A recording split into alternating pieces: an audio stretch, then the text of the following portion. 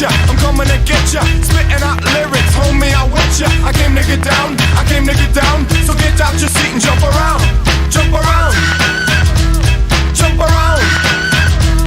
Jump around. Jump up and get down. Jump, jump, jump. Everybody jump, jump, jump, jump, jump, jump, jump. Everybody jump, jump, jump, jump, jump, jump, jump. Everybody jump, jump, jump, jump, jump, jump. Everybody jump, jump, jump, jump. This is dedicated to Joe, the third, Nicola. Grab your bows now.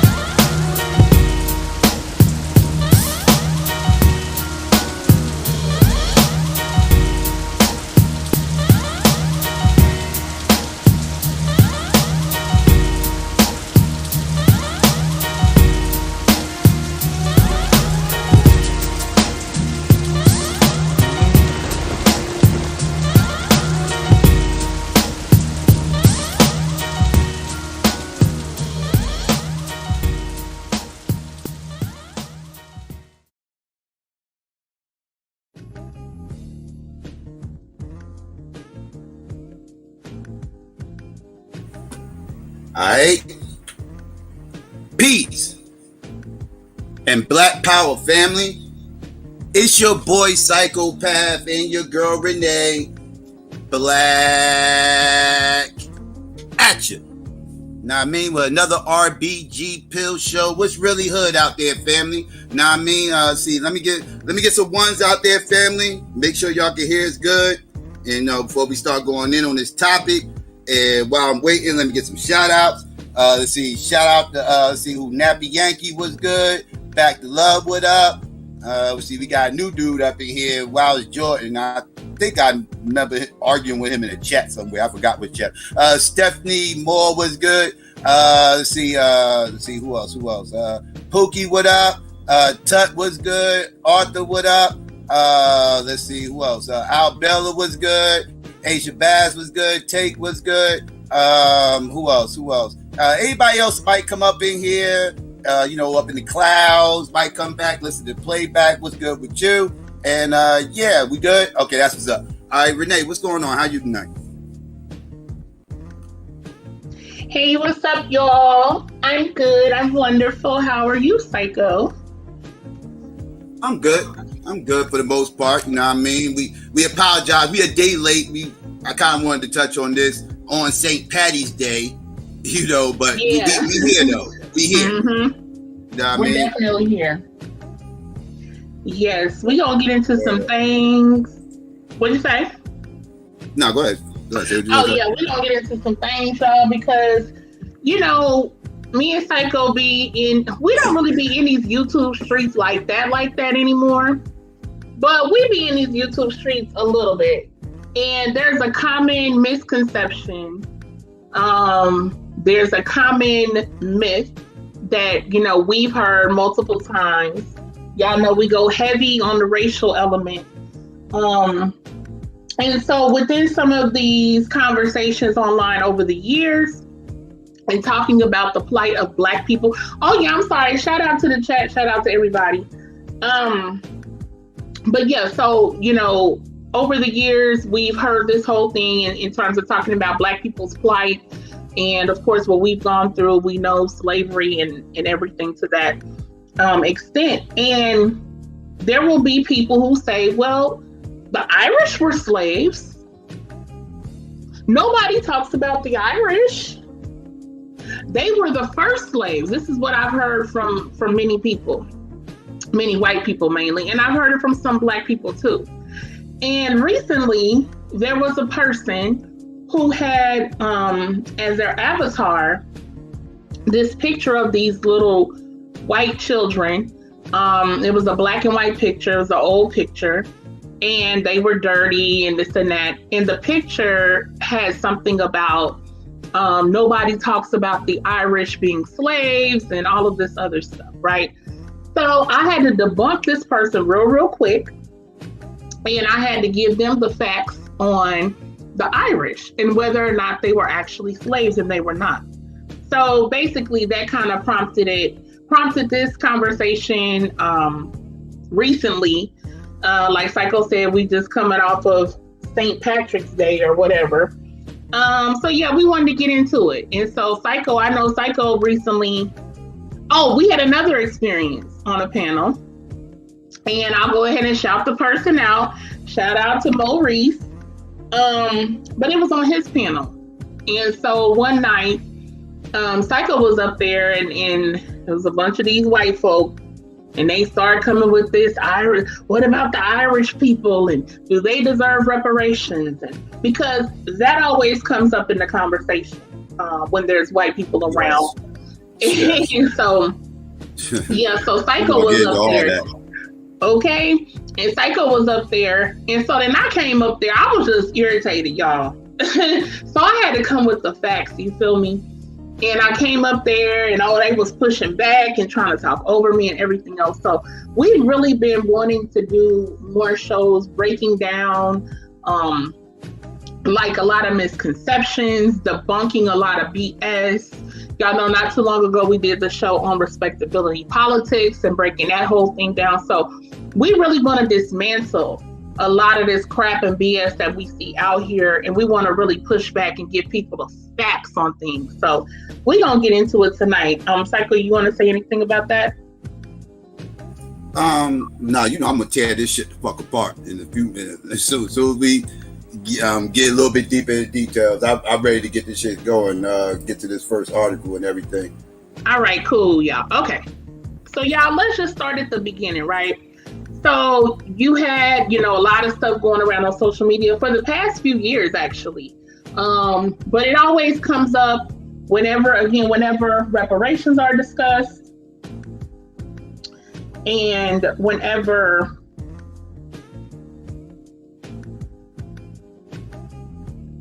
you there? Yeah, I'm here. Okay, sorry, y'all. I had to send a message. Okay. So it always comes up whenever reparations is talked about. It always comes up around St. Patrick's Day, all of this kind of stuff. So let's get into it. I'm going to read this first article.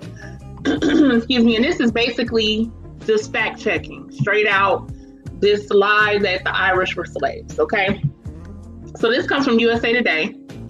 Fact check. The Irish were indentured servants, not slaves. We need to talk about that. We really need to talk about it.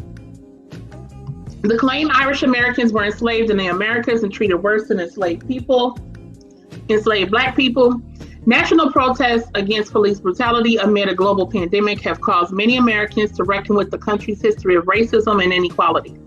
The moment has caused a fake historical meme to again resurface. Excuse me, y'all. I was getting like phone calls while I'm trying to do the show. Okay.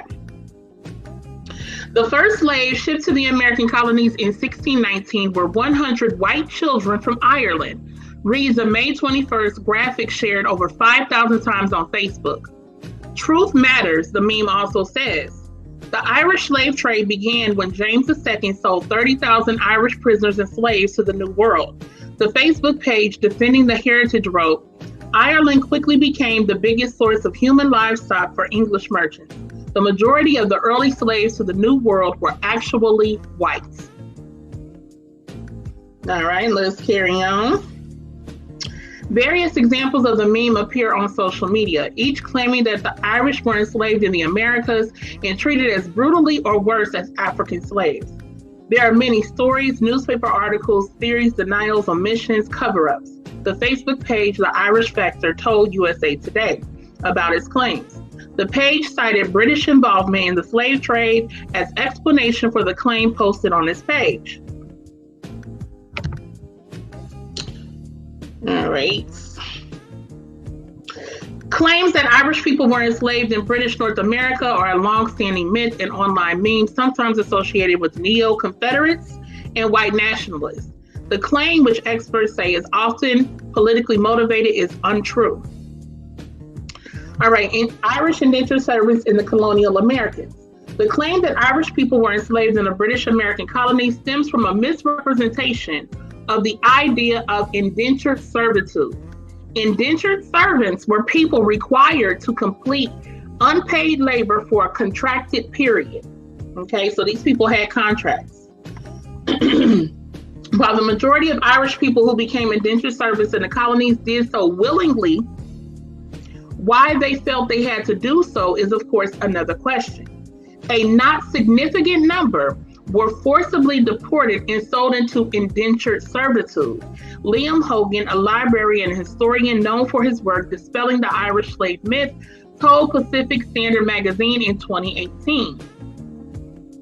Many indentured servants in the British colonies were working class white immigrants from the British Isles, including thousands of Irish people. Indentured servants were often treated horribly by their masters, many dying before they were set free. During their period of servitude, their treatment varied widely. Some suffered extreme violence and brutality, especially in the Irish and the Caribbean, but many had avenues to pursue legal action against their masters, something never extended to the enslaved. Matthew Riley, an archaeologist who has studied white communities in the Caribbean, told USA Today. Crucially, indentured servants were considered human beings under the law. African slaves were seen as property rather than people. Africans were racialized as Black to cement this enslaved status as permanent, inheritable, and justifiable in the natural order. An indenture implies two people have entered into a contract with each other, but slavery is not the contract. Leslie Harris, a professor of history at Northwestern University, told the New York Times in 2017. It is often about being a prisoner of war or being bought or sold bodily as a part of a trade. That is a critical distinction, she continued. The lack of legal and social personhood, as well as accompanying racist ideologies, let slave owners justify the many horrors inflicted on African slaves at mass scale. Millions of Africans were shipped to the Americans and forced into unprecedentedly cruel conditions, both in terms of scale and severity. The challenge to this discourse is identifying what slavery means in the past and the present, Hogan told Pacific Standard, again noting that the subjugation inflicted on many Irish indentured servants may qualify as a form of slavery, but was not comparable to the chattel slavery experienced by millions of Africans. Irish indentured servants who were brutally mistreated were keenly aware of that fact. The right that servants could claim in Barbados were often muted in the face of social realities and their relative powerlessness in the face of the judicial and legal system that heavily favored the planter class, but there was no mechanism, legal or customary, whereby any slave could petition the governor or legislature of Barbados, let alone the English-British Parliament, for anything. Riley and his co-author Jerome Handler wrote in a 2017 study. In fact, the slaves had no legally recognized rights. They were regarded as private property over which owners claimed absolute authority, a fundamental characteristic of slave status in all New World slave societies, they continued. Irish historians widely agree that the treatment of indentured servants was extremely violent and unjust. That said, they also agree it was a distortion of the stories of the thousands of servants to inaccurately equate their conditions to those of African subjected to chattel slavery. Okay. I'll read this part. The most damaging element of the white slavery narrative, while not taking anything away from the very real violence and brutality done to indentured servants, is that it shifts our focus away from the scale, scope, and horror of the system of race-based slavery that built this country. That's facts. I'll pause there for a minute. So you even have, this is the thing, you even have the Irish people who have come out and said, you know what, that's not true. People who are professors who have actually really studied this. And I have an article later that comes directly from an Irish source, one of their prime sources. And even they say, yes, the Irish people were not enslaved, they were indentured servants. And we really need to make that distinction, because even when we get into the conversation like about the Bible and certain terms being used, servant versus slave, and all of these kinds of other things, as I read, these people got into a contract, okay? So most of these people made a contract because of whatever debt they had or whatever other issue they had. And so for this period of time, they had to work that off. Now their children, Psycho, you want to say something? Their children were not born into it, as you see happen with our people. You were a slave from the time you were born. So that distinction really needs to be made. And so that's what people have done. They've conflated this whole thing. So they've made indentured servitude be equal to slavery. And we know that's absolutely right. Right. Yeah. It's all bullshit, right? This is the same. They're using the same bullshit ass logic that these Bible thumpers be hitting me with when they try to justify slavery in the Bible, right? They immediately start conflating indentured servitude with chattel slavery and try to make it one and the same. And it's not, right? But it's the same philosophy, the same bullshit ass fallacy that they keep motherfucking trying to pull out their ass like motherfuckers don't understand the difference. But those that don't understand the difference in indentured servitude and slaves, let's break it down real quick, shall we? You know what I mean? And here go an example right here.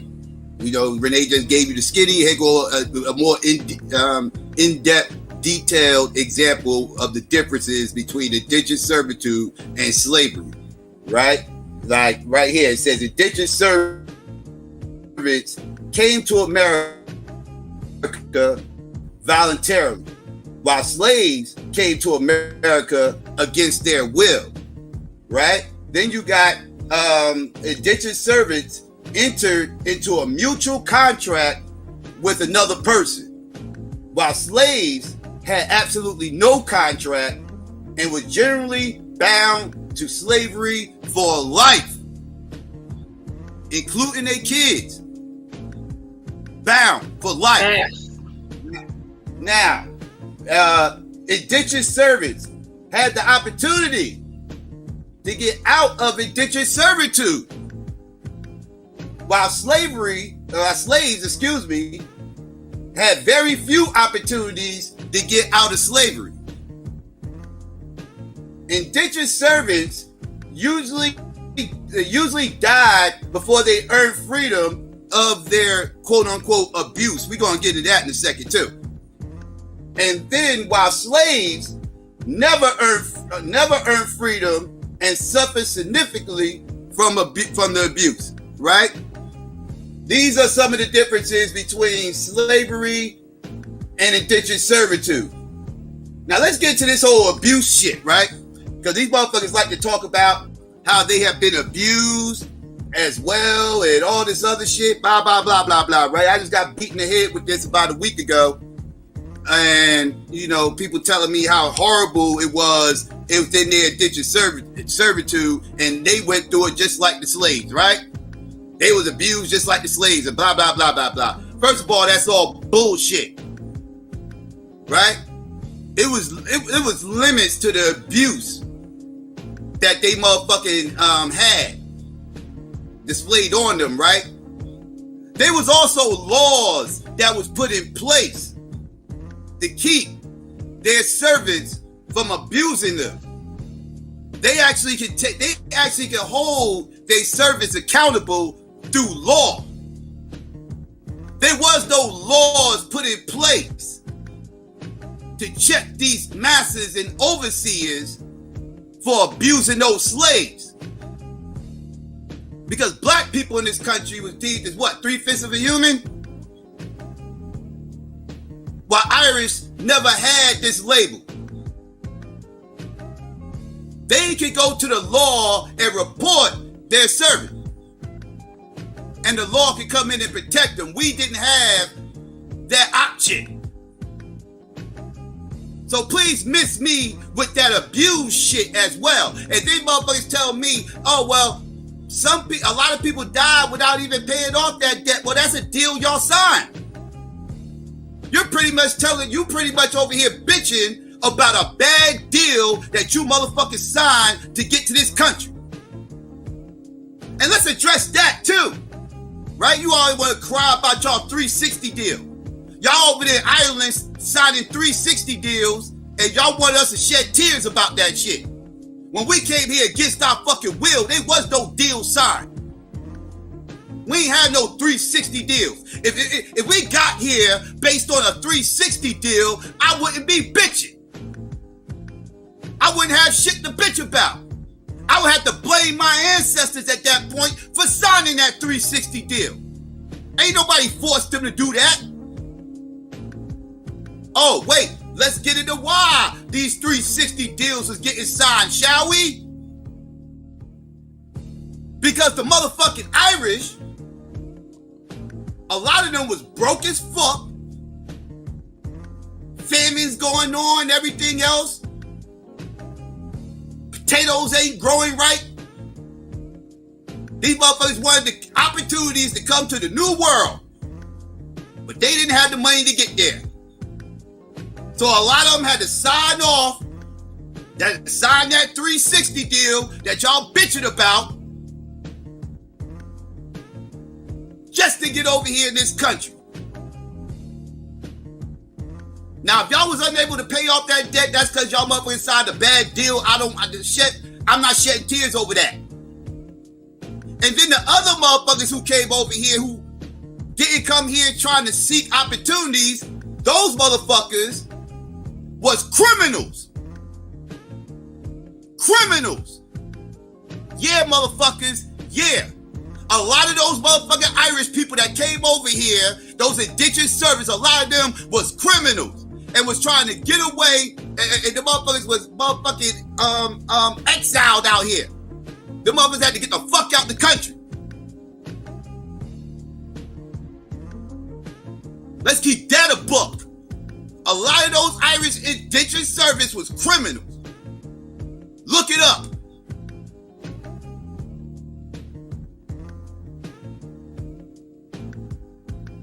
Right? No, because Europeans, that's what Europeans do. They criminals, they ship them out the country, they deport them fuckers. Send them off to new worlds to go slaughter fucking natives and aboriginals and shit like that. This is their history.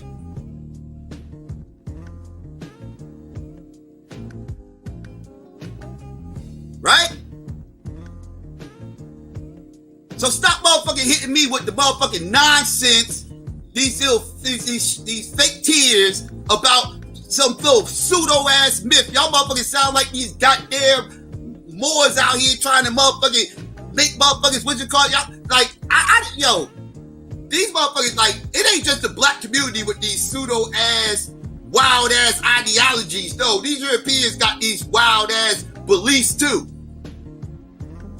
Right? Because these motherfuckers sit up here, they just like these goddamn Moors. They just like these Moors running around here talking about everybody motherfucking aboriginal and indigenous to this land. They start taking little pictures and they start with their lookership. Right? They do the same thing these fucking abos do, and they hit you with fucking lookership. And they start hitting you with these famous motherfucking these pictures, right?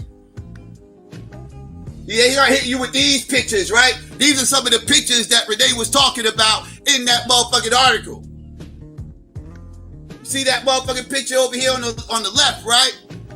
With all these children and shit, looking dusty as shit. All these little leprechauns over here, these dusty little leprechauns in the motherfucking, and the picture on the motherfucking left. And you see what the meme says, right? This is one of the popular memes that they had spread around. The shit says, white Irish slaves were treated worse than any other race in the United States. When was the last time you heard an Irishman bitching how the world owes them a living? Translation: pick yourself up by the bootstraps. Stop crying, nigga. That's what that means. And then you look at the other one and you see it, right? It says Irish slaves could be beaten to death legally. Which is a fucking lie. There was laws put in place to prevent that from happening. They can't show you no evidence of this. But let's get into these fake ass fucking pseudo fucking conspirator Alex Jones nut hugging ass memes these motherfuckers like to spread around. And let's examine these, shall we? Because as you can see, it clearly says right here, memes about the so-called Irish slavery in America began to gain traction in 2013, alongside the growth of the Black Lives Matter movement. Some of the imagery used in these campaigns were not actually what people on social media said they were. On the left, the image was actually young coal mine workers in Pennsylvania in 1911. Let me say that again. That picture on the left is actually a bunch of young coal mine workers in Pennsylvania in 1911.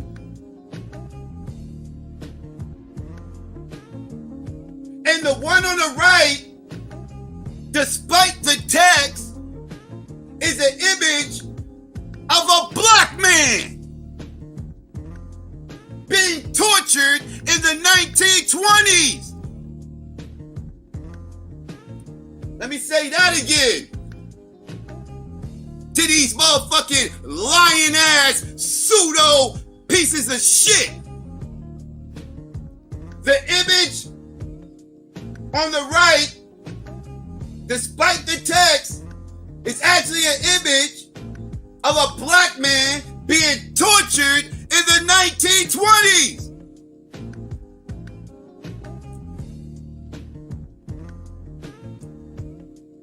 While there's growing awareness that these arguments are based on misinformation, the fiction is now seen by many as fact, thanks to a strange web and mutually enforcing lies. The lies have also taken on a life beyond the internet.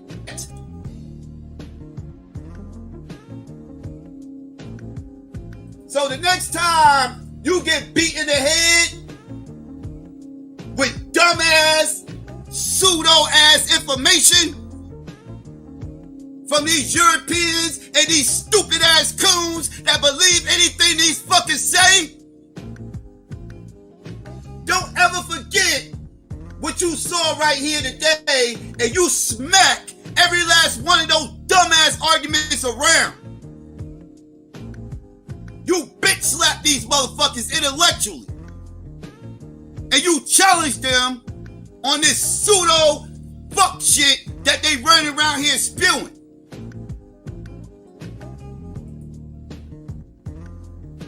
Now I'll go ahead and pass the mic back to Renee. You definitely on point. And y'all, we really gotta debunk a lot of this stuff out here. And a lot of people don't want to hear this, and I don't understand why. Because people really need to know this. And it's a shame that we have to fight people to a degree behind the struggle that we've experienced as Black people. We know that. And so we constantly have people coming, trying to diminish our experience. We constantly have people coming, trying to deflect. We constantly have people coming, trying to tell us why we're undeserving of reparations. And that's where all of this comes from. And let's be clear, at the end of the day, the Irish that came here, that experienced discrimination or whatever, that was nothing more than white on white crime. Okay, let's make that clear.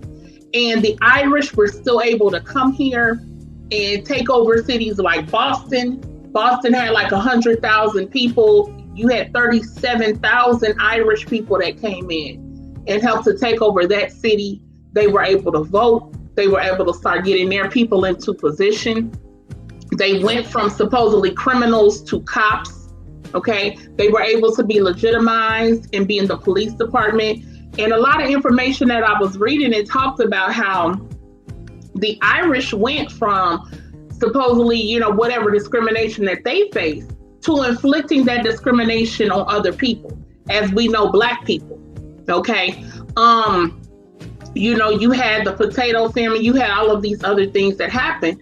And these people were able to come to America and, quote unquote, make it or do whatever they needed to do to come up. In America, even though there was some pushback in certain ways, with the differences in religion and some of the other issues, but the Irish were able to make their way.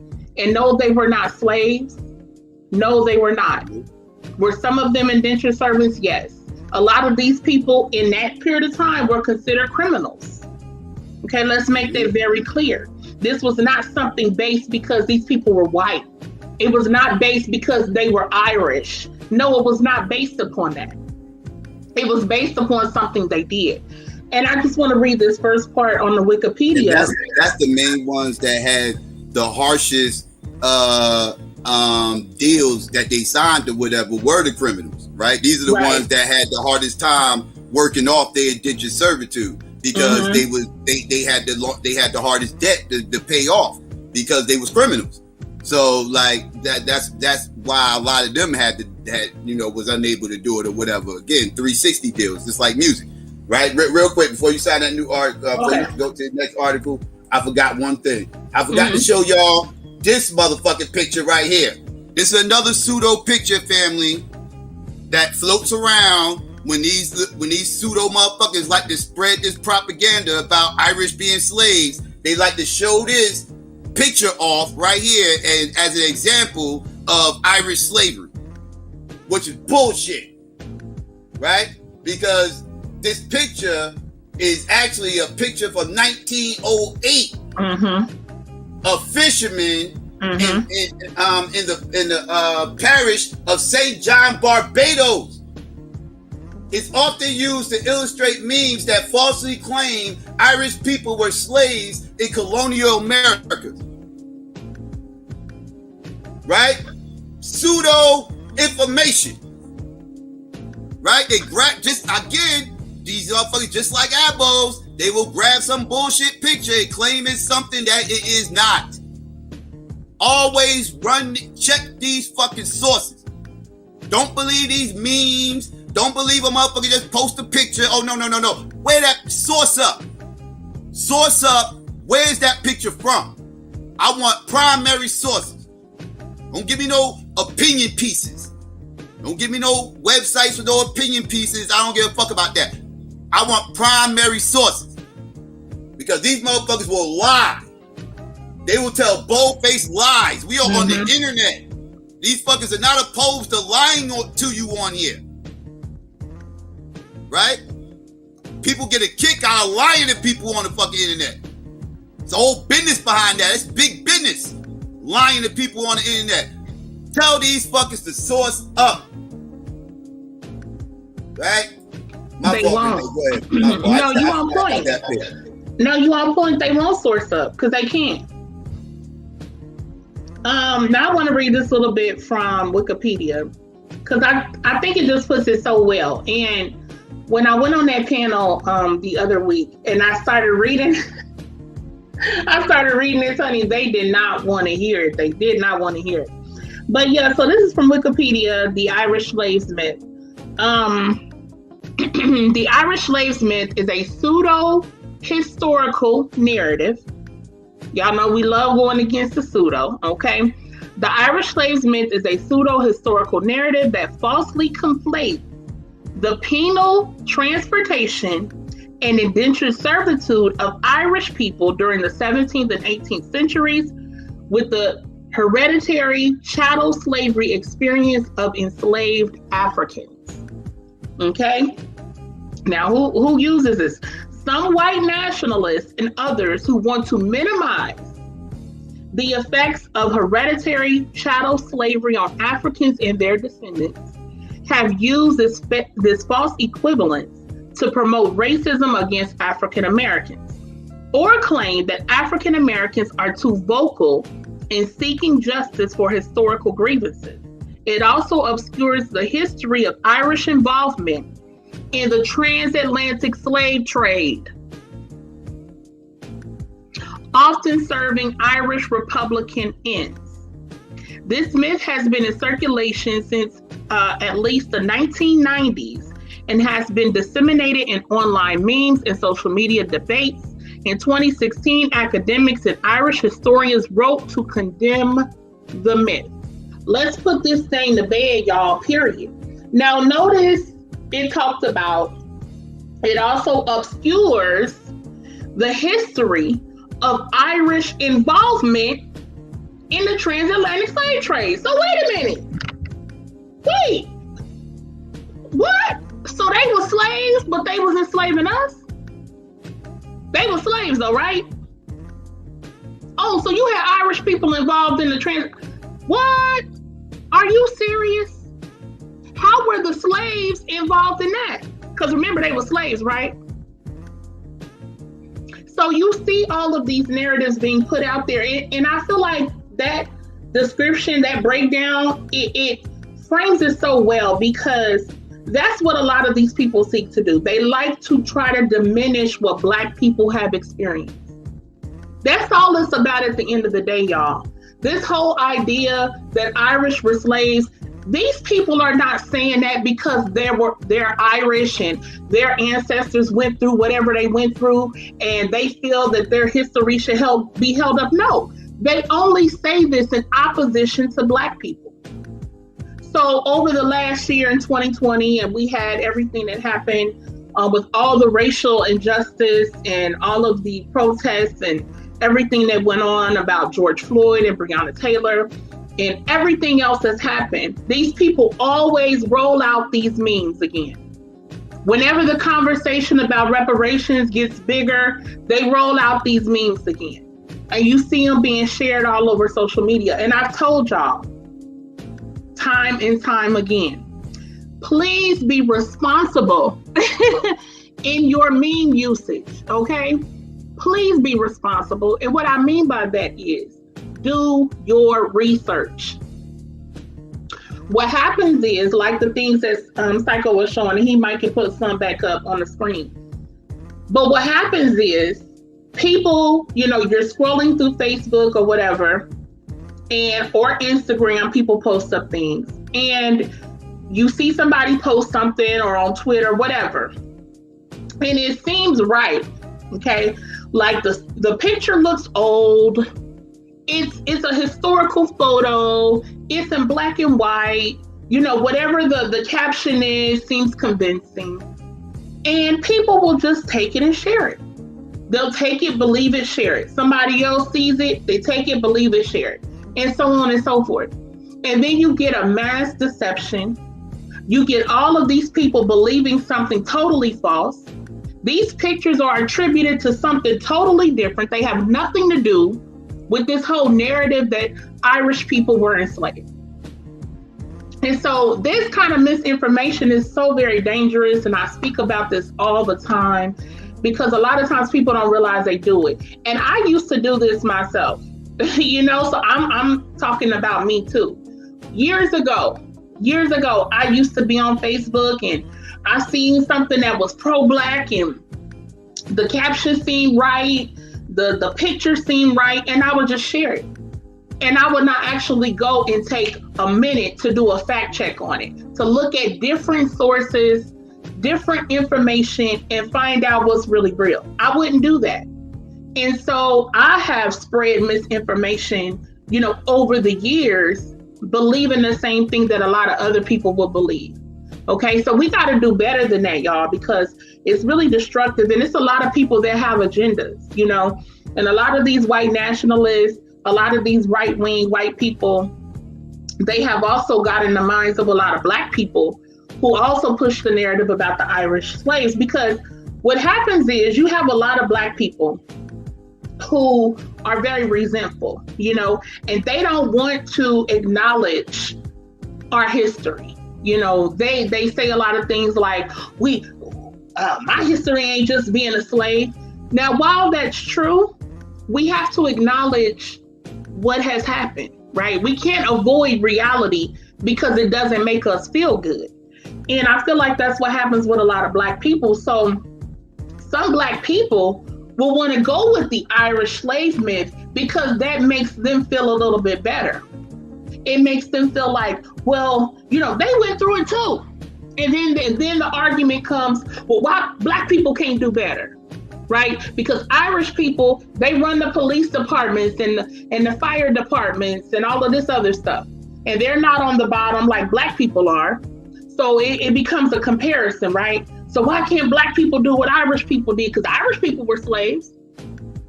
So you have some Black people who believe in this, who buy into this. You have some Black people who say, well, why do you want to struggle about who was oppressed more? Or why do you want to struggle about who was enslaved more? Well, it's not about struggling about that, but it's about being honest. See, and like I said, when the conversation comes to reparations, when it comes to money that's owed, when it comes to a debt, then everybody wants to come with all the shaming tactics. Then everybody, it was a meme I think I sent to Psycho about, you never hear Irish people complaining because they're not P words and they work hard and this and that, right? So again, every time the money thing comes up, because people don't want Black folks to have a dime. They don't want Black people to have anything. So they will say anything to shame us, to try to prevent us. When Psycho was on the panel the other day, they were saying, how much do I owe you? How much do I owe you? Because the whole thing that a lot of white people feel is, well, you guys, I'm not paying for that. Who's gonna pay for it, right? It's all of these other conversations that come in the mix. So at the end of the day, if Irish people were really, really, really concerned about their history and their people and their plight, why do they only mention that when Black people talk about our situation? Why do they only mention that when Black people talk about reparations and what we're owed? I mean, just if you really cared, you would. Right, go ahead. I'm sorry. My bad. Yeah, just look at the disrespect of this motherfucking meme right here. I mean, just read this. First of all, Irish lives matter. You already know what that is, right? That's immediately, to undermine Black people, right? Let's just call it what it is. That's to undermine Black. Whether you fuck with Black Lives Matter or not, that's irrelevant. To them, all Black people, Black Lives Matter. So this is to take a shot at Black people. And then it says Irish power with the fist. First American slaves unite.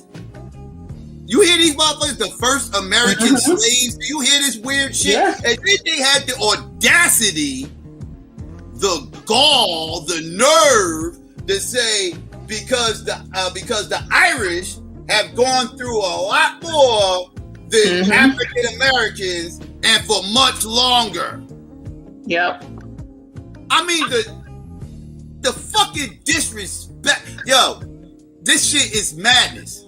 And these fuckers believe this shit. Like they have convinced themselves that this shit is real. This is sick. My fault, Renee. No, you good. No, go ahead. You good. My bad. You go back. My bad. No, you're good.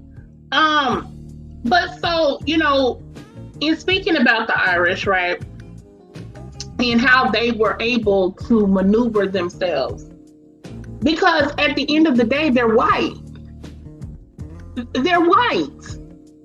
And I don't get why, a lot of people don't want to acknowledge some of these things for what it is. At the end of the day, Irish people may have faced some discrimination in coming here. Now, let's understand that a lot of times when, and I'm speaking beyond the people that were indentured servants, right?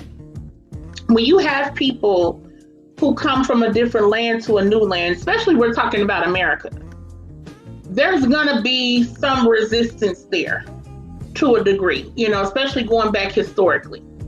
So you had some of the Irish people coming here and they didn't want Irish people doing certain things in certain capacities. But let's understand, these people were never enslaved for being Irish. They were never treated in any of the same ways that Black people were being treated. They were not seen as property. They were not seen as being owned. They had the ability to vote. They had the ability to be politically involved. Okay. And that's one of the ways that they were able to get in the police department, is that they began to vote. They started making up a larger share of the voting block. Okay. And again, they were white people. So they had these certain freedoms extended to them that Black people would not, or we would have to go through so much turmoil in order to get. Okay. And so you had a lot of them become more politically involved.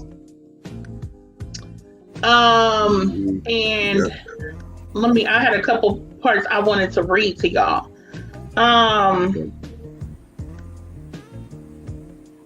Yeah, and Jade is absolutely right. Shout out to Jade. I see in the chat. I mentioned that like a week ago when I got into it about this topic. And yes, you're absolutely right.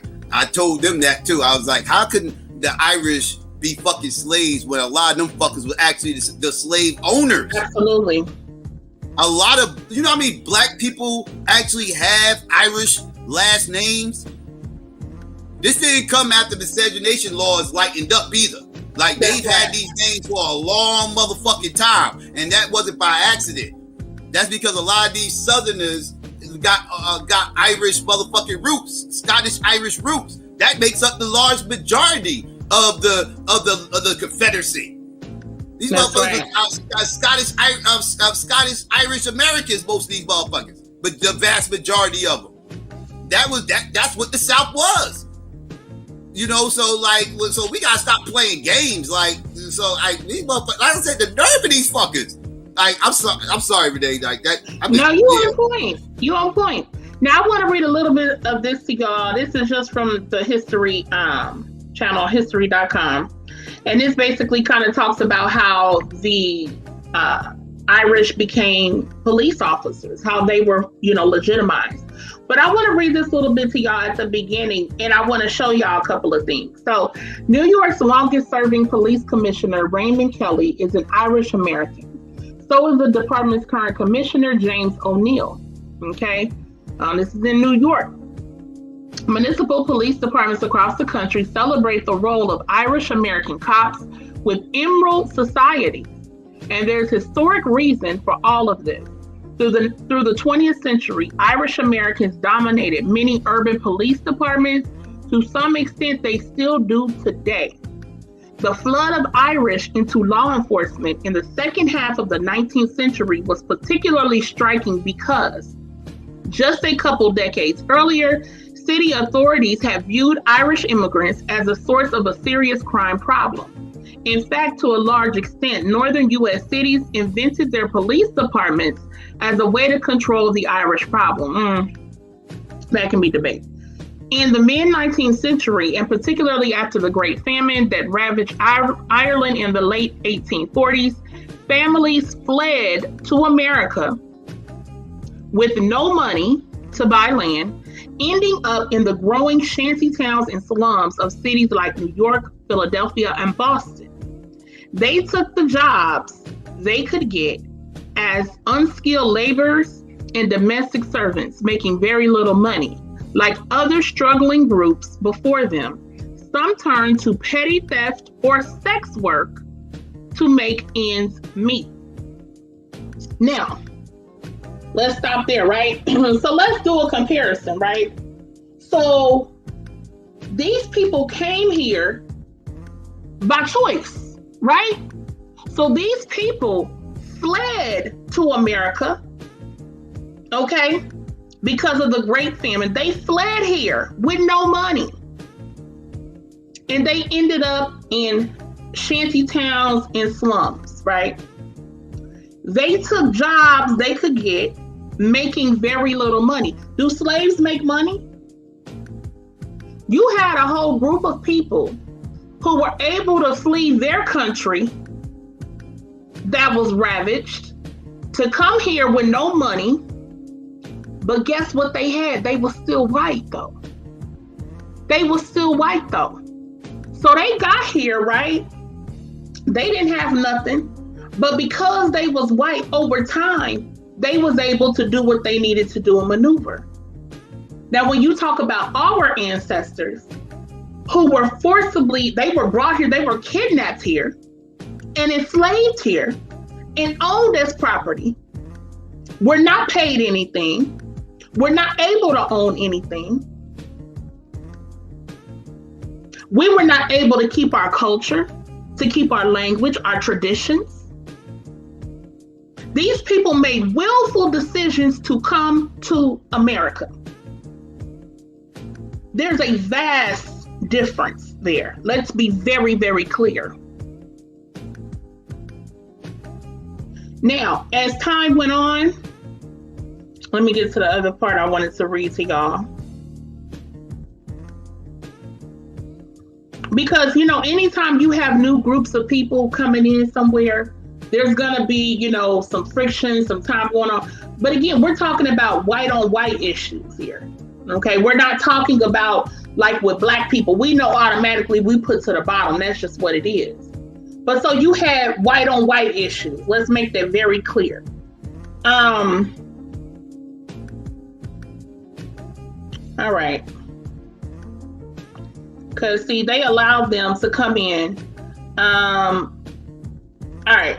So mass hiring of Irish police officers would have to wait until Irish voters gained political power in the cities, which they did over the next few decades. Given the large and growing Irish populations in many urban areas, Democratic Party leaders quickly found that it was a good idea to seek their votes. How do you get votes? Dwyer Ryan said. You do favors. You get them jobs. Eventually, the hiring of a few Irish policemen led to many more, as cops helped their friends get jobs. Barrett notes that the structure of the Irish American life lends itself particularly well to this kind of networking. Close-knit Catholic parishes and county organizations, based on where Irish members' families came from, function as employment networks. Many decades after the major wave of Irish migration, remnants of that system remained in place, says Barrett, whose father was a police officer. My father says that it was common within police departments for people to ask, what country were you from? He said, people identified that way well into the 20th century. But even as Irish came to play an outsized role in the city halls and police departments, there were also major forces in street gangs.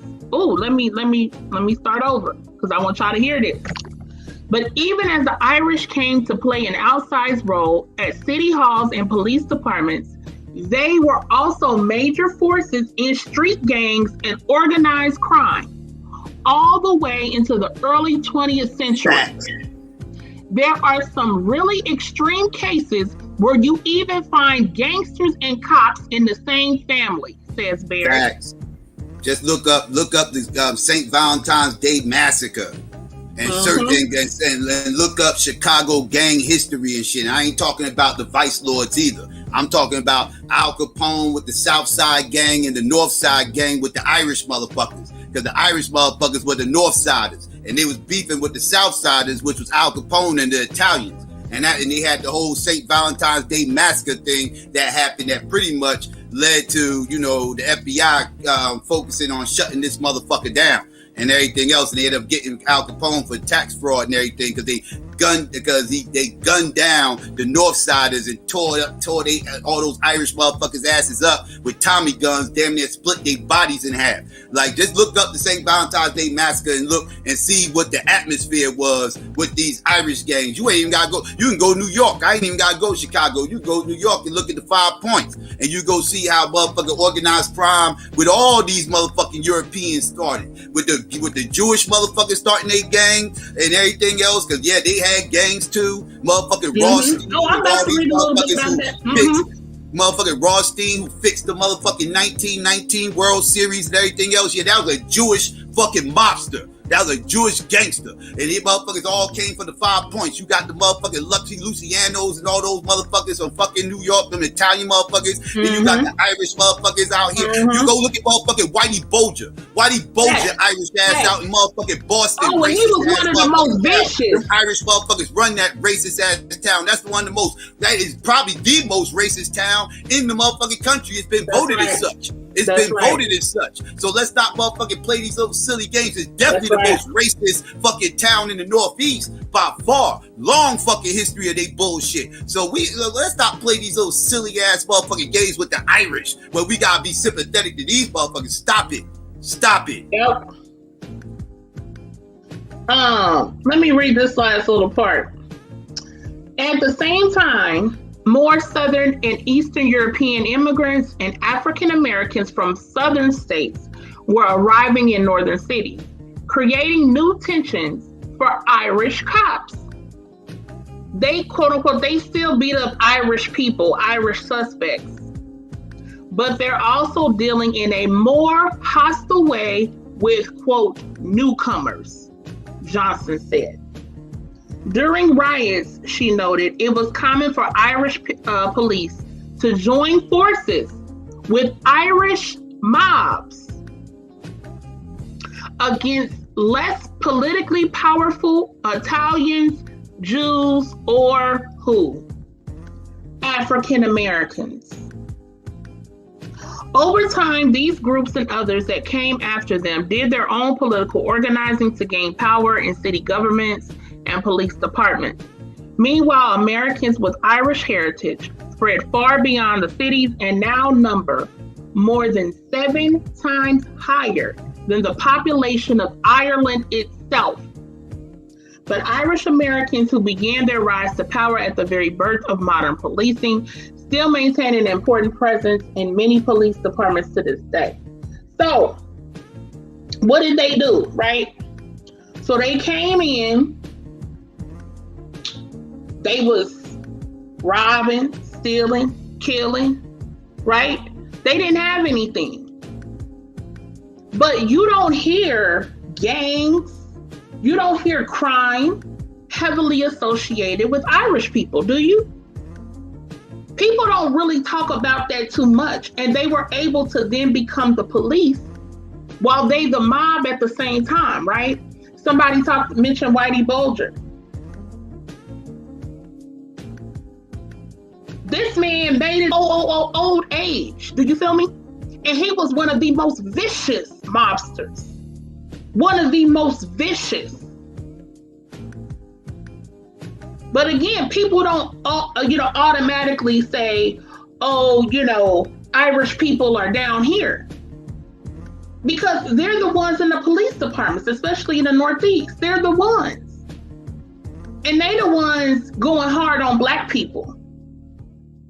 We talked about on the show many times how the Italians, the Jews, and the Irish were all, at one time, the low group, right?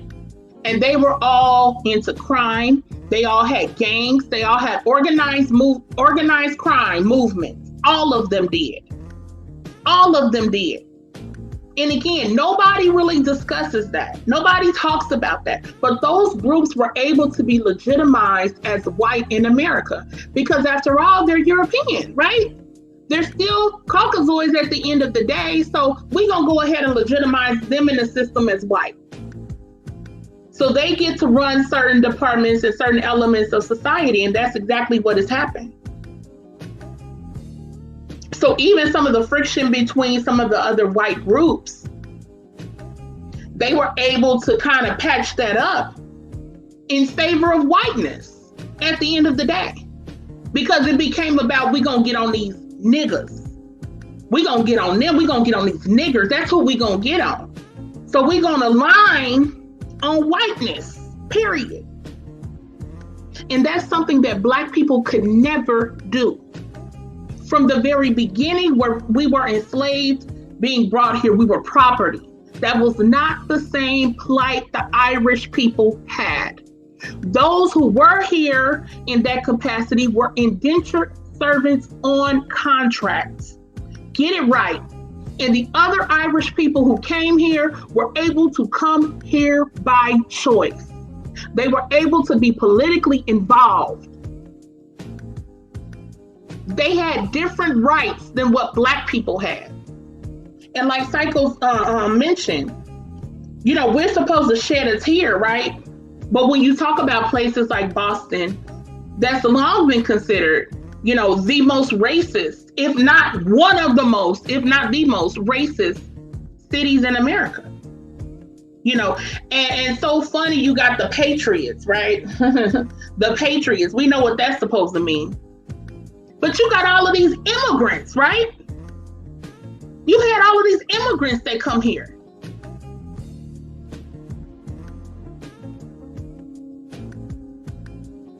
So, you know, no, nobody's shedding a tear. I'm not shedding a tear for no Irish people. I'm not doing it.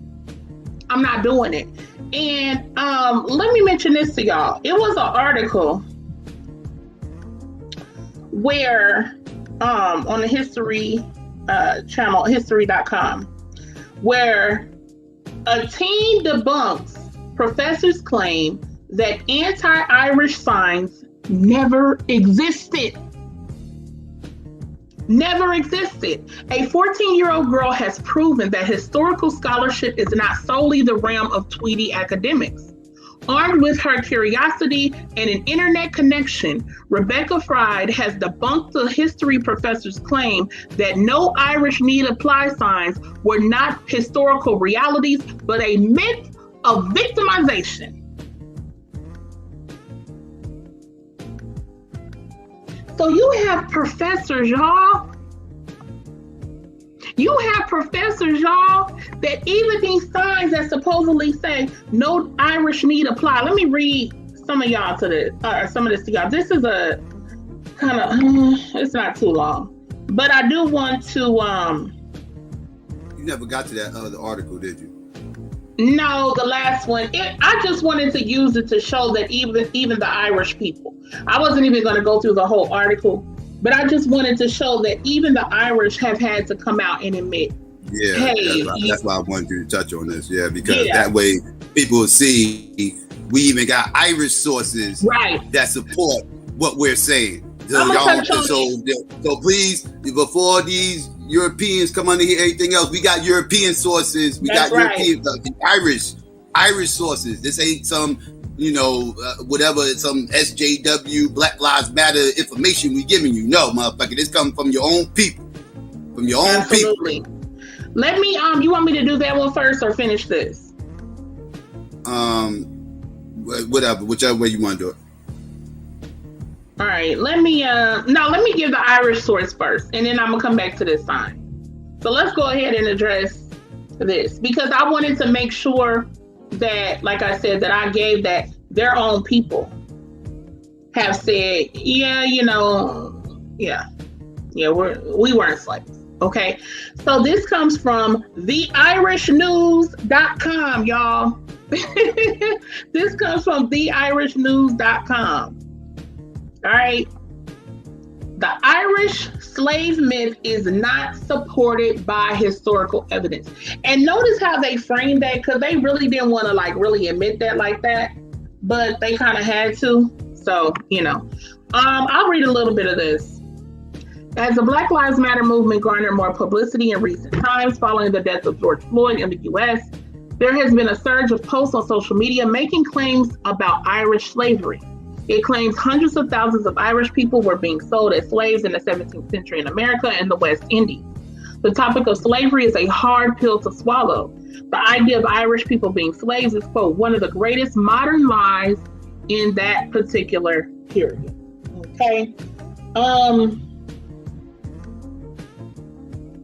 So I just wanted to, I don't even want to go through this whole thing because it kind of touches on a lot of other elements that I touched on. I do want to read at the end because I feel like at the end they kind of wanted to take a little dig, I feel. Okay, this was the last part, right? They said, paradoxically, despite their hardships, the Irish all through times took the punches, picked themselves up, dusted themselves off, and got on with it, no matter what circumstances they found themselves in. Is that not a dig at Black people? That goes right back to that thing, pull yourselves up. So they saying, well, the Irish weren't slaves, but hey, we pulled ourselves up. We dusted ourselves off. What did it say? It said, and we got on with it. Huh? What do you mean you're white? What do you mean? We got on with it. What's that supposed to mean? So, I just found that interesting because they had to admit, like, well, we weren't slaves. But even though we weren't slaves, we gonna take a dig at Black people anyway. So I thought that was really interesting. But I just wanted to give y'all an Irish source, honey. This is all Irish news and everything else, okay?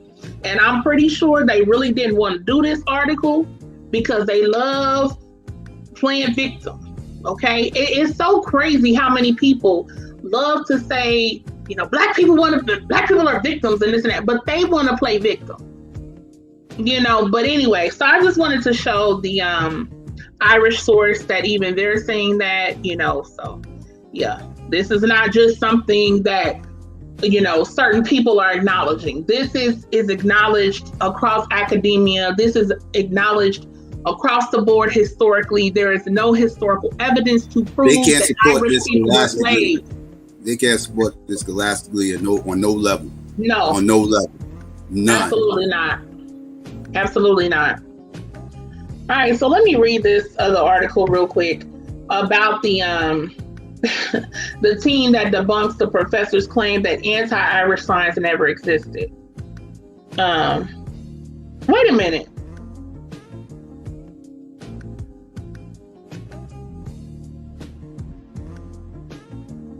Oh, wait a minute. You know what, y'all? I think she's saying these signs did exist. Okay, well, whatever. Because I'm like, wait a minute. When I started reading it, it was, the article was about a teen who was debunking a professor's claim about these anti-Irish signs. And I guess supposedly the girl is saying they did exist. Yeah, I believe the signs did exist. Yeah, I believe, they did. The signs existed. Like, right. They did that because a lot of Irish at the time were considered criminals because they know how they got here. They know a lot of them were criminals when they got here, and they also had a reputation of being drunk and belligerent. They had a reputation of being drunk, and to this day, they still got a reputation of being loud and drunk. Mm-hmm. Like that's why St. Patrick's Day, everybody get their drink on and shit like that. Like, that's kind of a stigma that they have. I don't really give a fuck about it. I mean, we got way worse stigmas than that, so I'm not going to cry about them having the stigma about being drunk. Yeah, get over it. I pick yourself up by the bootstraps. I don't know what to tell you. Like, we got way more than just that one stigma, and they way worse than getting drunk. We also have a stigma of being drunk. Y'all ain't the only motherfuckers who got stigmas of being drunk. I motherfucking literally heard a white supremacist the other day bitching about the motherfucking black farmers getting motherfucking somebody put me on to this shit. Motherfucking I went back and go listen to this shit. This motherfucker bitching about black farmers motherfucking getting compensated, and the motherfuckers like I thought when y'all was talking about reparations, I thought y'all was talking about getting free Henny and blah blah blah blah blah and everything else, trying to take shots, talking shit. So y'all ain't the only motherfuckers who got that reputation of getting their drink on. So if you think I'm gonna sit up here and shed tears because y'all got a stereotype of being drunk, please miss me. Like, stop it. Wake me up when y'all get blamed for when y'all stereotype is something that we ain't already got a stereotype about. Wake me up. Tell me what y'all do that we don't already get accused of. Then I'll listen. And like I said, any issues that they had amongst each other was just white on white issues. Simply, at the end of the day. And, if you had some places that, well, they didn't want Irish to apply for this job or that job, that is still in no way comparable to black people. We had signs that say, nigga, don't drink out this fountain. That's right. Where was the sign that Irish people couldn't drink out of a water fountain?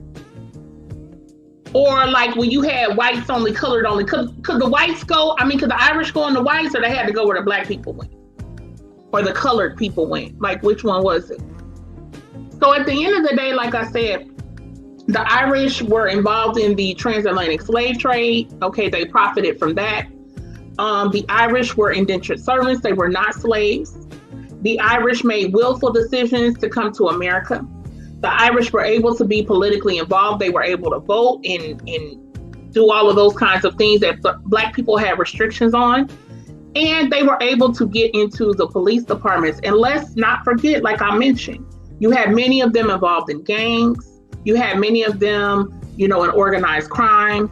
So nobody wants to talk about that. So I don't want to hear any more about this. Irish people were slaves. I'm sure I'm going to run up against somebody in the future, some white supremacist or some black person who's been, misinformed. And they're going to say this whole thing, and I'm going to have to, refer them to this show.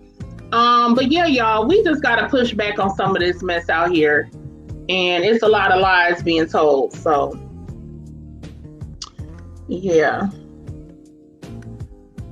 Definitely. You know what I mean? So, we had to touch on all this because, St. Patty's Day, I'm like, they wait till Black History Month to try to take a dump on our shit, right? Mm-hmm. They always, every February, they find ways to try to take a dump on our fucking month. And this is one of the talking points they like to throw around throughout the course of the month of February. You go, I did the research on this shit and come to find out the largest amount of times that this topic gets hits on Google, it always shoots up every February. Every February, the whole Irish slave narrative shoots up as far as Google hits every February, and then it shoots back down. And then you don't hear about it too much more until the following February. And then it shoots back up on the Google searches again. Like, this is a pattern. You know what I'm saying? It's not by accident. They doing this to try to undermine what black people have went through, right? This whole talking point is about trying to undermine what black people have been through. And that's what this shit is all about. So they always taking a dump on our motherfucking Black History Month. I'm taking a dump on your fucking piece of shit ass fucking saint. Yo, not so St. Patrick. Whichever one you talking about. I don't even know which one you're talking about because there was multiple of them motherfuckers. So I don't know which one. Who cares? It don't matter. One of them drunk motherfuckers. I don't give a fuck. Like, I'm going to take a dump on your motherfucking holiday because you don't give a fuck about our month. Because you take our month and you turn around and take a dump on that shit. All you motherfuckers just try to undermine every fucking thing that month's all about. With y'all nonsense, with y'all pseudo information. Yep. Y'all bullshit ass narrative.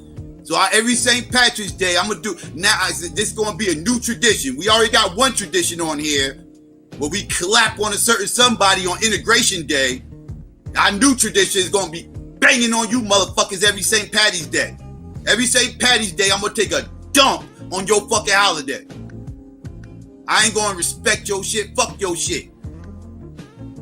Right? Y'all don't give a fuck about our shit. Why the fuck y'all give a fuck about yours? I'm gonna take a dump on your fucking holiday. That's how the fuck this shit gonna work. And I don't know if some of y'all know the brother Michael Che. He's off of Saturday Night Live, and he does the like the weekend update part. And he had caught a lot of flack because he said that Boston is the most racist city that he's ever been to. And I think he was even invited to Boston University to speak, and he stood on that. He said, yes, this is still, you know, I'm being invited here to speak and all of that good stuff. Boston is still the most racist city I've ever been to. You know what I'm saying? So again, you have a lot of Irish people there. There's a lot of racism. Psycho, wasn't it a baseball player? He was from an opposing team, a black baseball player, and something happened to him. He went to catch the ball or something, and they was calling them all kind of niggers and stuff in Boston. I can't remember. There's a bunch of incidents like that. The team, but you know, he had spoken. He spoke out about that. I know that was probably like within the last like 3 years, probably. And I remember they were interviewing him about that, and just, you know, he's just out there doing his job. You feel me? And in Boston, they get turned, honey. Man, listen, they can get turned up, man. That whole infamous motherfucker. I remember when the busing situation was going on in the 70s and shit. In the late, when they was busting motherfuckers everywhere, and that shit first started, and they was trying to treat my generation as lab rats and started trying to bust us all over the places and everything else, and intermingle with white kids and everything. And those motherfuckers up in Boston was starchly against that shit. They was, you know, Joe Biden supporters, call it what the fuck it is. The motherfuckers starchly was against that shit, and the motherfuckers out there stabbing black people with fucking flags. I don't know if y'all remember that infamous picture with that white boy with that flag. Looked like he was trying to stab a black man. What the fuck? I'm gonna see if I can find that picture and show y'all. Okay. Some of y'all probably know exactly what the fuck I'm talking about, but that was Boston. That was Boston. That was a riot that was going on, and they was protesting busing, and they started attacking black people up there. Let me see. I'm gonna see if I can find that picture. And when and even when you look up the Irish and black, you will find so much racism. You know, they warned black people about going to Dublin. They warned black people about going certain places in Ireland because there's a lot of racism there. So the ones here are just as racist. We already know this. So again, you know, they want to be a victim so bad, but they're the victimizers. Let's be clear. You know, and they, like I said, may have had some type of discrimination at some point amongst other white people, okay? Amongst other white people, but they were still white. You know, they were still able to be considered white and to be accepted as white. So, yeah. And there's a whole breakdown on this. I can put the link in the chat room that breaks down how the Irish. And there go the picture right there. Oh, my fault. Yeah, there go the picture right there that I was discussing. There you go. That's the infamous picture right there. That's Boston. That's Boston. That's the 70s. Right? That's in some of y'all lifetime. Right? This is like the late 70s. I forgot exactly what year it was, but I know this is the 70s, and this is over the busing situation. And yeah, this is an infamous picture. Look like he about to stab him with the American flag. That shit. That is a perfect representation of what this country is. Yep. That's exactly what this country is. Yep. This is America. This is America right here. Mm-hmm. Right? But yeah, this is Boston. Irish people doing this.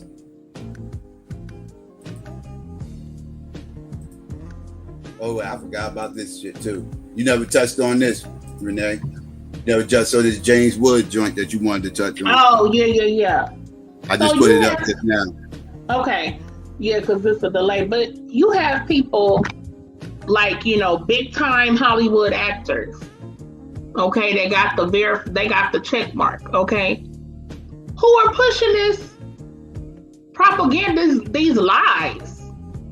Who are pushing this crap? And a lot of people will think, again, you see somebody with a big name, right? They post something, it's supposed to be legit. And this is a damn lie. This whole thing is made up. That picture didn't have nothing to do with nothing. It wasn't no damn white slaves, wasn't no damn 100 white children from Ireland in 1619 and all this crap. Bull. Okay? Bleep. History denied, covered up, and marginalized. Where? What history? What are you talking about? You made this up. And then look at the hashtag he put, y'all. Reparations. He put That's what this is all about. That's what I'm saying. That's what this is all about. When black people start talking about money,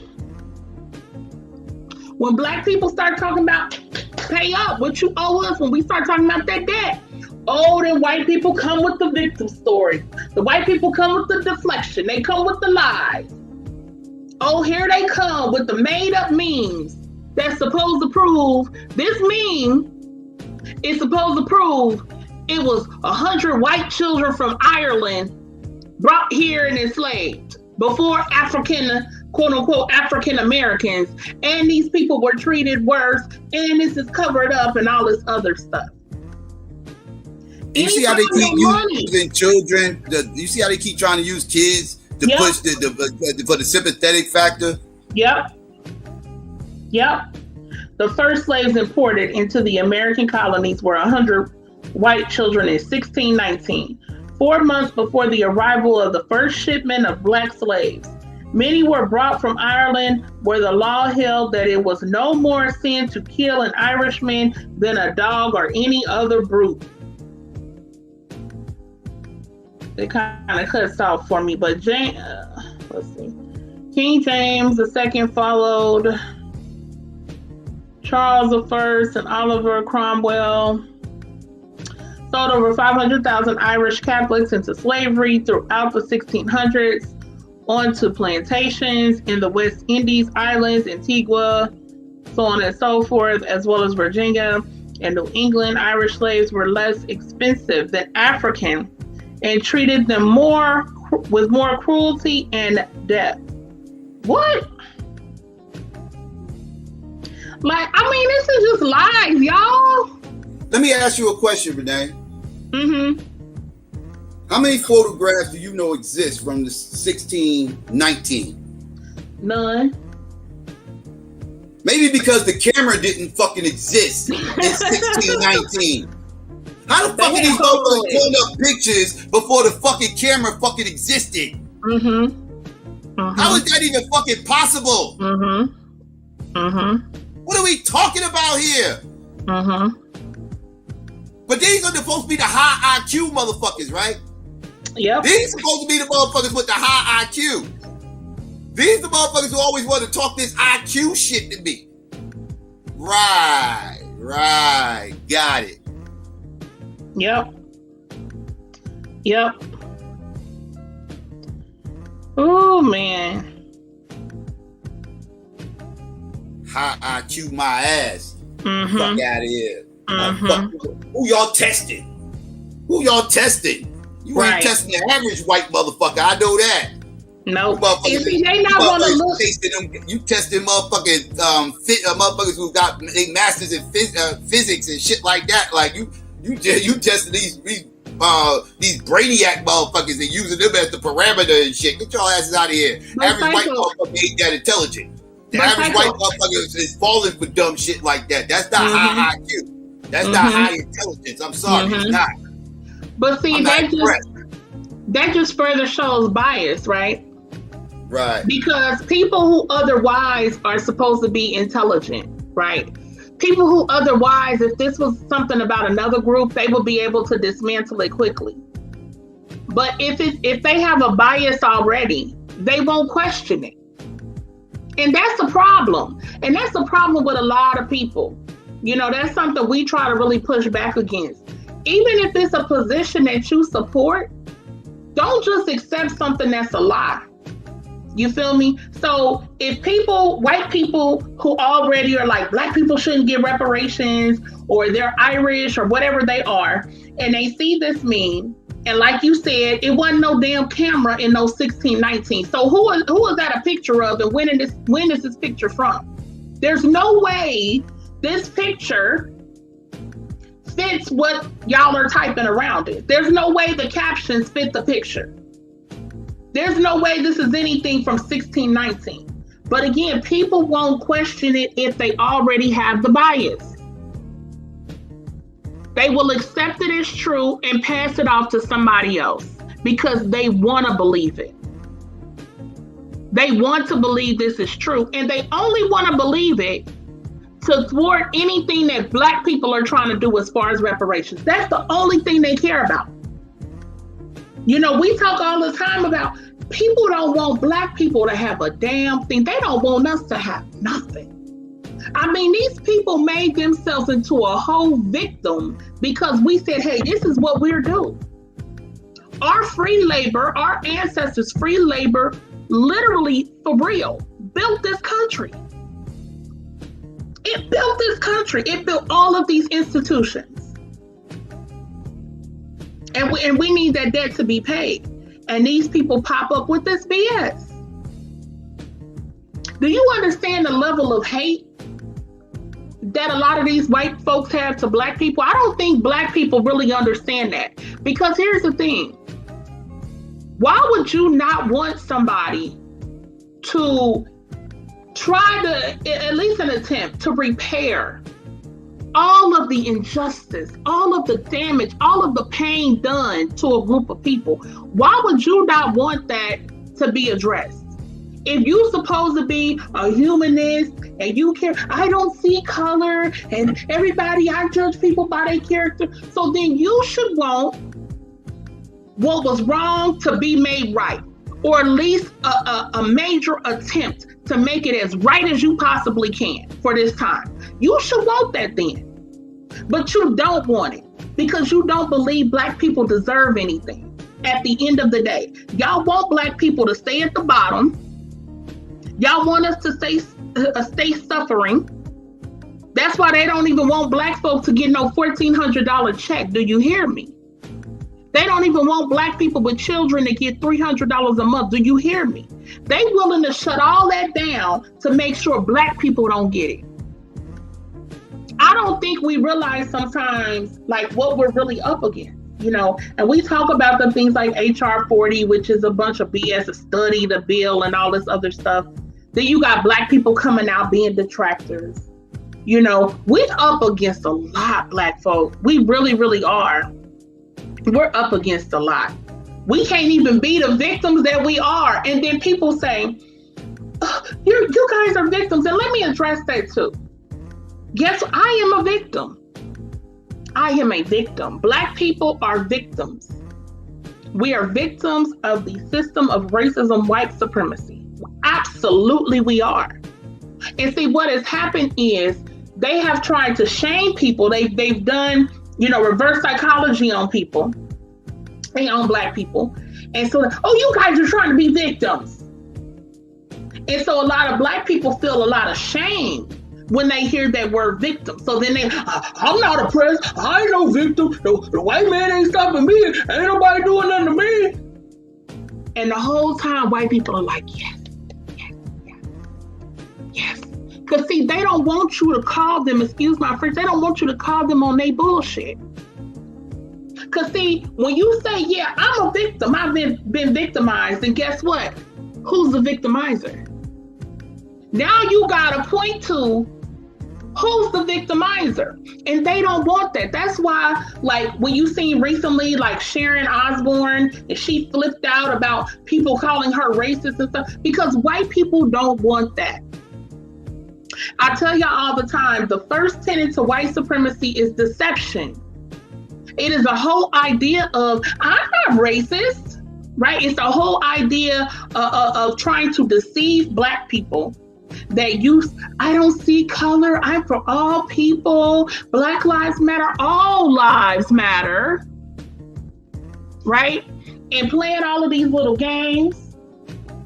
And then they say all that, and then the minute you say, well, you know, my people deserve reparations. Well, wait a minute. Well, what? Now it's a problem. And see, they wanna keep Black people deceived about what's really going on. So when you say, yeah, I'm a victim, my people have been victimized, they hate that. They hate that because they know that's a finger pointing at them. Because they know they have been the beneficiaries as well as continue to perpetuate white supremacy. They know that. They know they got white privilege. They know what's really going on. They know all of these things. They just want Black people to lie about it. They want you to pretend it's not a big deal. They want you to pretend you're not being held back in society and everything's equal and the same for you. That's what they want Black people to do. And too many Black people go for that. Too many Black people go along with what white people want you to think and say so that you don't make them feel uncomfortable. Because let me tell you something. Any Black people who thought you had a white friend, bring up racism. Bring up reparations and watch what happens. Any Black people who have, you know, whites, whatever, spouses or whatever, or people you dating or whatever, bring up racism. Bring up white privilege. Bring up reparations and watch what happens. They gonna flip real quick. They gonna start coming up with other things. Well, I think Black people should just do this. And see,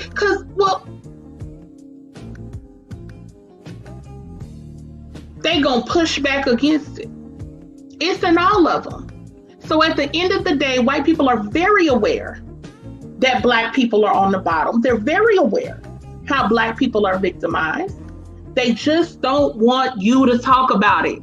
They don't want you to mention it. So when Black people run around saying, I'm not oppressed, I'm not a victim, you're lying. You're lying. We can sit here and see all kind of videos. We can sit here and see everything under the sun every day with Black people. And you gonna act like that's not really going on?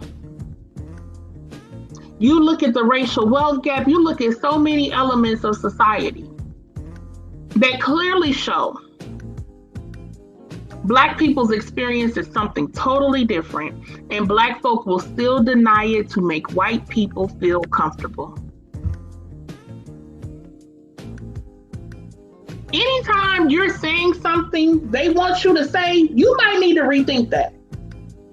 So when you say, I'm not a victim, I'm not oppressed, and they like it, you might want to think about that.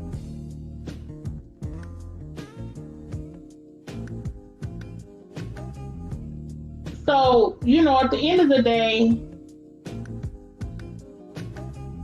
y'all, call it as it is.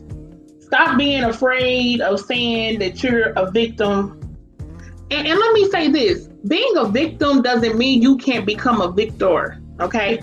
It doesn't mean that you cannot progress, but part of it is acknowledging what's really going on. Like, I just don't get, so many Black people's aversion to that.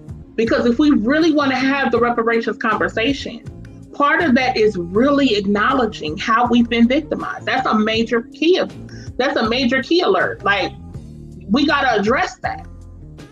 So anyway, that's just my stance on it. I'm sorry I went into a whole rant on that thing, but I just get very tired of this whole reverse psychology, this whole thing of Black people being ashamed to say that we've been victims of racism. Mm-hmm. We are. And now you have the Asians, right? The Asians are coming out right now. They're victims. Yeah, now they playing victim. Right. They the victims. We done had hundreds of years and a continuation of everything under the sun. And now the Asians, who are the model minority, right? They were considered the model minority. The Asians who have oppressed Black people, who have discriminated against Black people, who have mistreated Black people, we are the ones who have created wealth for their community, who have put their children through medical school, through college, through Ivy League institutions. And we got to feel bad their hair shops, supporting their salons, supporting their restaurants. Y'all better get the hell out of my face. Right, we gotta feel bad for them because the motherfuckers dug fucking tunnels and for fucking trains and shit like that out in the fucking West Coast and everything else. And listen, man, and they got put in containment camps during fucking World War II. Listen, man, y'all motherfuckers got paid for that shit. Yep. Y'all got paid for those motherfucking containment camps, motherfucker. Y'all actually got reparations for that shit. We ain't get shit. So y'all can go fuck yourselves with that fake ass shit. And then you motherfuckers talking this, what about the trains? We did that for slave labor and all that. Well, what motherfucker, who you think was building the train tracks on the East Coast? We was building those train tracks before you motherfuckers even thought to start building train tracks. Before y'all even started building that motherfucking what was it? What's that shit? Transcontinental Railroad. Before that shit before y'all even decided to even make that shit, that cross-country railroad that connected the East to the West. Yeah, motherfucker, the West Coast didn't even have no trains and shit. The East already had train tracks all over that motherfucker. They was extending west, motherfucker. It wasn't the other way around. Where you think those train tracks came from when y'all finally connected and shit? When you motherfuckers finally hammered home that last motherfucking rail and shit, and the motherfucker connect the motherfucking Transcontinental Railroad. Motherfucker, get the fuck out of here. Y'all motherfuckers did about a third of that, all those fucking train tracks. Not even a third. So get out of here, man. We did most of that motherfucking work. What the hell is wrong with you? During slavery, after slavery, because after that, it was the motherfucking chain gangs. Then we got locked up everything on trumped up charges, and they still had us fucking around those fucking railroads on the fucking chain gangs. So don't miss me with that motherfucking fake ass bullshit too. Y'all motherfuckers with these other ethnic groups that try to play this game like y'all can compare y'all plight to black people plight in this country. Y'all disgust me every time. It's pathetic arguments. Y'all gonna stop playing with me. All you fucking still got your culture. All you fucking still got y'all last names. Y'all all still got your fucking culture. We are sitting running around here. We are sitting up here culturally appropriating all y'all shit because we don't got no stuff. We gotta create our own fucking culture out here. We gotta walk around here rocking y'all last names or change it to some other name and start a whole new lineage because we don't even know what our old lineage is. You motherfuckers disgust the fuck out of me. This shit is y'all motherfuckers. Go ahead, Renee. I'm over. Now you on point. And the thing about it is that recently you had this situation that happened in Atlanta, right? Where you had 6 Asian, I think it was one white man, one white woman, and you had 6 Asian women that were killed at spas, salons or whatnot. And so now there has been all of these news stories, and now I think they're talking about some legislation. I mean, this stuff is going on quickly. Okay, we did a show, what was it, about a week or 2 ago, and I mentioned this stuff about how they're trying to push that, black people have been harming Asian people and all of this stuff, right? And on that show, I talked about how there was a white man who stabbed 3 people. He tried to kill a whole family of Asian people behind the coronavirus. But the big stories have been out in the Bay Area that there have been, I think, two Asian elders that were attacked. One of them ended up dying. I think he was like 90. He was, up there. And basically what happened, he was robbed by 2 black men, and they kind of like beat him up, and he ended up dying from his injuries or whatnot. And then the other lady, she survived, but she had like a black eye or whatnot. She had gotten beaten and robbed. And so they started trying to say that this was, some racial attack. There's no organized black group. There's no organized black group attacking Asian people. That's some straight up bullshit. Okay. These people got robbed. That's what happened. And so, they were trying to play up, this whole black element thing, that black people were somehow attacking Asian people. But where was all of the outrage nationwide? Where you had Asian men beating up black women?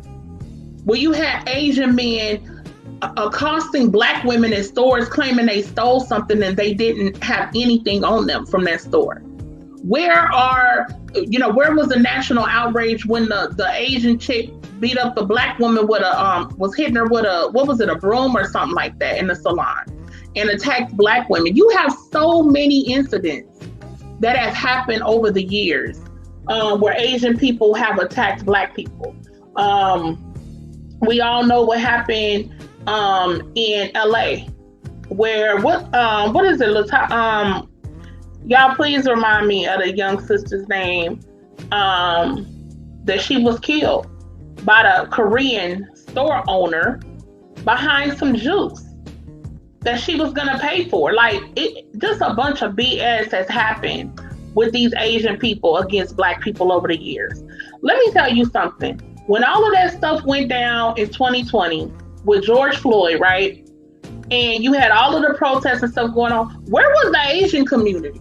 Where has the Asian community been through with all of this stuff from Mike Brown to Eric Garner to all of this stuff that's happened? Where has the Asian community been at in support of the Black community? Because here's the thing. In every Black community across this country, you have Asian people. They have their stores, they have their restaurants, they have their salons that Black people frequent, that Black people pay for their services and for their products.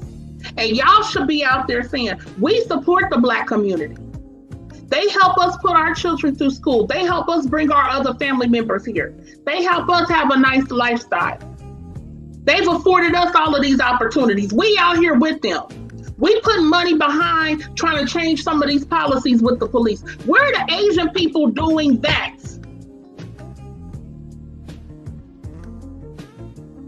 But now, when y'all getting some pushback because of the China virus thing and a lot of that stuff, now y'all getting that. Everybody want to shed tears. When have y'all had our back in bad? When we come in y'all stores, y'all looking, got mirrors everywhere, trying to make sure ain't nobody. You better not pick up a lip gloss. Y'all funky, nasty, filthy restaurants. Y'all don't even serve Black people right. When we come in there, y'all have attitudes. Y'all have nasty attitudes with us. And Black people come in these Chinese restaurants all the time patronizing them. And the same people will come and have nasty attitudes. You don't give us nothing for free. You charge for any little thing. You ain't lying. You ain't lying, boy. You go to that motherfucking place, you go get yourself some motherfucking cat wings, fried hard. You have some barbecue sauce and shit like that. The motherfuckers charging you extra.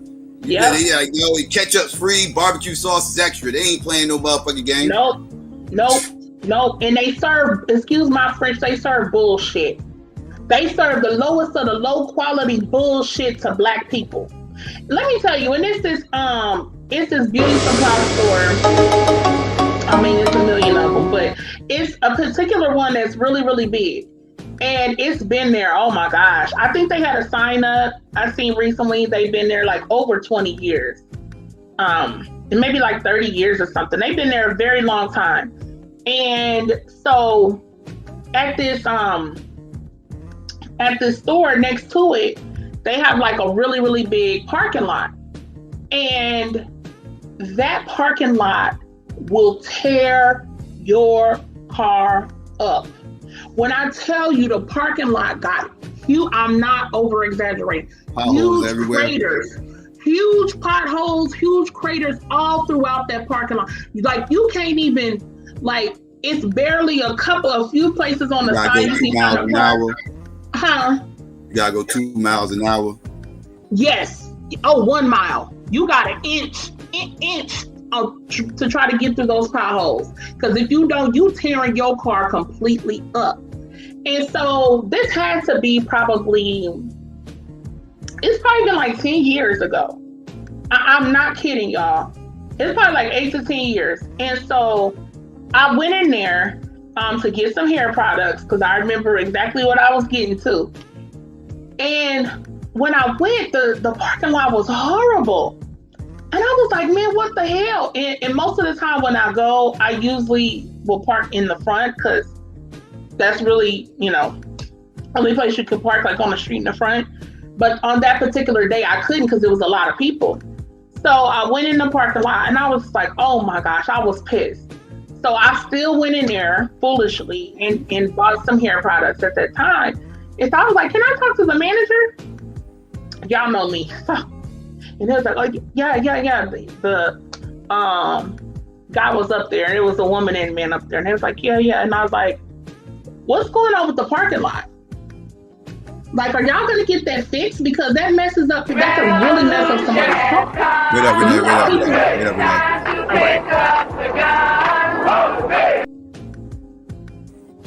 All right. Shout out to Jay. Appreciate that, sis. She said Renee's on fire. Oh, thank you, sis. We appreciate you. And so I was like, I said, so, you going to get that fixed? And, oh, yeah, we got, yeah, you know how they do. Yeah, we're going to, yeah. I said, because, people coming in here all the time. I said, I know y'all could pay to get that repaved and all that done. Oh, yeah, we're going to, yeah. Do y'all know to this day, I do not go there. I do not go there anymore at all for years. To this day, when I drive past there, that parking lot is tore the F up. And they still in business. And they still doing booming business. And it's still all kind of sisters coming in and out every day. And some of the brothers too, to get their do-rags and brushes and stuff like that. But the sisters is in there every day, in and out, in and out, in and out, in and out. And they don't put back into the community, if y'all notice that. These people are making buku money, y'all. They making big money off of Black people. And they do not put back in the community. Have they created community centers? Have they done any type of things to create organizations to support Black people or do anything when Black people are paying their damn bills? Nope. I mean, it's disgusting. And I've had to check some of these Asian people before, y'all. I've had to check the hell out of them. I've had to check the hell out of them because I let them know, first of all, you're not going to talk to me crazy. You're not going to have an attitude. We're not doing all this and that. And I'll ask them things like, oh, are y'all doing this and that? Oh, yeah, yeah. Mm-hmm. Right. Mm-hmm. And the thing about it is, close in my community is this one Asian restaurant. And see, what happens is sometimes when you in the hood, right, and it's not a lot of places. So you know how like when you're in the more suburban area, you have a plethora of restaurants to go to, a plethora of different places and things like that to go to. But when you're in the hood, you're going to see a lot of Chinese stores. You're going to see a lot of Chinese restaurants. Okay, so those places are there. So typically the Black people that live in that community patronize somebody with some, disregard that, y'all. They out here with these bike things or whatever. But anyway, so most of the Black people in that community will patronize that restaurant because there's not a lot of options around. Some people like don't have buses, depending on like the type of city you live in or whatever. A lot of people may not have cars and things like that. They may ride buses or whatever. So people will a lot of times eat more what's close by them. And so a lot of these Chinese restaurants are the closest thing. So this one Chinese restaurant, honey, they are so rude. I don't even see how people still go to this restaurant. Like I was saying, they charge you for every little thing. The food is very low quality. This one place, they used to have like a Chinese buffet. And I'm not sitting here trying to slam all Chinese people or Asian people or whatever. But I'm just giving a reality of how a lot of these places are, a lot of these businesses are in the hood and how they mistreat Black people. how they give Black people low quality food, how they overcharge Black people for a lot of things. This is a reality and nobody really talks about it. And so now we got all of this stuff going on with these Asian people. Now they're looking at trying to do legislation and all of this stuff. And it's like, but wait a minute. But the Asian people, y'all being quiet though. What our plight, y'all being quiet. You even had Black Lives Matter Becky and Black Lives Matter Brad is what I like to call them, who was the white people out there, you know, marching or whatnot in 2020 and protesting or whatever. And even though that doesn't produce anything, you know, was something to do, you just still never see a push from Asian people in support of Black people. You just don't see it. And you just see a lot of racism. They're very racist, very biased. And the whole idea of hurry up and buy, that's for real. Like, that's real talk. Yeah, that's real shit. That's exactly how, that's not a joke. Like that, nah. We all know. If you Black and you've been in any Asian store, you know that skit right there is very real. Yeah. That shit, that's based on real shit. That's actually the realest shit in the entire movie, Mr. Society. That is the realest scene right there, because that's exactly how those Asians treat us when we go in their fucking stores. They're like a lot of that, there's a lot of exaggerations in Minister Society. That is not one of them. That is based on reality right there. Mm-hmm. And it makes me feel bad because it hurts me that, like, a lot of our people, like, if you look at that situation with Minister Society, you have the liquor store, the Korean-owned liquor store. And so you take that and you imagine that in different places across the country, right? These Asian-owned or whatever liquor stores, and Black people going in and out every day. And when you go in there, they don't want you there. This is the crazy part. They don't want Black people there, but you in the mother freaking hood. You don't want Black people there. You give off the aura like, hurry up and buy, get it and get the fuck out. And Black people going in all day, every day, all day, every day, all day, every day. You know, and I'm not, you know, my thing is not to trash.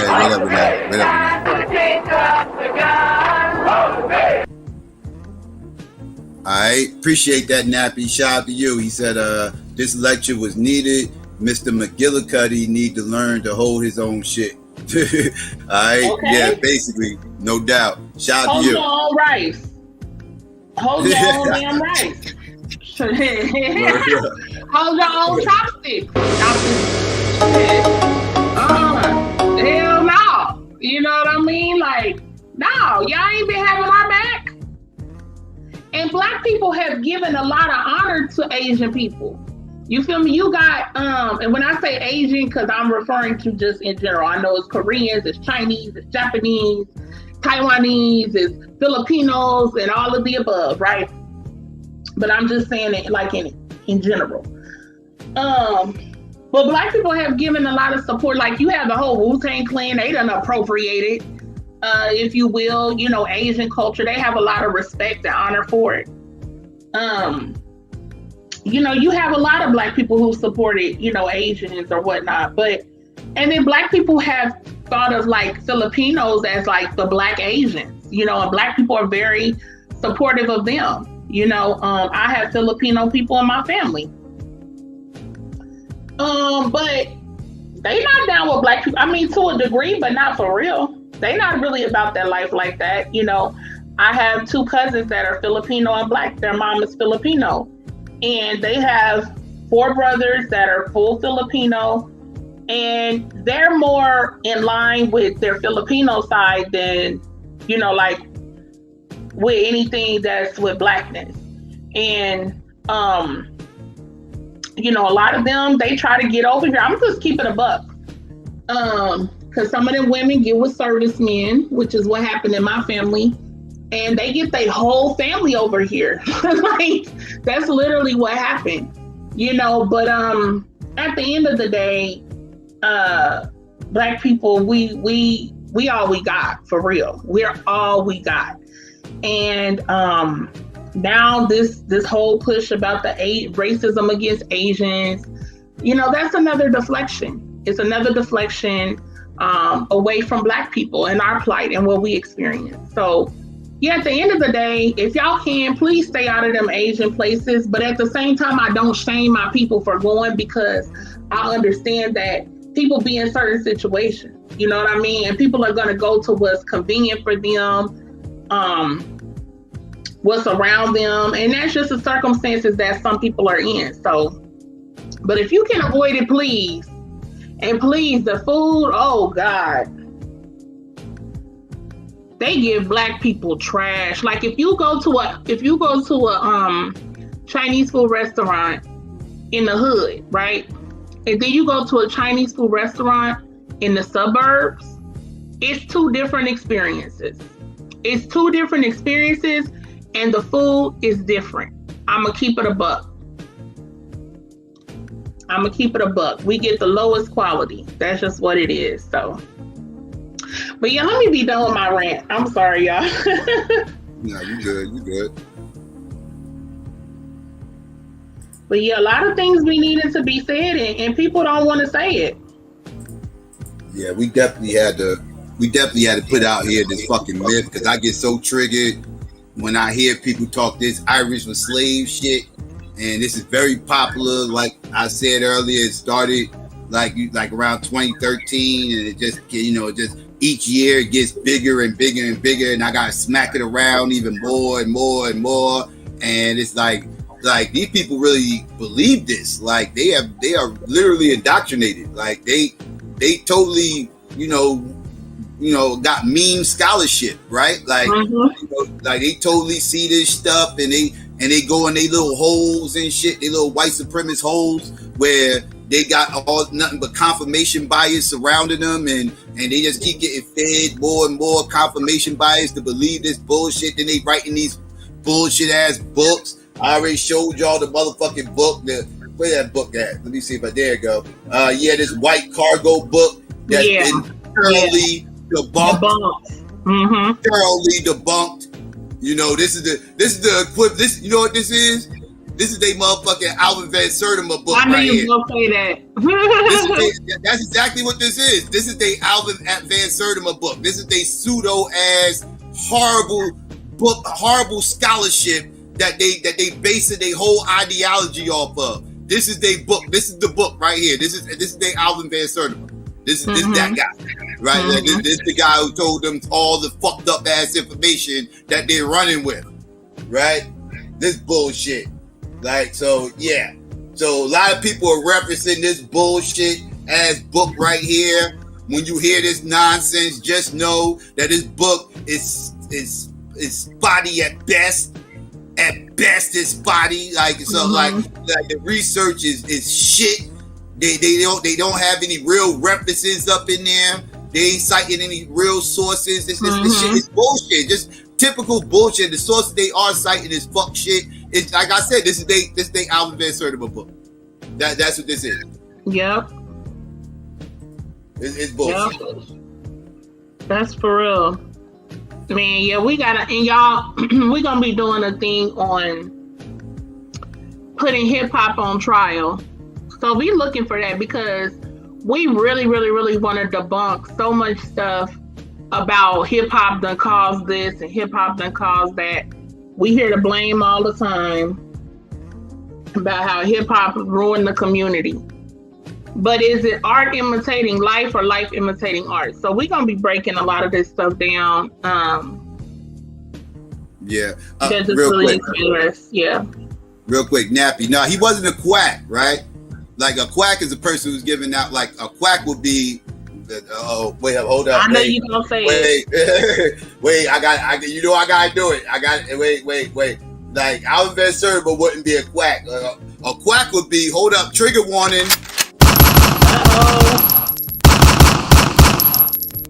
Right.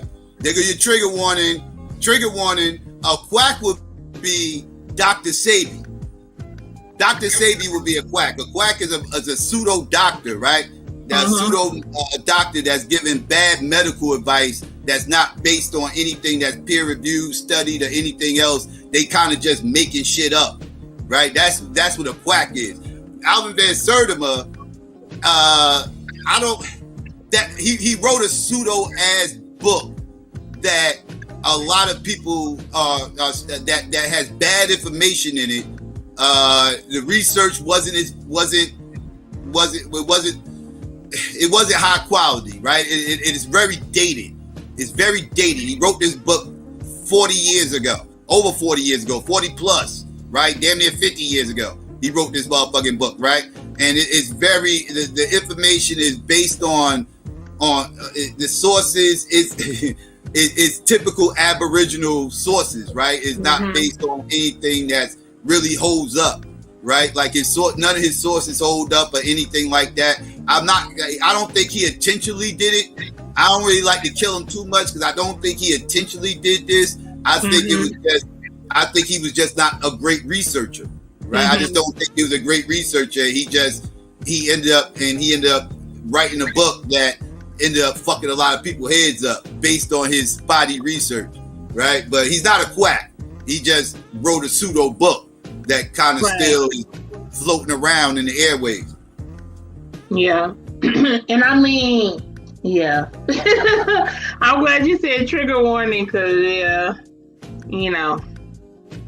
people be feeling a type of way about certain people. But, yeah, I don't think it was intentional either. With Ivan Van Sertima, I don't think so. But yeah. Yeah, I don't think it was intentional. I just think it was just some bad information floating around, and he just, again, spotty research, man. But in today's times, research has improved. The information is more available now. He was in a time where it was hard to get a lot of research, and he was looking for a lot of confirmation bias as well, because he already had the head that the Olmec heads were black men. Because if you can look at it and you can trick your mind to believe that it is a black man, if you didn't really understand the genealogy of the actual original people of that landmass, and the ancient civilizations and how they migrated and where they came from. If you don't have that proper understanding, it's very easy to look at that, all them heads, and see a black man if that's what you already convinced yourself. But when you do the real research, you understand that's not a black man. These are not black people. Yeah.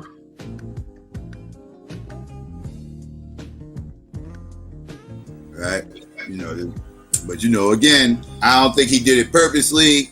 I just think, but that doesn't mean the book holds up. He has written other things that was on point. That's why I said, like, everything he written wasn't garbage except for the Aboriginal shit. The Aboriginal shit is garbage. Throw it away. All that Aboriginal shit he talked, throw that shit away. That shit ain't about nothing. Throw it in the garbage. Yeah. Oh man. Yeah, a lot of people don't want to deal with this kind of stuff. And I get it, It's not fun. It's real. And then it's always like the people who we debate with, they never show up. They never show up when we break this stuff down. Nah, they don't. They don't. A lot. What it is with pseudo information. They'll take a little bit of truth and twist the fuck out of it, just like they did this Irish slave shit, right? They took a little bit of truth and twisted the fuck out of that shit and painted a whole fucking narrative based off a little bit of truth. Yeah, that's it. It doesn't take much. Right? You take a little bit of truth and then they start spinning it. And then you start, you got to add on that you got special knowledge and people been lied to, right? You got, because it doesn't work without the special knowledge part, right? You need the special knowledge shit, right? Like, I don't give a fuck what kooky ass shit you believe in. If you believe in it, you believe you got some kind of special knowledge that the rest of society don't have. Mm-hmm. You believe you know something that the average motherfucker out here don't know. That's what you have to believe. You have to believe that in order for this shit to be real, right? Because it ain't based on nothing but pseudo information. And in order for pseudo information to thrive, it gotta be based on a little bit of truth and a lot of motherfucking confirmation bias. Like it's bullshit. It's all bullshit.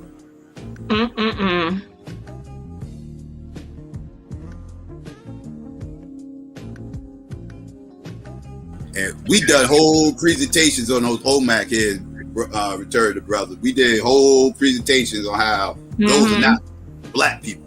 We've done whole presentations on that. Those no.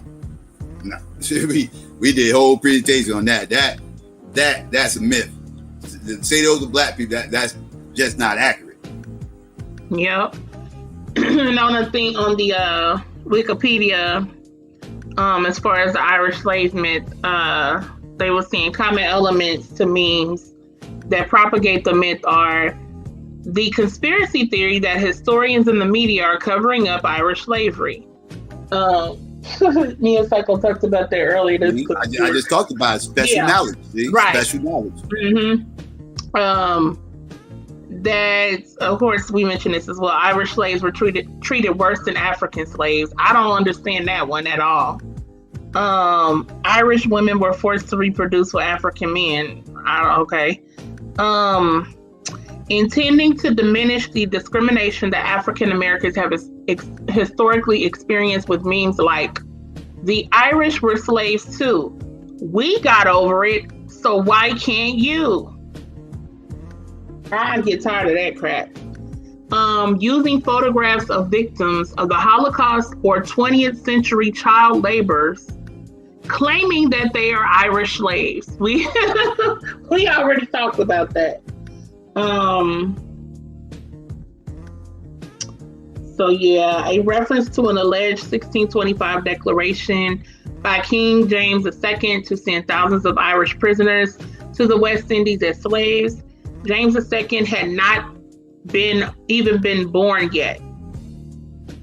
He was born in 1633 and started his rule in 1685. 1625 saw the end of King James I's rule and the rise of King Charles to the throne.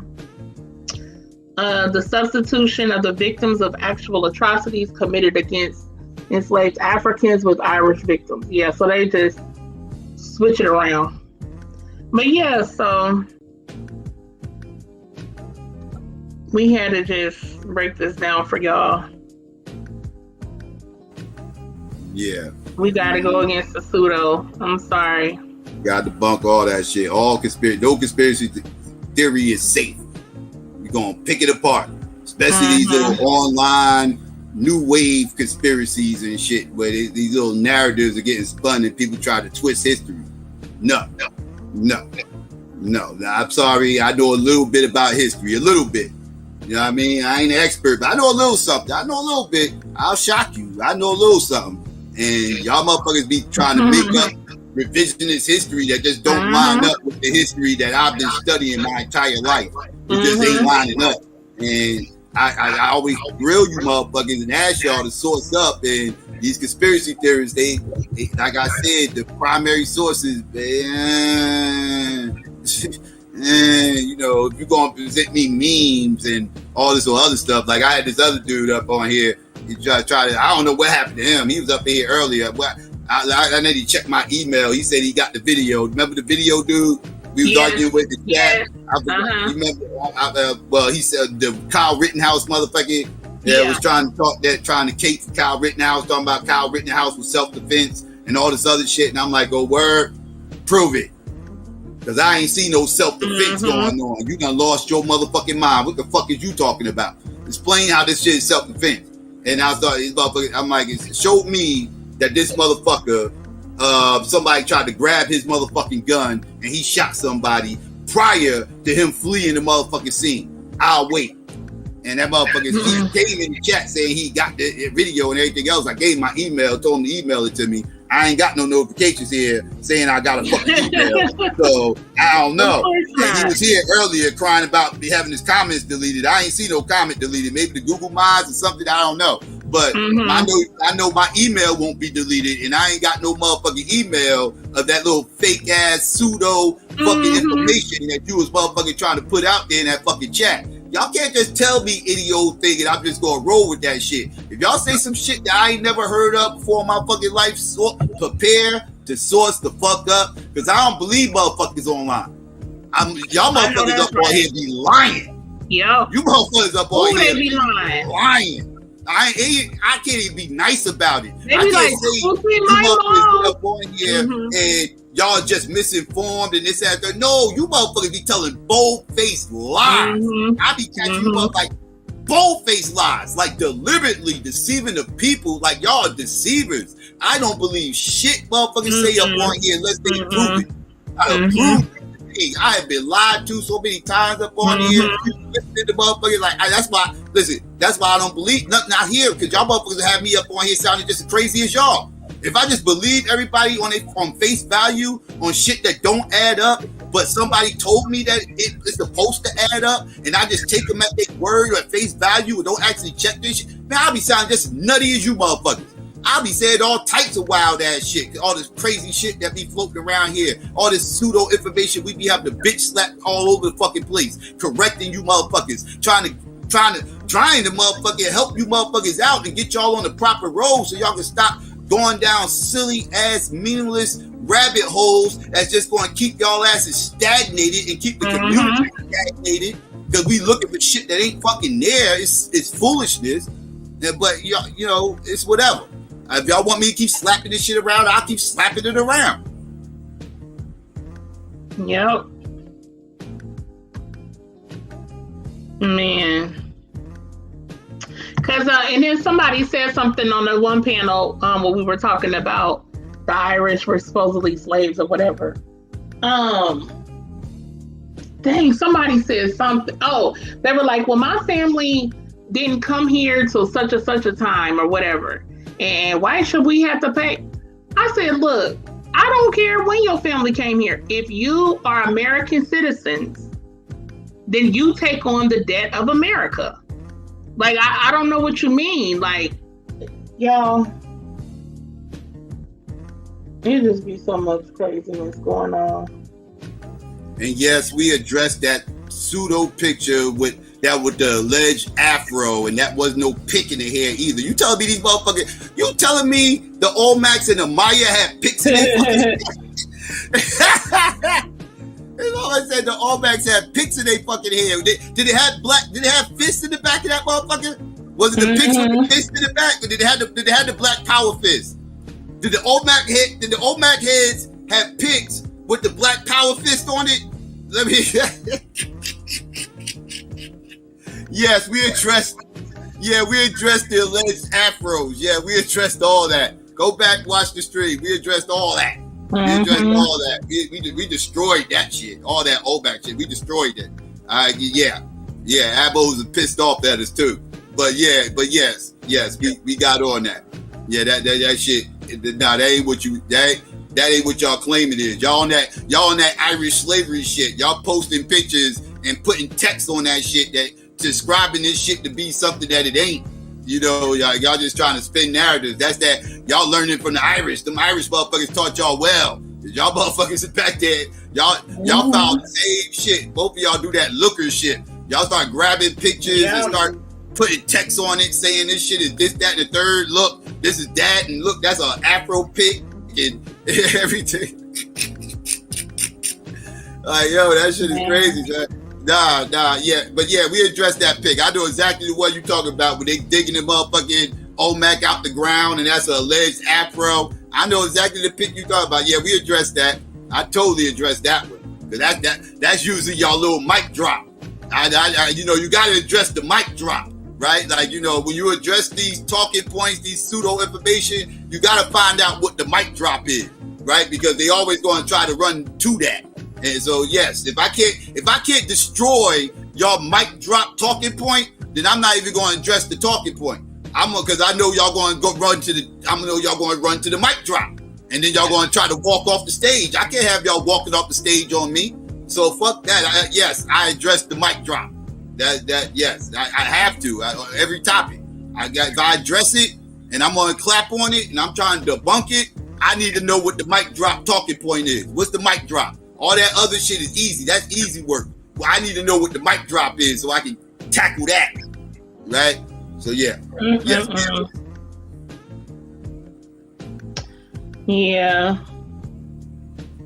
I was just seeing some stuff about this is off the topic, but Paris is going back into a lockdown.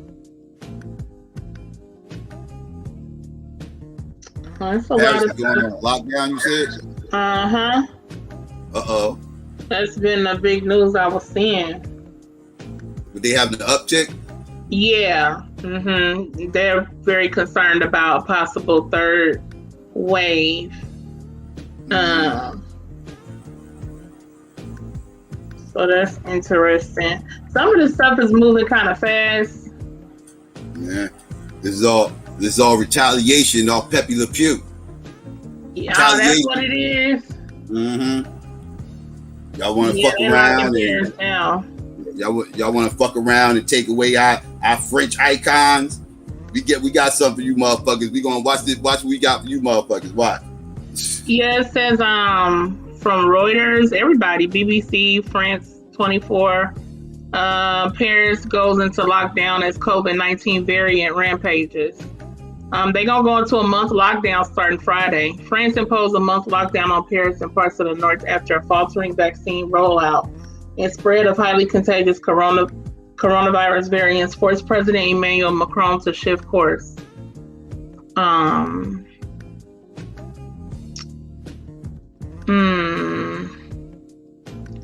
His Prime Minister Jean Castex said France was in the grip of a third wave, with the virulent variant first detected in Britain, now accounting for some 75% of cases.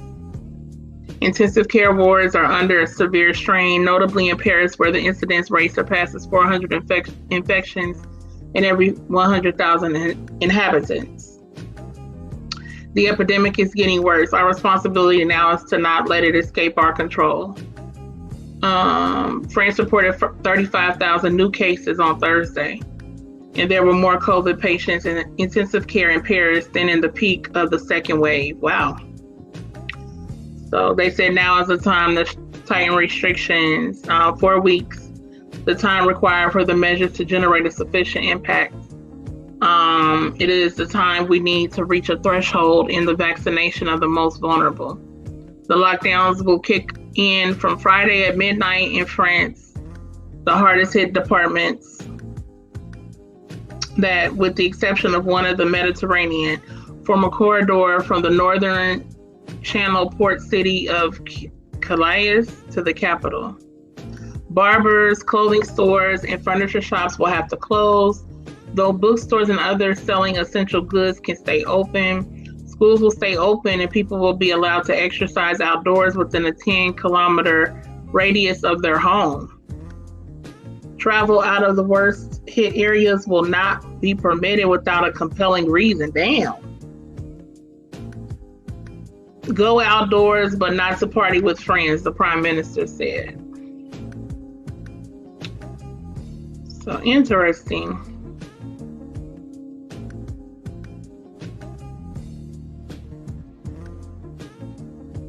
They had an issue with one of the vaccines over there from AstraZeneca.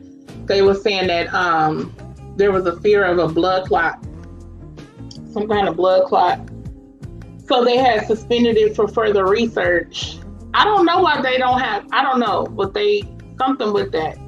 And they didn't have enough for, I don't know, y'all. But yeah, I was just seeing that news. So I just was mentioning that because I kept seeing it pop up. So yeah, but keep that shit over there.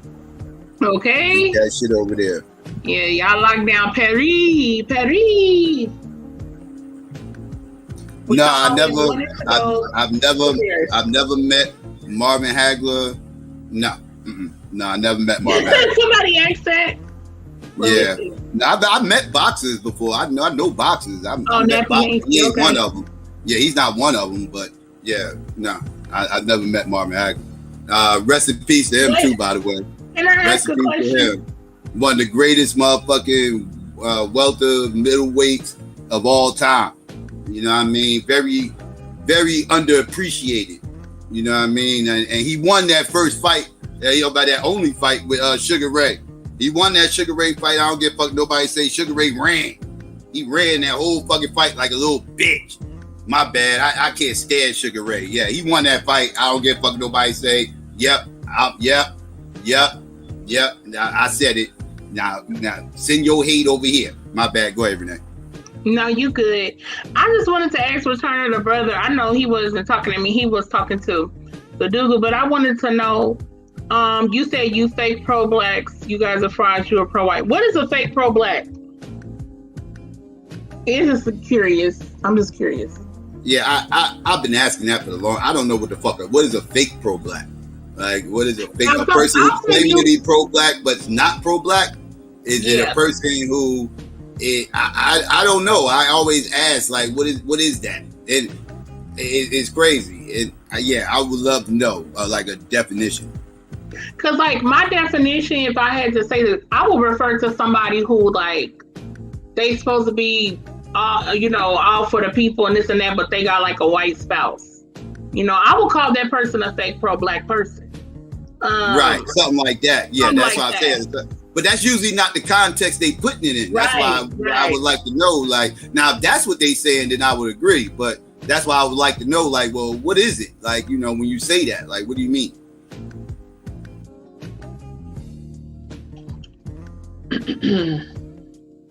We get accused of being fake pro-blacks from time to time, but it's funny. Most of the time I hear that shit from motherfuckers accusing me of that. These are usually coons. Right. So, like, it's funny to hear coons tell me I'm a fake pro-black, which is hilarious. It's like, I always tell, whenever a coon tells me that I'm a fake pro-black, I always tell that coon, I'd rather be a fake pro-black than a real ass coon. Okay. That's what you are. You're a real coon. I would never call you a fake coon. I will never call you a imitation coon. No, you a real 100% grade A motherfucking coon. So yes, that's what you are. I'd rather be a fake pro-black than a real ass fucking coon. That's what I usually tell them motherfuckers. Like, that's just how I see it. And it's funny because a coon will try to tell you who is and who isn't pro-black. But I don't get up there and tell them who is and who isn't a real coon. Like, I ain't sitting up there trying to regulate you coons. Telling you who the real coons is and who the fake coons are. And they like, he ain't a real coon, he a fake coon. That motherfucker, he all cat. He all cat. Is there such thing as a fake coon? A motherfucker who's perping. He's perping. He ain't really no coon. You know what I'm saying? That motherfucker, he's perping. He just acting like a coon.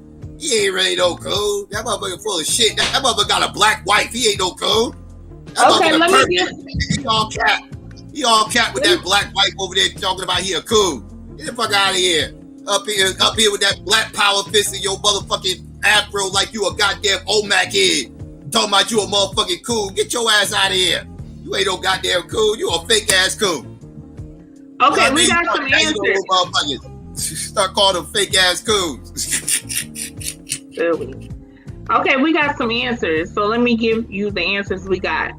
So shout out to Pookie. Pookie said manosphere equal fake pro-black. Okay. And Pookie said Tariq equal fake pro-black. Okay. Now, okay. Now Bianchi said, according to the streets right now, my song is Tamika Mallory. Yeah. I do have an article I could read about Tamir Rice's mom. Okay, now Return of the Brother, who we asked, he said, a fake pro-black is someone who talks like they are full of blackness. Then when it comes to certain, insertions in capitals, to certain politics, they all of a sudden defend the white narratives. They don't know black all of a sudden. Okay. Okay, a fake pro-black is someone who talks like they are full of blackness. Then when it comes to certain politics, they all of a sudden defend the white narratives. They don't. Now, my question would be, like, what's the white narrative? Like, give me an example, because, and I ask that because a certain quote unquote narrative could be true, but if it's put out by the mainstream, like, what do you mean by that? A white narrative? Like, give me an example. You said white narrative? Yeah, I read what Return of the Brother said. Did you hear me? Nah, I was reading something else. My bad. You see a fake pro-black, I want to talk like they're pro-black. I heard that part, and then when it comes to certain politics, they all of a sudden defend white narratives. They don't know black all of a sudden. All right, so I'm trying to think. Okay, so you would be talking about probably like those diet pro-black. Is he talking about like who we call diet pro-black? Those motherfuckers who's a subtimey with their pro-blackness and shit, like, you know, like, are you talking about like what would you call? I'm trying to base this on your definition. Would you call like a one dropper pro-black? Would you call that person pro-black? A person who's like a one dropper, because that's supporting the white narrative, right? Like people who support the one drop rule, you are supporting the white slave narrative. Would you call a person who's pro-black but yet is a one dropper, would you call them a fake pro-black?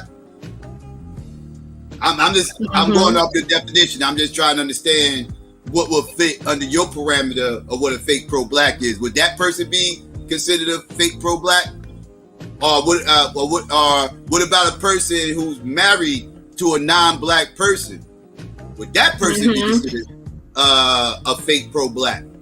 I would call that person a fake pro-black, but I'm just saying, like, would that fall under your definition of fake pro-black? It'll fall under mine, but it might not fall. I'm just curious to know. Mm-hmm.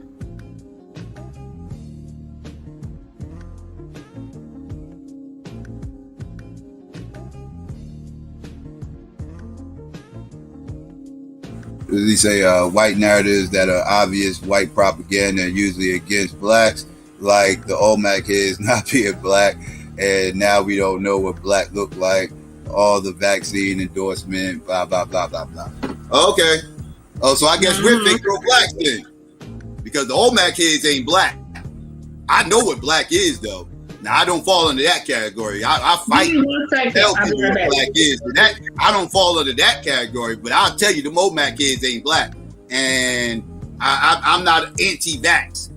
I didn't know I had to be anti-vax to be pro-black. When did that happen?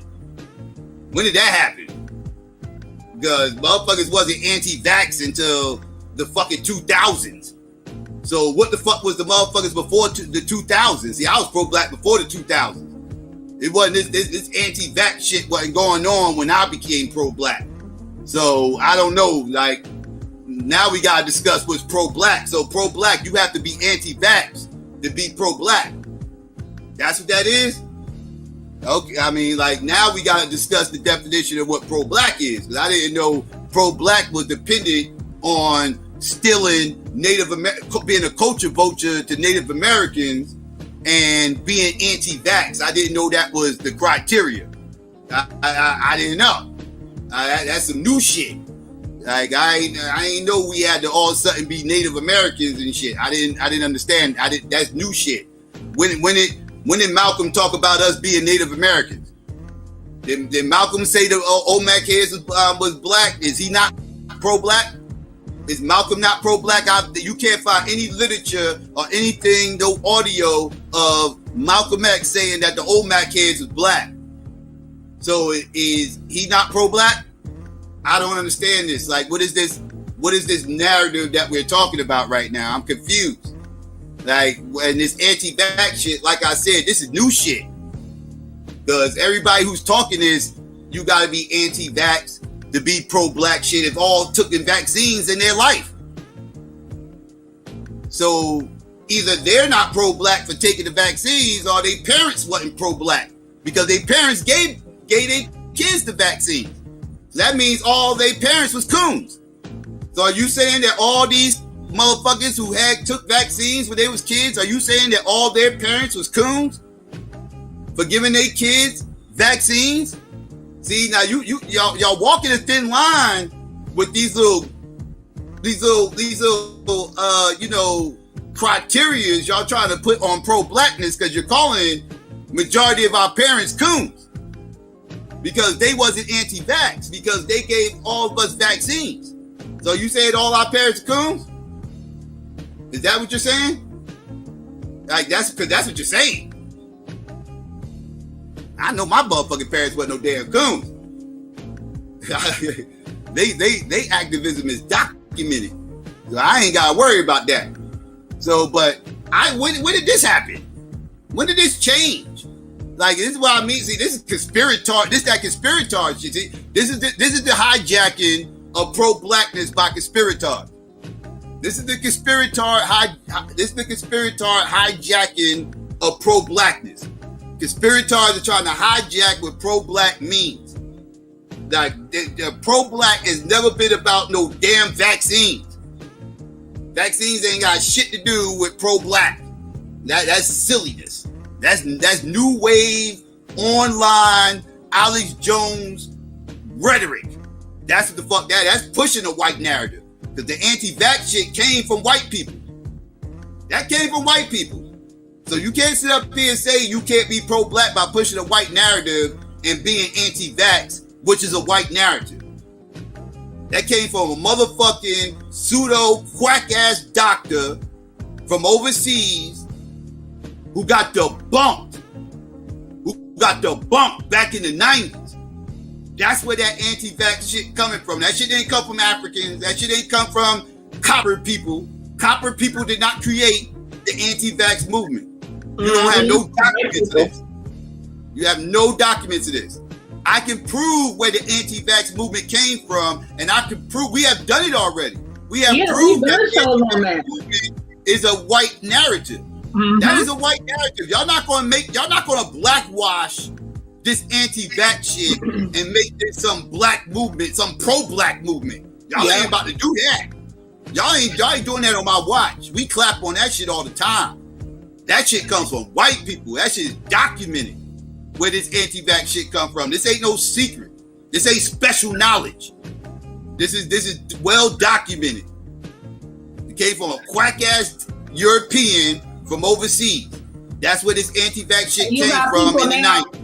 And now you got people like Robert F. Kennedy, who's a quack, who has been ousted, who has been debunked, European, and everything else. Pushing this shit. Pushing this. A lot of this stuff is coming from Robert F. Kennedy. He was one of the ones that, if y'all remember, in the beginning, it was a lot of propaganda going around on Facebook saying if you drink water with lemon and you do this and you do that. A lot of that stuff came from Robert F. Kennedy.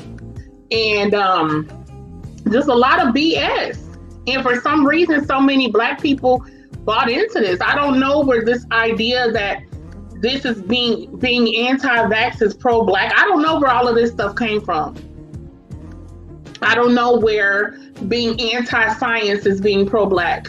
Like, I'm not getting it. I'm not getting it. That don't even make sense. And this is my thing. A lot of these people don't have any other answers, right? Because if black people are suffering and have suffered with coronavirus at a disproportionate rate, right? And then y'all tell them don't take the vaccine. What are your solutions? Like, what else do you have to offer to black people? And, you know, I've debunked this whole thing about, y'all listen, y'all don't want it. Y'all don't want it. Y'all don't want it. Because so many people, I'm so sick of this damn vaccine conversation. It seems like these conspirators stuck on this goddamn, but these motherfuckers won't stop talking about this goddamn vaccine, even though hundreds of millions of motherfuckers already took it and everything else. Yep. And nobody, where's all this mass deaths? Where the mass deaths? We supposed to die. We all supposed to die. Remember that one person took the vaccine and passed out, and that's supposed to happen to everybody. How come everybody ain't passed out every time that they took the shot? Where's all these mass deaths at? You can't show them to me. Y'all can't show them to me. Now anybody who dies, y'all want to say, oh, it's the vaccine. Stop. Nobody can ever die. First, when people was dying, they was dying because of the flu. Now motherfuckers dying now is because of the vaccine. Make up y'all fucking minds. Currently from the New York Times vaccine tracker, 400.1 million people worldwide have had the COVID-19 vaccine. 400.1 million people. Where are the mass deaths at? Please, so wait a minute. Wait, Psycho, wait. Real quick. By those numbers, a third of this country should be dead by now. A third should be dead. So, out of 400.1 million people, Marvin Hagler was the one that died from the vaccine. He's the one. He's the one. 400 million people. Where and they basing this off of Thomas Hearns. They basing this off Thomas Hearns, who probably got CTE. Yeah. When was the last time Thomas Hearns even talked to Marvin Hagler? That motherfucker probably ain't talked to him in the last 10, 15 years. This motherfucker just came up and made a wild ass claim and everybody ran with that shit. Because this is what people want to believe, man. Like that shit ain't real. He ain't talking to the doctors that was treating Marvin Hagler, none of that shit. He ain't going off no autopsies, nothing, no phone calls, none of that shit. He just said some wild ass shit and everybody ran with it. He ain't backed that shit up with nothing. He ain't got no phone records of them talking. He ain't got no motherfucking no text messages. Where the text messages at of the motherfucker saying that shit? Tell him take a screenshot of that and show it.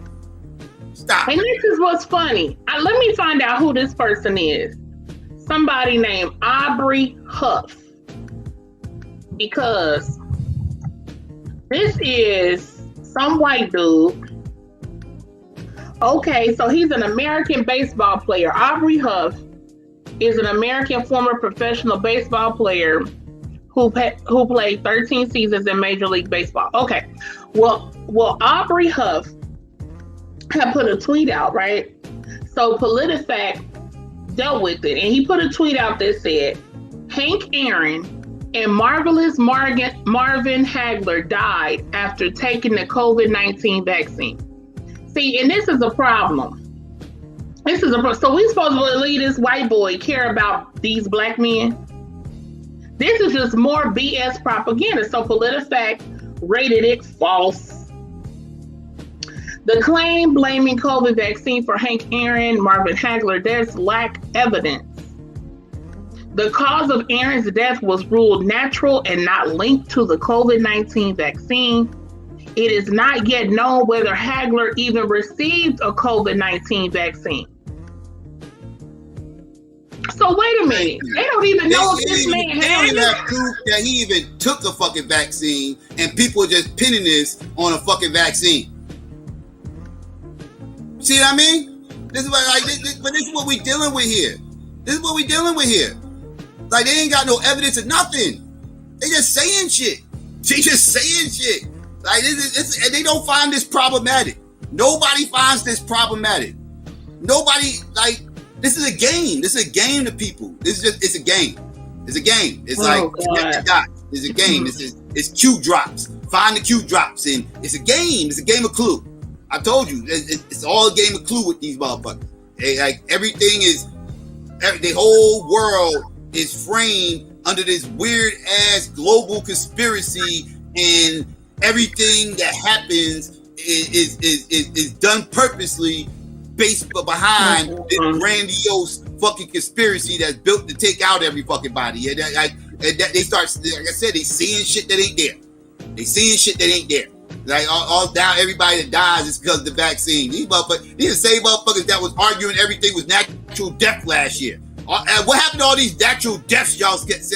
What happened? It was the allergy season. Wasn't that the excuse last year? Last year, the excuse everything was allergy season. Now all of a sudden, nobody got allergies no more. Everybody's just dying off vaccines now. Yeah. Y'all motherfuckers off the chain. Y'all and then, motherfuckers you know what's funny? Mental illness. This is mental illness. Seriously. It is. And the sad part is, people think by buying into this that they're being pro-Black because they're not going with the, mainstream narrative, right? And so they think they're going with this other narrative that's pushed by right-wing white supremacists. I'm sorry to inform y'all, if y'all didn't know, that's who's behind the anti-vax movement. Just so you know, because I've heard so many Black people say, well, when did America start caring about Black people's health? Okay, fair point. When did right-wing white supremacists start caring about Black people's health? They've been the ones pushing all of this anti-vax propaganda for Black people. And I'm going to tell y'all something. Where do you think this shit is coming from? I'm going to tell y'all something. These white people are doing vaccine vacations. They trying to skip lines. They trying to pay to get these vaccines. Let me ask you a question. And a lot of these same white supremacists telling y'all that are vaccinated. I will bet you. Let me ask you a question. Real quick. Real quick, Renee. Real quick. Quick. Now we just gonna use common sense right now, right? We ain't gonna use common sense. I'm gonna try to break this down so a third grader can understand this, right? All right. Now, who are the group of people? Because this is all political fuck shit, right? So let's just cut to the chase. Who are the political group that's pushing that people need to take the vaccine? The Democrats. Who are the group of people that are pushing we do not need to take the vaccine? The Republicans. Right.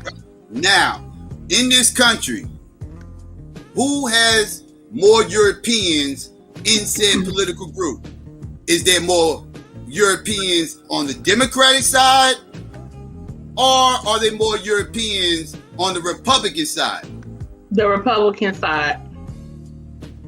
Oh, and again, which side is the anti-vax side? The Republican side. Right.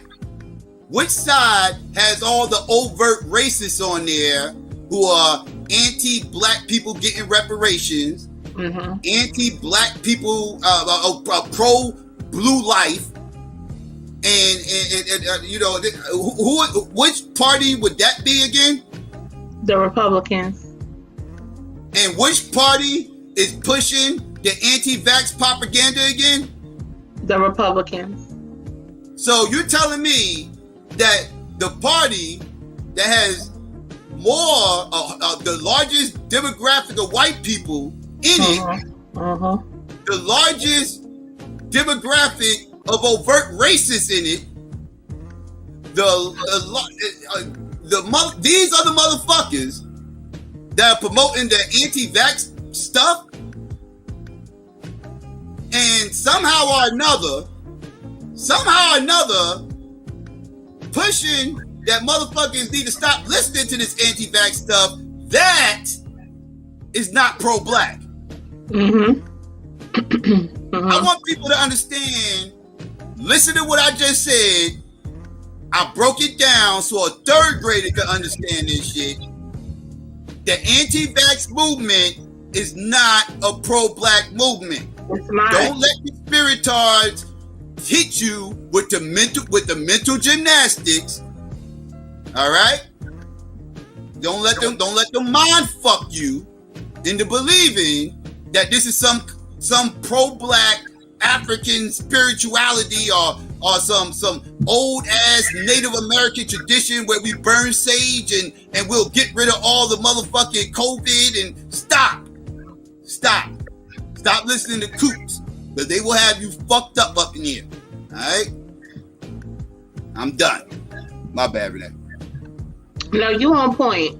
But yeah, I just want to mention, his wife. He had a white wife, with Marvin Hagler. She came out and she said, "I do not accept to read some stupid comment without knowing." This is what she said about oh boy. I do not oh boy's comment, Tommy Hearns or whatever. "I do not accept to read some stupid comment without knowing what really happened," she wrote in a post on the Marvelous Marvin Hagler fan club page on Facebook. For sure, it wasn't the vaccine that caused his death. My baby left in peace with his usual smile, and now is not the time to talk nonsense. Then I read other information that said it wasn't even clear if he even had the vaccine. So, I mean, because the one that started this whole thing, Tommy Hearns, he said, a real true warrior, pray for the king and his family. He's in ICU fighting the after effects of the vaccine. He'll be just fine, but we could use the positive energy and prayer for his full recovery. What? Fighting the after effects of the vaccine? What's the after effects? What do you mean by that? And who jumped on it? Tariq jumped on it. Putting it everywhere. But I want to remind y'all, Tariq was the one that said black people couldn't get it. I want to take y'all back a year ago. Let's go back a year.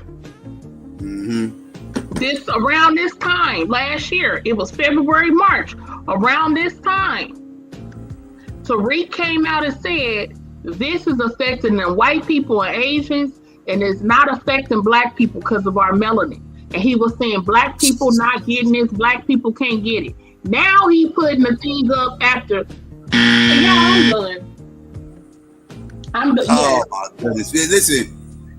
Listen, man. I gotta just keep it a buck. Collectively, our people are scientifically illiterate. We are so spooked out by science. We are so anti-science and everything else. And each year that passes, as far as social media is concerned, social media has dumbed our people down scientifically. It has dumbed our people down, and this is a problem. We are listening to weirdos with their pseudo nonsense, just espousing shit that ain't based on anything but feel goodery and nonsense. I'm sitting there listening to weirdos sit up here and say there are only two races. Weirdos that make wild ass, unscientifically backed claims that there are only two races on the planet, telling motherfuckers about the COVID virus and the vaccine. Why are you motherfuckers listening to people that fell asleep in science class? Why are motherfuckers listening to people who believe that why these people are not intelligent? These people are not intelligent. I'm not going to say they're not intelligent. They are scientifically illiterate. They are not speaking on anything that they are well studied on. No. They are out of their league. I got a bunch of people that are dumb as fuck when it comes to science, trying to out motherfucking talk, trying to out talk the fucking professionals. Like, this is insane. This is my thing too. Like, in the medical field, there's a lot of black doctors. There's a lot of black scientists. I mean, we know there's way more of other races, but there are black people who are in the medical field, who are doctors every day on the front lines working with this, nurses, technicians. There are black people involved in a lot of these processes. And it's like, people just totally ignore that. It's been a lot. I did a lot of research on a lot of this stuff. And it's like, it's just crazy how this whole thing has flipped. And I think a lot of people are not understanding what has gone on. It's been a whole misinformation campaign and disinformation campaign put on the black community behind this vaccine, y'all. And people are not going to see this for years. Mark my words. In some years, this whole thing is going to blow apart.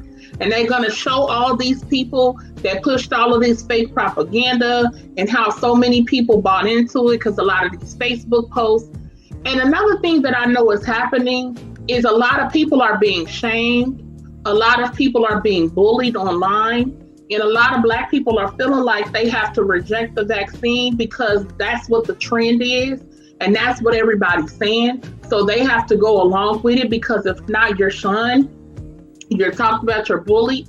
And I think it's a lot of Black people who are online claiming to be anti-vax, but they got the vaccine. I think it's a lot of white people doing that same thing. A lot of that shit too.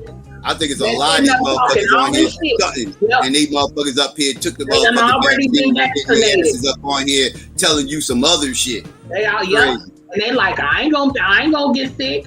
And they already vaccinated, and they sitting up telling you, yep, that vaccine gonna kill you. It's gonna turn you into a damn zombie. You gonna go nowhere ahead. Yeah, I definitely think that's definitely going on. Yeah. And it's just a damn shame. And I have been vaccinated. Just so people know. And I'm not encouraging anybody to get vaccinated. I'm not encouraging anybody. See, this is my whole thing. Make your own choice. My problem is the misinformation and the fear mongering that's been pushed on Black people. That's my problem. Is they are intentionally targeting Black people to fear monger you, so that you are not looking at this issue seriously and you don't do anything about it, because they don't offer you anything else, right? So you got Black people dying from COVID or getting very sick. And let me tell you something, COVID has after effects.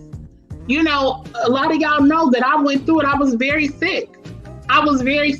This is not a game. It's not a joke, you know? And I'm not sitting up here, I'm pushing a white narrative, I'm pushing the mainstream. I'm pushing what I know. I'm pushing what I've experienced, and I'm pushing what I've researched and studied. And I'm not pushing anybody to do anything. I'm not encouraging nobody to get a vaccine or not get a vaccine. I'm encouraging people to think for themselves. It's turned into a cult. It's turned into a cult. These motherfuckers, their goal is to indoctrinate everybody with this anti-vax nonsense. Like, they can't just say, like, okay, you know, I'm not going to take it, and that's just that. And just leave it at that and keep on pushing what they like. No, their goal is to indoctrinate everybody else. They want nobody to take it. Like, they need for everybody to not take everything else. And I need to ask you motherfuckers, what is this indoctrination process that y'all going through? Like, y'all act like this is why I'm like, y'all moving like a cult. Like, this is what cults do, right? This is what religious people try to do, right? Religious people find out you don't believe in their faith. The first thing they try to do, they get the urge to try to indoctrinate you, right? They need to try to teach you about their special knowledge, right? Yeah, because you just don't understand the proper way of how this religion works. Let me show you, right? And let me indoctrinate you, right? That is inherent in them, right? Like, that's a part, that is the cult mindset, right? I need to indoctrinate you to believe what I believe.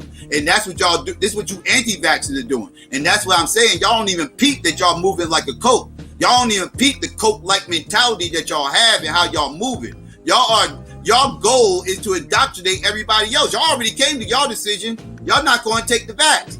Okay, fine. Right. But but I want y'all to peep that y'all are definitely trying to indoctrinate everybody else not to take the vax. Y'all saying that we're pushing for everybody to take the vax. No. I'm tripping off y'all trying to indoctrinate everybody else to not take the motherfucking vax. That is the cult shit that y'all on. That is the cult-like mentality. And that's why I'm clapping back on. I'm clapping back at this cult shit y'all on. Why y'all, what is this shit y'all on that y'all, like, what are y'all getting out of this? Like, it's almost like y'all being paid to do this. Like, who's paying y'all to try to not motherfuckers not to take this vaccine? Like, because we don't do show after show after show, like, oh, go take the vaccine, go take the vaccine, go take the vaccine. I've never said that. I never said that. Like tonight, we brought up the vaccine because somebody in the chat brought up the vaccine and not taking it and everything else. This is something that other people keep bringing up. The anti-vaxxers keep bringing this shit up. This ain't us promoting go take the vaccine. This is us clapping at motherfuckers who keep saying not take the fucking vaccine. So y'all can spin it however y'all want. And then let me say this, because this is my thing. Do people ever question stuff? Because like I try to get y'all to understand, even when it's something that you personally believe to be true, still research it, y'all. Still research it. So this is my question I will ask to everybody in the chat, everybody who's listening, who haven't commented, please comment. Please answer this question for me. What is supposed to happen to you if you take the vaccine? Because right now we have 400.1 million people on this planet who have taken the vaccine. What is supposed to happen to you? Because and please answer that for me, y'all. But what has happened is, before the vaccine came out, I remember last year around this time and into the spring, later in the spring, and definitely into the summer, everybody was saying they're trying to get people to take this vaccine and it's gonna cause this and that. People are gonna die and it's gonna cause people all of these other stuff. Like, people was making this whole catastrophe, right? So what ended up happening was the vaccine was created and made, whatever. And then now, since it's been so many people vaccinated for so long, I mean, for a period of time now, people move to the next thing. So now everybody's saying, well, we don't know the long term. We don't know the long term. I don't know what that means. You don't know the long term of anything. I understand that. I think this is still considered experimental, but again, do your own research. You don't have to listen to anything that I'm saying, but understand that experimental does not mean untested. Experimental does not mean unresearched. It just means that for a crisis time, when a pandemic arose, they had to put more funding, more money, more resources behind that. They basically shut down everything else that they were working on to focus on making this, to focus on it being safe and effective. And it was tried and it's been tested on many, many people. It went through a rigorous process already. It has been not the standard period of time because of the situation that we're in. The pandemic, like you go back to the Spanish flu, right? Of 1918. It was an incident boom that happened. They need to work on it, but that doesn't mean you throw anything in a vial and then boom, put that in somebody's arm. That's not how it works. In the process of building this vaccine or building these types of vaccines, mRNA has been studied for a long time. And it's been a way to not give people actually give people COVID, or actually give you the virus. And to go outside of giving you the virus, but still making sure that you're protected against it. Now, again, if people don't feel safe to take it, that's their right. I'm not saying anything about that. But the people who are putting misinformation, the people who are making up things, and I have a question for y'all. Do y'all remember Kalila Mitchell? Do y'all remember Kalila Mitchell? It was the chick. I don't even know if Psycho might have a picture to find it. I remember. Other people don't want to remember, but I remember that motherfucker.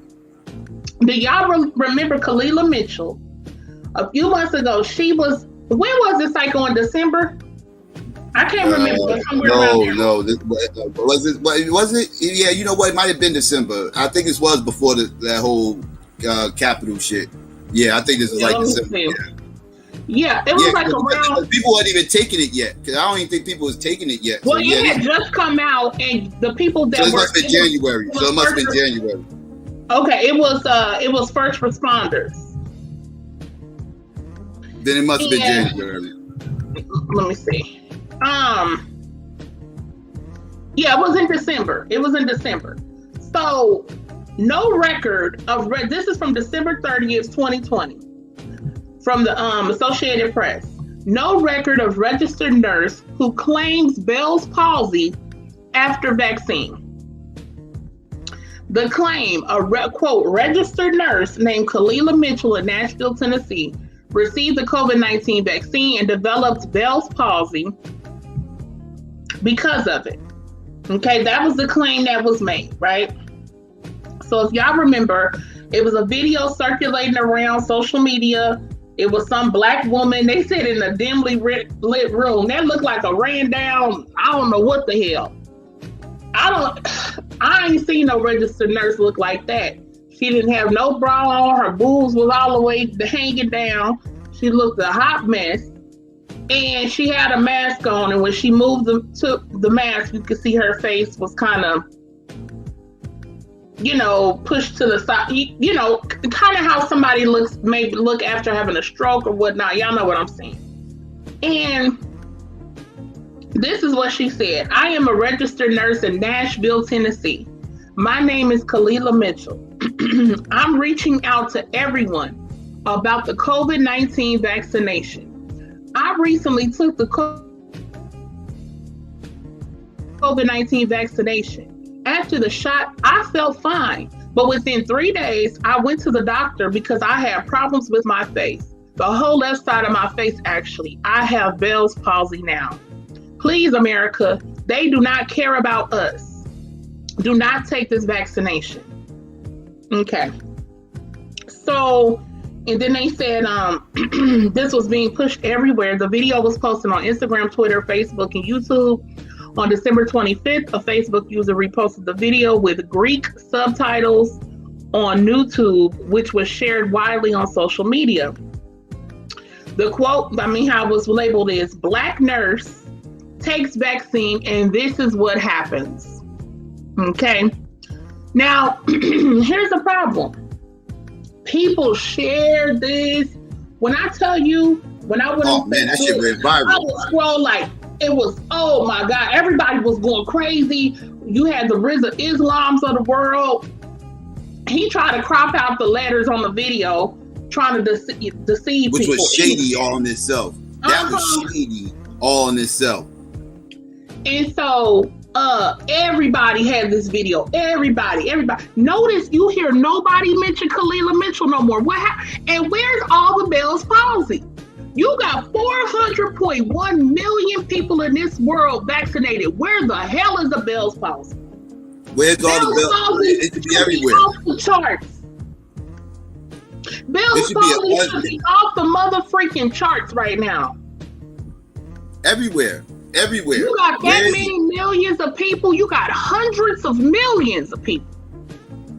Nobody's going to retract any of those videos. Nobody's going to retract any of those statements, any of those memes. They're just going to move the fucking goalposts. That's why I don't take none of these people serious. None of this shit they say. None of it. And that night when I seen this, because I was talking to me and Psycho was on talking, and when I seen this, I went and researched. I went through the whole day. Ain't no registered nurse. And then other organizations went as far. It was none in the United States. And see, here's the thing. At the period of time when she got the vaccine, it was only for first responders. So you had to be on the front lines. So it could not be like regular people in the population. They wasn't even giving it to elderly people yet. It was just for first responders. So just for doctors, nurses, technicians who are right there, paramedics and stuff like that. There's so no record about being a fucking nurse. Right. She would have had to be registered under some type of license.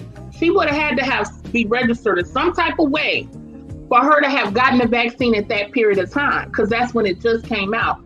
And so do y'all question who's putting this misinformation out there intentionally? Do y'all question that? Nope. Do y'all question why they had a Black woman? They question us for calling bullshit on the bullshit. Right, exactly. And nobody cares. Nobody cares that it was fake. Nobody cares. But y'all will sit up and say the vaccine's supposed to cause Bell's palsy and all this other stuff. Then when we show y'all this is fake, people don't say nothing about it. I didn't, what? All of a sudden, they don't know, they don't see, they don't care about it. But wait a minute, just a couple days ago, y'all was sharing the hell out of this video talking about, see, that's what I'm talking about. That's why I ain't getting it. See, she's telling the truth. And oh man, people was going crazy behind it. Now, don't nobody talk about it. Kalila Mitchell, she's in the thin air. Do y'all question who's behind the propaganda? Do y'all ever question that? Do y'all question why they had this Black woman do that? Do y'all question why that video blew up? Why is this propaganda? Who did that?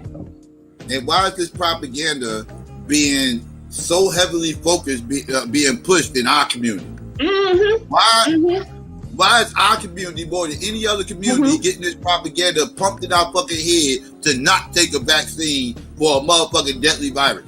Yep. I want y'all to pay attention. Y'all don't think about that, do y'all? Y'all don't think why these white people are breaking their necks and bitching that it ain't enough fucking vaccine for them. There's a heavy propaganda in our community to not take it. And they're bitching that it ain't enough for them. I want y'all to pay attention to this shit. I want y'all to pay attention. Y'all don't ask these simple fucking questions, these obvious questions. Y'all don't ask that shit. Y'all know we're the agents for pointing this shit out. The obvious. For pointing out the obvious. They done mind fucked you motherfuckers. They done hit y'all with the bait and switch. Right? They done did reverse psychology on you motherfuckers and y'all falling for it. Yep. They don't want you to take the vaccine so they can have enough for them. That's right. That's right. Silly motherfuckers. Yep. And then they was doing stuff like, and I try to let people, I try to like inform people on certain things because people had certain questions. They're like, well, why are they pushing this on blacks? They not. I mean, like I told people, when Cuomo up in New York was saying, oh, we want to make sure the black people get it first, or the black and brown people, and they have access. Like I tried to explain to people, that's a political move, okay? So that when time comes around for re-election, when time comes around for whatever, he can tell, hey, I was pushing to make sure there was equality in the vaccinations and the black, because we know last year was so much racial unrest, right? So these people are thinking strategically, they're thinking politically. But what has happened is people take that and see, they trying to kill us. What? And if they want to kill black people, which they do all the time, benign neglect. That's what happens. They let us just toil and suffer in the conditions that we're in. You had a lot of black people who died from COVID because they went to the hospitals and the hospitals turned them away. Matter of fact, in the video that I did for the 2020 wrap up, at the end of that video, if y'all go watch that show, at the end of that video, I had a clip with a bunch of black people, and those were all black people who died after getting COVID, being very sick. They went to the hospital. The hospitals turned them away. Because remember, everybody was saying they was killing the black people in the hospital, or they was, giving it to you in the hospital and all this other stuff. And these are a bunch of black people died like that. A lot of them did. And people don't talk about that. So everybody has all of the conversation about the vaccine gonna kill you. Did y'all talk about all the black people that died, like my cousin? Did y'all talk about all of the other black people that have suffered? Did y'all talk about black people who, and people don't know, after COVID, you have a lot of effects from it. It's not as simple as a flu like people think. They're finding a lot of long-term effects. So when people talk about, well, we don't know the long-term effects of the vaccine, you don't know the long-term effects of COVID. And they're telling more and more things that some people are suffering with for a long time. Like, it's not what people think. It's really not. And I'm just speaking on that from experience. So nobody can say nothing to me about that, because I'm telling you from my perspective. Period. What I endured, what I went through. So, I just want to know when the mass death's going to start happening, man. I just want to, I'm tired of the bullshit. Where the mass deaths at, man? I need to see all these mass deaths. They wanted to do all this year by year comparison of deaths from 2020 to 2019 and everything else. Let's do that same shit this year.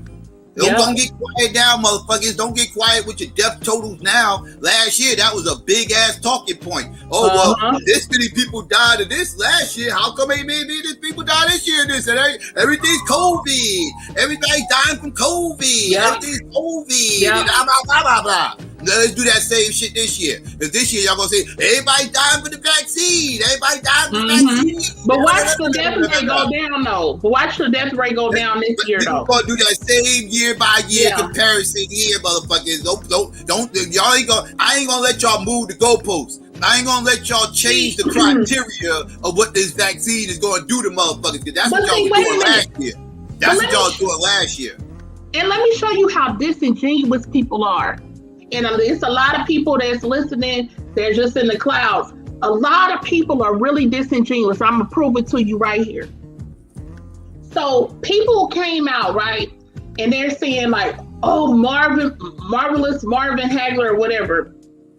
He passed from the vaccine, right? They was trying to say Hank Aaron passed from the vaccine, right? You have, I don't even know how many hundreds of thousands. Is it at 1 million yet? You have hundreds of thousands of people that died from COVID. So you don't give a fuck about them, though, right? You go and talk about something that's unproven at all.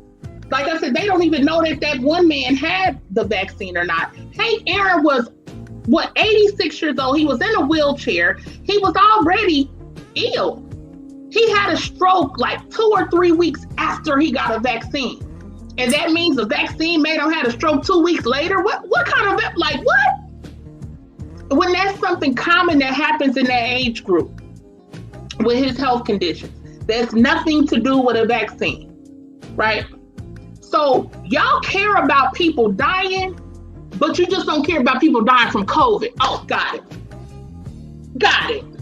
So you want to emphasize some propagandized conspiracy stuff, right? That people are just saying, but never mind all the hundreds of thousands of people that died, many of them Black, many of them disproportionately Black, who could not get proper health care, who were turned away, who were mistreated, who didn't get the same treatment that Donald Trump got when he went to the hospital. A lot of Black people like that. You had that Black doctor that was telling about how they was mistreating her and she died from COVID. So y'all don't really care about people dying. That's some disingenuous bullshit. Because if you did, you would be talking about COVID. You would be talking about the seriousness of it. But instead, people, they're talking about this vaccine and they're concerned about the vaccine. And did y'all see Tommy Hearns Tommy Hearns said, really? So that's why I say people are disingenuous. People don't really give a care about people dying. You really don't, because if you did, you would have been like, damn, what do we need to do in our community about COVID? Because we got a lot of Black people that done died from it. We really need to deal with that. Like, what's going on? What can we do? But whatever his name is, y'all know who I'm talking about. Hagler. Marvin Hagler. Yeah, please don't disrespect Marvin Hagler. Okay, like that. RIP to you, RIP. All right, there you go. But yeah, so so y'all want to jump on that because that's the hot thing right now with the gossip and the conspiracy thing. Because Tommy Hearns said, right? Y'all jump on that, but never mind all these Black people that done died this past year. Never mind all these Black people that died. But y'all really care about people dying and Black people dying, though, right? Okay. You had that rapper, Fred the Godson. You had a lot of people that died from COVID. So that's why I say people disingenuous as hell. People pick and choose. People pick and they choose. This is crazy. I mean, it's crazy. I mean, they would deny first COVID didn't exist, then it exists, but it ain't that bad, and then it exists, and they just trying to, they just want to try to trick people to take the vaccine and everything else. Then the vaccine was going to make you drop dead as soon as you take it, just like that nurse did. And then and then it was going to give you Bell's palsy, and then it was going to do this, and then it's going to do that, and then it's going like that's why I'm saying like these people give me a fucking headache. These people give me a fucking headache. They can't stick to one story. Stick to one fucking story, man. If this is court, you motherfuckers would have lost already, man. Y'all motherfuckers can't stick to one story, man. Keep your story straight. Make up your story. Tell me what the fuck's going to happen, and then stick to it. And don't switch it up when shit don't happen the way you said it was going to fucking happen. You never said it was going to happen this way, like you were some kind of expert. Like you were some like Miss Cleo. Like you Miss Cleo, and you can make predictions and premonitions of what the fuck's going to happen in the future. Get the fuck out of here. Y'all don't know y'all don't know nothing. Y'all wanted something to happen. Y'all want something to happen. That's why y'all was happy as hell. Thomas Hearns made that dumbass motherfucking tweet. That wasn't back on nothing. That wasn't back. Ain't nobody heard nothing else from Thomas Hearns since that tweet either. Ain't nobody heard nothing else. Where he at? Oh, that's right. The elite probably got him. They muzzled him. Yeah, the elite got him. They took him down. They don't want him to talk the truth. They shut down the Twitter. They all his Joes that motherfucker. When y'all want to know the country, I'm gonna give y'all the countries. The country that is the most vaccinated country in the world. Psycho, do you have a guess off the top of your head? China? Nope. China ain't even in the top.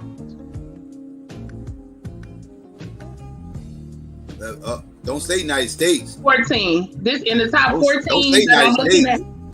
It can't be the United States because the death total would be too high. It can't be the United States. I'm gonna do it from bottom to top. This is 14. All right, because I'm about to say I know it ain't the United States because that means get them cemeteries ready. Get them cemeteries ready for real. Number 14. I'm about to go into the Undertaker business. I'm about to go into the morgue. I'm about to open up a morgue. The morgue business is about to be booming. The morgue business is about to be booming because everybody taking this vaccine. These people are finished. I'm about to open up a morgue and we gonna make some money around this bitch. We gonna cake up. I ain't playing with you motherfuckers. I'm about to make some money off you dumbass motherfuckers taking that vaccine. I'm about to, because all you're gonna die. You're gonna die, motherfuckers. I heard all about it. I'm about to cake up. That's why y'all motherfuckers ain't doing that. See, if y'all smart and y'all really believe that dumb shit y'all was talking, you motherfuckers be sitting up there caking the fuck up off this motherfucker, all these dead bodies that you motherfuckers say is gonna fucking happen. Why y'all ain't doing that? Why y'all ain't doing that shit? Because y'all motherfuckers, get y'all ass out of here. Y'all don't believe that shit y'all talking. Y'all believe that shit y'all talking. Stop playing with me, Doc. My bad, go ahead. Okay, so let me give y'all the top 14 down. And let me just say this before I speak. Please, don't nobody out there be trying to twist up my words or nothing. I'm not encouraging nobody to get any vaccine. If you don't want to get it, do not get it. If you want to get it, get it. Do whatever you think is best for you. You have a brain. Use your own brain, your own mind. If you don't feel it's safe, don't get it. Okay? All we doing is just kicking some facts and dispelling some misinformation. And also some of my personal experience. But anyway, so number 14 is Barbados. Number 13 is Hungary. Number 14 is Antigua and Barbuda. 12, I'm sorry. Number 11 is Malta. Number 10 is Serbia. Number 9 is the US. Okay? Then it's Bahrain. Then it's Monaco. Then it's the UK. Then it's Maldives. Then it's Chile, whatever. Then it's the United Arab Emirates, so like Dubai and all that. Then it's Seychelles. I had to look this place up, but it's owned now by Britain. It's used to be called Mauritania. It's like off the coast of East Africa. But the number one country that's vaccinated in the world, and they leading by a lot, is Israel. Oh, okay. Israel is at the top of the motherfucking heap. The small hats. Oh, okay. So small hats is leading. Oh, wait. I thought the small hats were the ones that was pushing the agenda. The small hats was pushing the agenda because they the Illuminati. They the world order. This they vaccine. They got 58% of their population is vaccinated compared to 22% of America. So US is at 22%, Israel's at 58%. So we need to go to Israel, go open up the morgue. Let's go to Israel. Yeah. And let's go open up a morgue there because I'm telling you, Renee, that's money. Yeah, we should be able to take it over. We should be able to take it over. That is hard cash. We gonna go over there. We gonna state our claim as Hebrew Israelites. We gonna demand we gonna demand we take back our promised land, and we gonna open up a huge ass fucking board for all 58% of those motherfucking Israel, those fake Israel motherfuckers, those Yiddish speaking motherfuckers. We gonna cake up on all those motherfucking deaths. We gonna make some money around here. And let me just say this: China would not be on the list because China's not releasing a lot of their information. So yeah, you wouldn't really know about China. They, you know how they move. So yeah, but as you go a little bit further down the list, you see Norway, Finland, Switzerland, Ireland, Slovenia, Greece, Austria, Spain, Poland, Sweden, Italy, Germany, Portugal, France, the Czech Republic, Netherlands, Belgium, Luxembourg. All these white ass countries. Canada, absolutely. Yeah, so just want to point that out. And then further down, you start seeing like Brazil, Dominican Republic, Brazil, Argentina, Russia, Latvia, Costa Rica. Yeah, they have some on here, mainland China, but it's really no other information they have about it. So, but yeah, so I just wanted to point that out. Yeah. So the most vaccinated country in the world. All white countries. These are white countries. The most vaccinated country in the world is Israel. Vaccinated in a motherfucker. And the reason why the U.S. numbers are low mainly is because ain't no black people getting that shit. Okay. Black people messing it up, honey. But yeah, if you don't want to get it, don't get it, you know. But no, don't get it. Don't get it. By all means, be the tough people. Y'all tough. Y'all tough it out. Walk it off. Yep.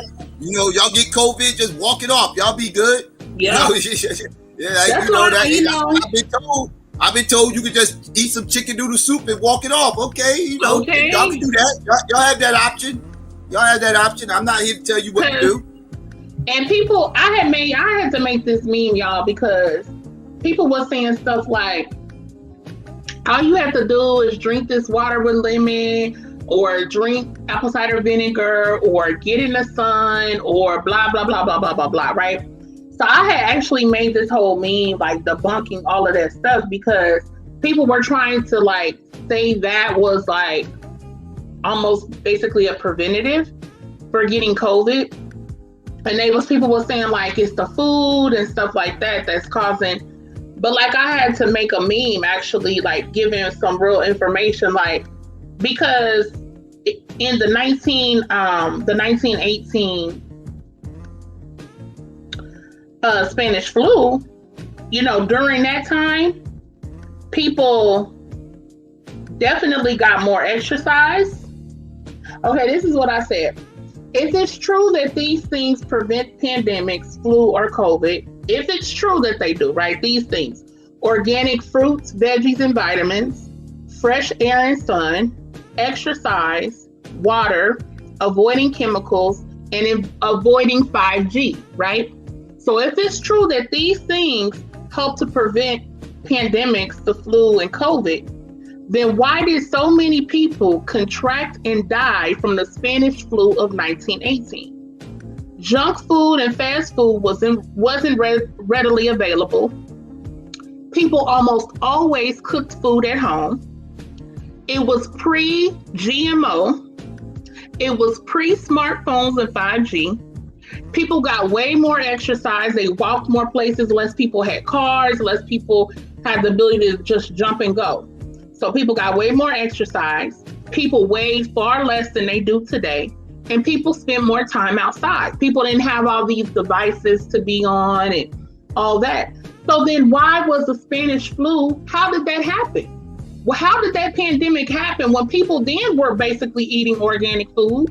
People then were not eating a bunch of junk food. People then was not eating all these GMOs. People then didn't have no 5G. People then didn't do none of this other stuff. They was get in the sun. They was doing all of this stuff. So how did so many people die from the Spanish flu?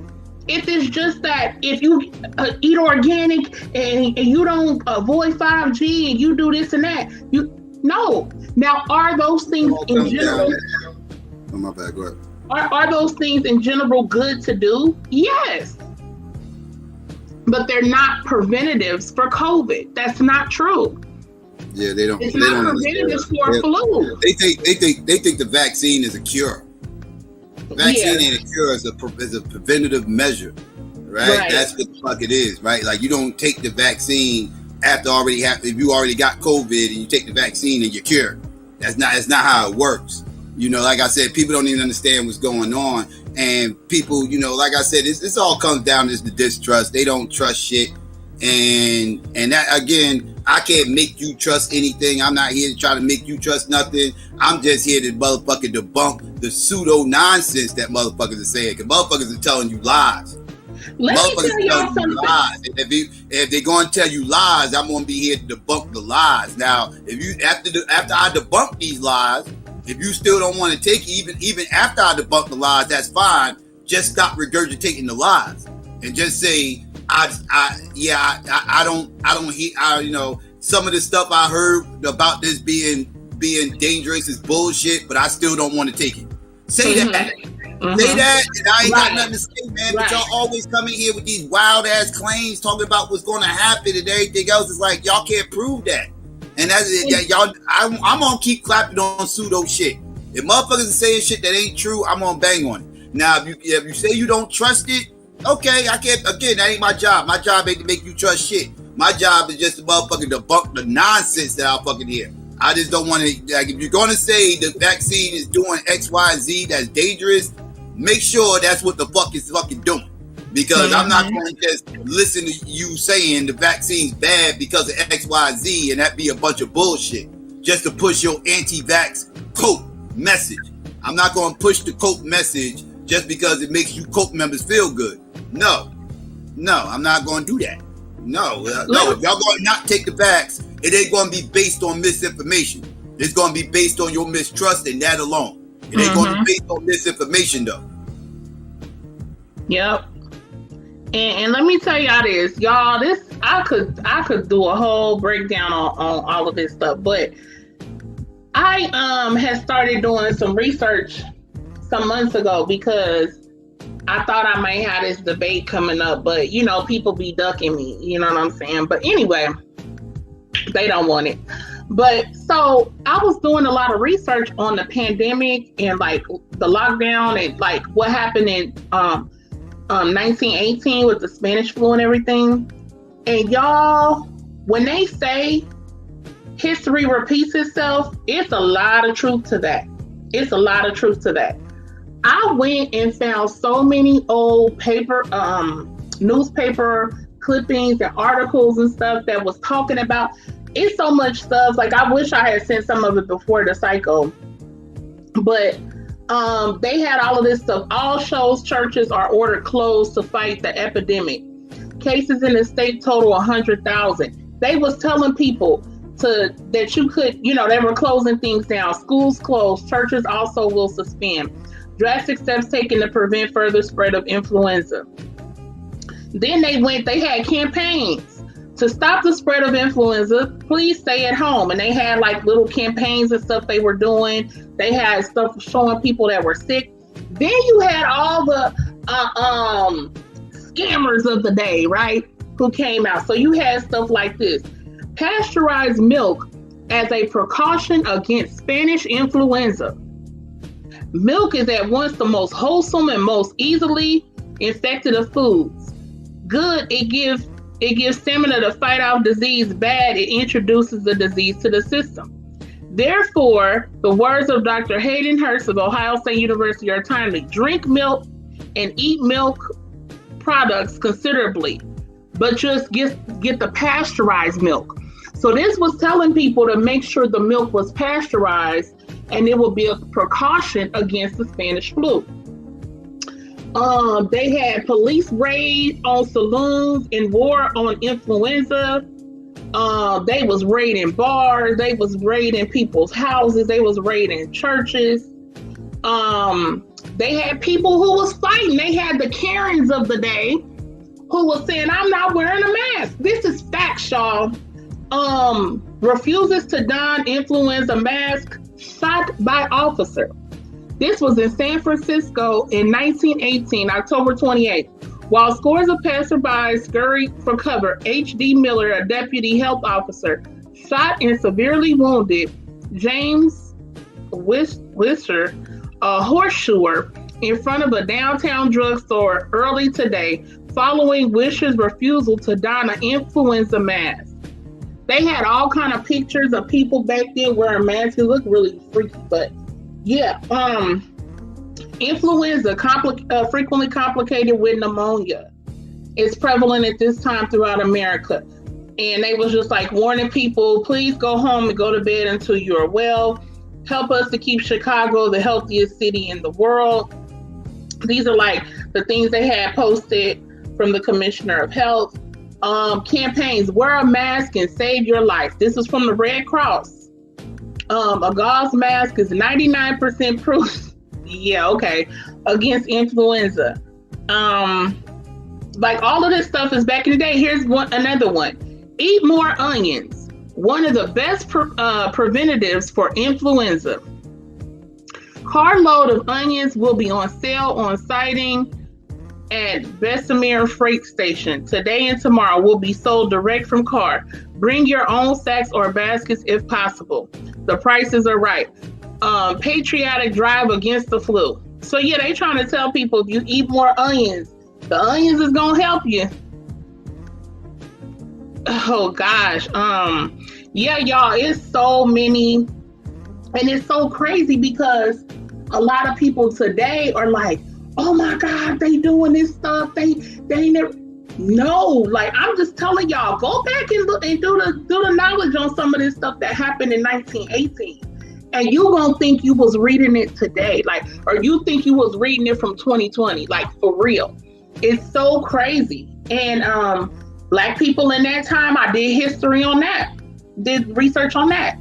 How Black people in that time, again, were mistreated. A lot of them died from the influenza. They were not, allowed in hospitals, or they only had certain hospitals they could go to. I have some images of that. So y'all, it's just, yeah, I just found a lot of stuff on this, and I'm just saying, y'all may need to ask yourselves, who's behind the anti-vax propaganda for Black people? Because like, I know a lot of people think they're doing the right thing by being like, quote, anti-government, anti, quote, mainstream and everything. And I totally get that. I rock with that. I understand that. But you also got to ask on the other side, like, who's over here? Like, who's behind the curtain, like the Wizard of Oz or whatever? Like, who's behind there? Because a lot of that propaganda is coming from somewhere. It's coming from somebody, and it's not a Black source. It's not a Black source. I'm just letting y'all know. So, and the funny thing I wanted to mention too was Trump, which y'all know, which is so crazy, right? That a lot of those trumpets and MAGA people who are anti-vaxxers, they never attacked Trump. When Trump was the one who was pushing the vaccine to get out ASAP, he wanted it sooner. They was like, no, we still got a lot of things to do safety-wise. He wanted that out even sooner, y'all. But he was pushing for it. He put more resources behind it and everything, right? But they never attacked him about the vaccine. I never could understand that. The same anti-vax people were pro-Trump.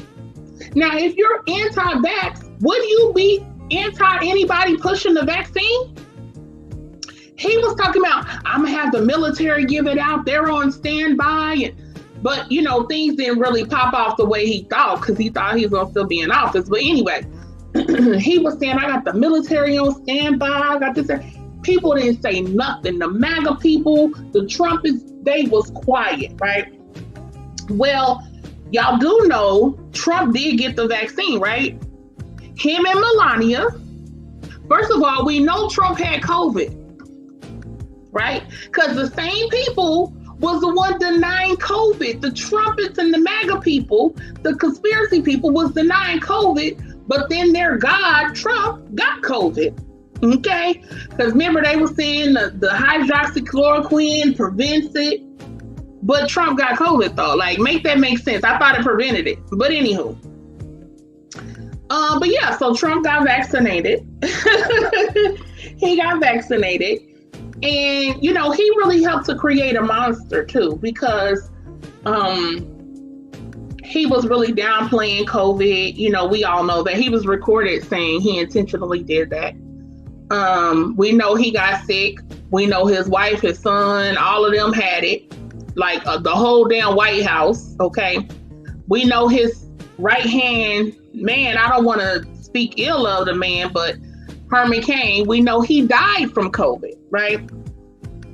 So, anywho, y'all, it's just really funny how all of this stuff is going on, but if you research, you will find that so much of what happened then is the same thing that happened now.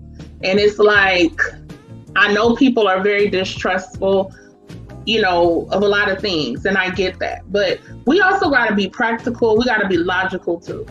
And like I kept telling people, what is the vaccine supposed to do? Like, what is it? Like, nobody can tell me. Never tell us. I've been asking this for months. Psycho knows this. I've put up posts. I've asked people on panels. I've asked people on the show. I've asked people in my life. I've asked everybody, what is the vaccine supposed to do? And no one has an answer for me. What is this supposed to cause? Can you tell me? Is my leg gonna fall off? What is it? And mind you, everybody's been vaccinated already. Like, I don't know, y'all. Do what you do, make your own choice, but just be well informed and really, really do your research. And don't just do one side of research, right? Do the opposite side too. And I'm gonna be very honest with you. Yeah, if you don't, how do you know? See, and that's the problem with conspiracy theorists. They don't, right? Mm-hmm. They don't, like, they look for they're the forever search for confirmation bias, right? Like whatever the other side's saying that don't line up with what they saying is a lie. Yeah. Right? Like they automatically, if it don't line up with what they already have in their head, then it's a lie. And they'll keep searching beyond that. And they'll keep searching until they find something that lines up with their own personal truth.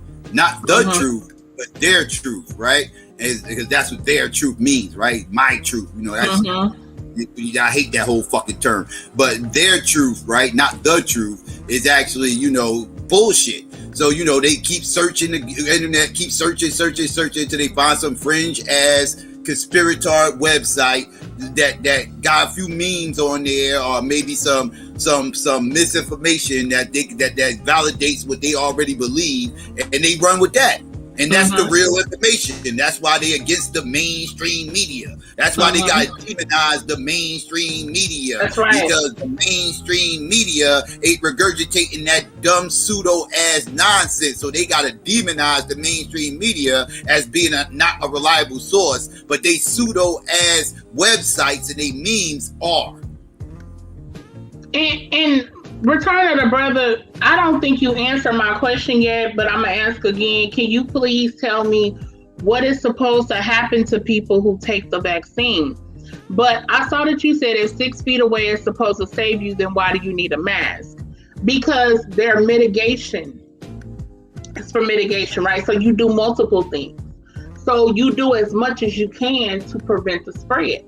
So it's like, you know, if you're trying to prevent something from happening, you're going to use multiple different tools to try to keep that from happening. So you're going to have a mask on, you're going to have 6 feet. And let me just say this. The way that this was handled is the way historically that pandemics have been handled. I think a lot of people don't know that either, that those are typical protocols to keep a distance away, to wear a mask. Those are to not congregate in groups, in large groups.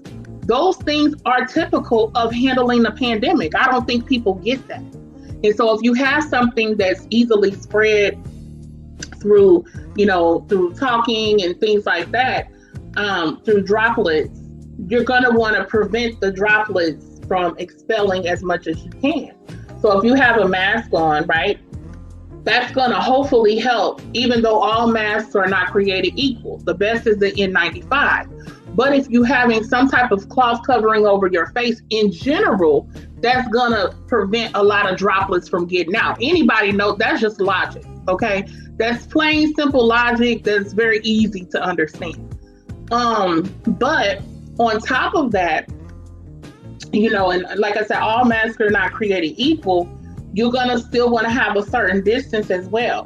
Because the thing with COVID is that COVID is so much more contagious. It's a lot more contagious than the seasonal flu. So people don't understand that every virus is not created equal.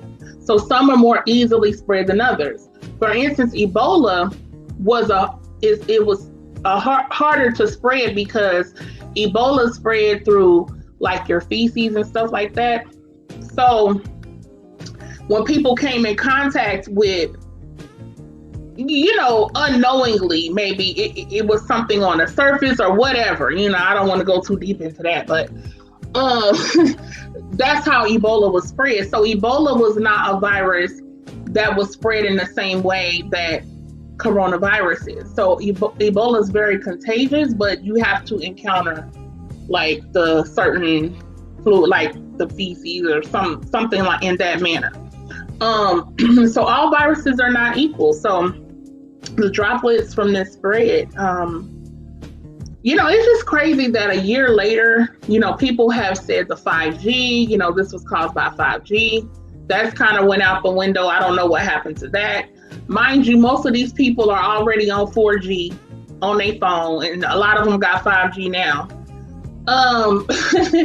It was, this is not real. This is just made up. There's not even a virus. A lot of people were saying the virus doesn't even exist.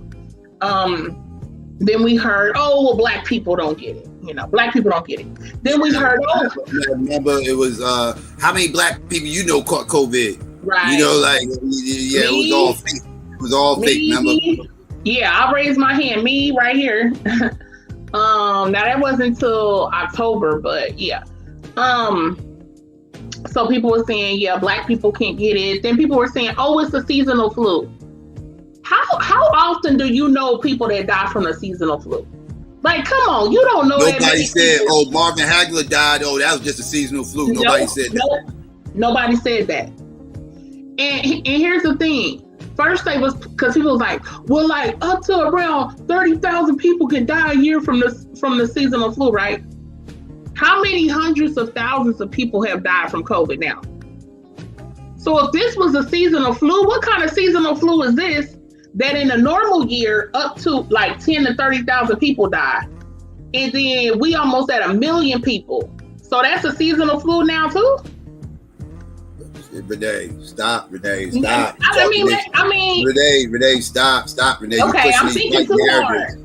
You're pushing white narratives, Renee, because we all know that COVID is all fake and that's all a white narrative. And if you're pushing that we need to take the vaccine, but not pushing anti-vax stuff, then you are pushing a white narrative and you are not pro-Black, right? Ain't that what they say? Right. Yeah, you're right. Let's get into it. All right. Stop it, Psycho. I'm sorry. Movement, it is not just local to the United States.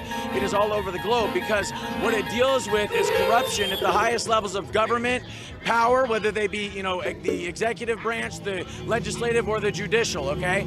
And as well as in the banking cartels. So all over the globe, countries are occupied by central banking institutions that loan the government money at interest. And this enables them to own all the other socioeconomic and geopolitical gears in the country, okay? And then what they do is they use their billions or trillions of dollars to create a bunch of deep underground bases where they have all this highly top secret technology going on, okay? And they are figuring out how to do things like create infinite energy or do things like anti-gravity technology or inertia propulsion. They're learning how to do things like cloning and all sorts of crazy stuff, okay? this is like a global takeover. They're trying to create a new world order, right? They're trying to create a one world government. That means there's like over 180 countries involved in all this stuff, where they're monopolizing all the resources, all the labor in the country through the central banking system, okay? And that enslaves the whole country through debt to whoever owns a central bank, all right? Now, as they're researching all this stuff, as they're, all this R&D, they're covering it up through top secret security clearances and through blackmail in the government, in the media, in entertainment and stuff like that, so that the truth about these technologies never gets out, and they use these people like a smoke screen for all this other stuff that's behind the scenes. And this is going on all over the world, okay? The Swiss Alps are made like Swiss cheese with these freaking underground bases, okay? The United States has over, like, seriously, 150, 200 of these things, and that's small compared to some countries, okay? Some countries are so deeply infiltrated you can't move but 100 miles in any direction and you got a deep underground base. What role does President Trump play in all this? Well, according to the people in the Q community, all you have to do is look at the Q map. All you have to do is look at the time code or the gap code and the numbers between President Trump's tweets and Q drops, what are known as Q drops, and there have been several thousand of them. All right.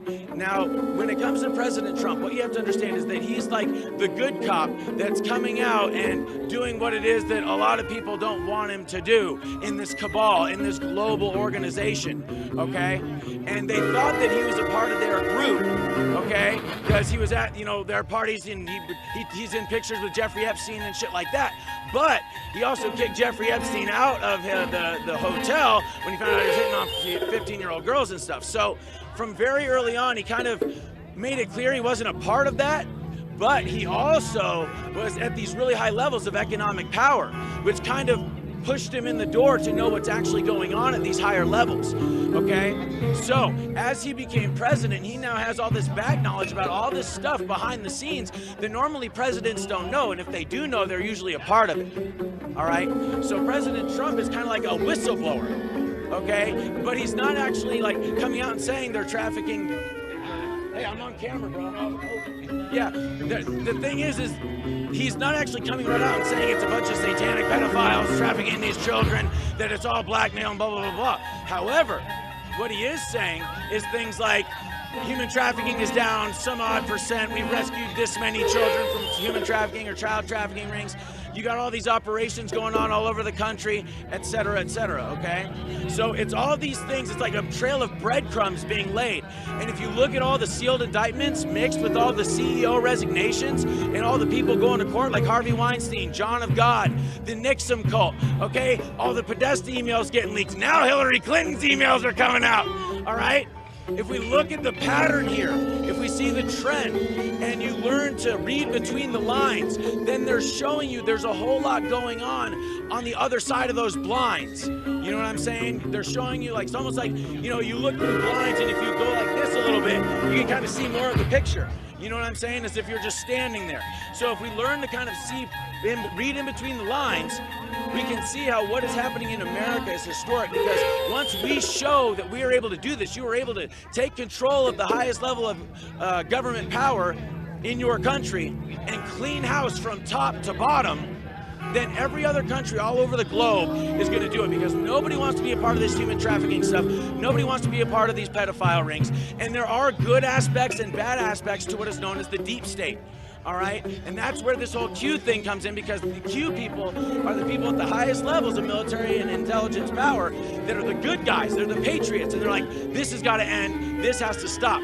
And so if you understand that what we're talking about is the use of all of these deep underground military bases all over the globe in the same tightly knit, highly efficient machine, to quote JFK Jr., that combines military, diplomatic, intelligence, scientific, economic, and political operations, then we can begin to see how what was going on in America is the gear is turning the other way, okay? And this is almost like seizing up the rest of the machine, okay?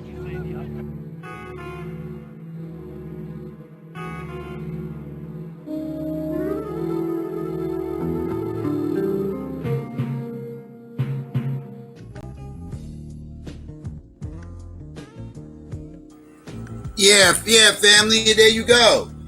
That's your pro-black teacher right there. That's your pro-black teacher right there. That's your master teacher. This motherfuckers say, "Oh well, if you're pro, you're a fake pro-black if you're pushing a white narrative." Well, what about all these anti-vaxxers? That's pushing an obvious white agenda. I told y'all, man, y'all stop playing with me, man. Y'all not gonna make this anti-vax shit some pro-black shit. This is white shit. Y'all listen to kooky motherfuckers. That's the motherfucker right there. That's the motherfucker right there. That's one of the motherfuckers. He ain't the motherfucker, but he's one of the main motherfuckers. He ain't the deity of this shit, but he is a prophet. He's the shaman. Captain Caveman. That's the fuck he is. Do Captain Caveman. Oh yeah. That's right. Yeah, let me remind these motherfuckers who he is. There you go. You can call me Captain Caveman. Now, man, there you go. There you go. Yeah, just in case y'all forgot. We was Vikings, motherfuckers. Y'all following a bunch of Vikings. That's what you motherfuckers is following. A bunch of woke tips. Y'all following some woke tips. Keep following those woke tips. Them Vikings. You know what I mean? Y'all keep following those motherfuckers. I'll be over here being pro-black.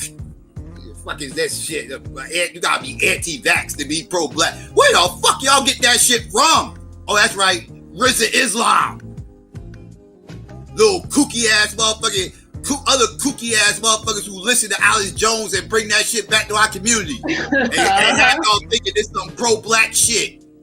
Like they ain't getting their info from these motherfuckers. Stop. It's ridiculous.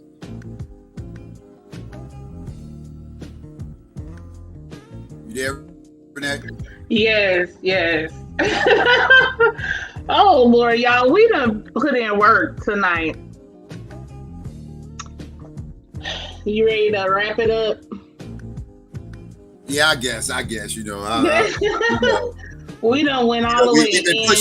We've been pushing this white narrative long enough, so I guess, because the anti-vax narrative is totally the pro-black narrative. Yeah, right? Yeah.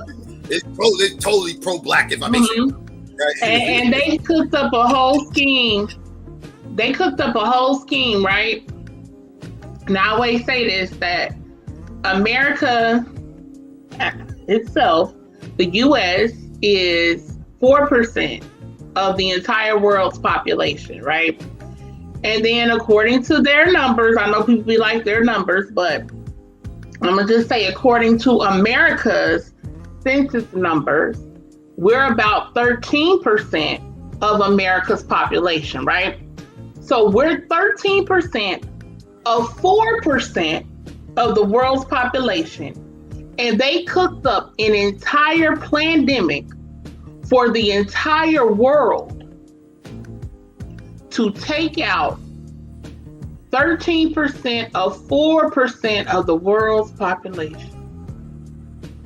They cooked up this whole thing to create a vaccine specifically for Black people in America, the Negroes in America. Never mind the whole damn world, right? We the tiny drop of the world. Now, they didn't even attack all of Africa or not, but we the tiny drop of the world, and they did all of this for us. I mean, it makes sense. That makes perfect sense. Absolutely no sense. They can't make it make sense without spooking it out. Without spooking it out, they can't make no sense out of it. This is spooky shit. It's spooky. Because the thing was, make it make sense. And people need to, and don't switch up now. Don't switch up now, because in the beginning, everybody was using the Tuskegee experiment narrative. So if you want to use So if you want to use the Tuskegee experiment narrative to in this situation, then that means that's what you're saying.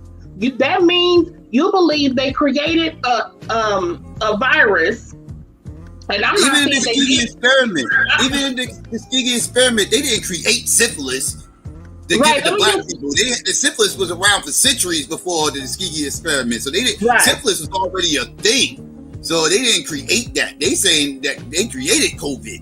Right. Like this is some other shit. Like they're talking like this And ain't I'm like not- the Tuskegee shit. This some other shit. And I'm not saying that the virus wasn't created. I'm not making that No, argument. they or say they not. created for black I'm saying- people. Right. That's I know. what they're saying. Right. That's what I'm trying to get out. But that's what I'm saying. If y'all want to go with the Tuskegee experiment, then that means y'all are saying that they made this virus specifically for black people so that they could make a vaccine to specifically kill or make black people in America infertile. Because if you go with the Tuskegee was focused on black men, right? Specifically.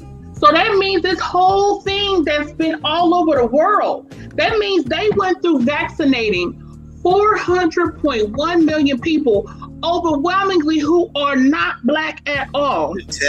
They vaccinated all the people to kill 13% of 4% of the world's population. That's the grandiose scheme. That's the grandiose scheme. That's the scheme. See, that's why I said, even to like, let's say, even like that don't make no sense. Even if you was a conspirator, you have to be on some coon shit. Mm-hmm. You gotta be on some coon shit to be a conspirator. Why do I say that? Because that's the only way it can make sense. Because of what Renee just said. This can't be to attack 13% of the 4% of the world's population. It has to be bigger than that. Which means you gotta include more than just motherfucking black people. Which means you gotta be on some shit. You gotta believe this whole this ain't about race. This is about us versus the new world order. Right. They try to take us all out and blah blah blah. You gotta be like these white conspirators who talk that dumb shit. You gotta believe that in order for it to make sense, because the numbers don't add up that they will do all this to a powerless group of people that represents again 4% of 13% of the fucking population. It's ridiculous. Yep. It's ridiculous. The numbers don't add up. We don't even have that much power for them to even want to put that much focus into us to do all this grandiose thing that's going to take out more than just black people. So to believe this, you have to believe it's a scheme to take out all people. You can't just make this about black people if you believe this wild shit, because it don't add up. So again, y'all are on some kumbaya shit. Y'all on some let's all get along like that young Pharaoh shit. Y'all on some young pseudo shit. That's why young pseudo gotta talk the shit that he talk. That's why Debba gotta have white people on his fucking panel now, because this shit has to be bigger than fucking black people. It has to be bigger than black people.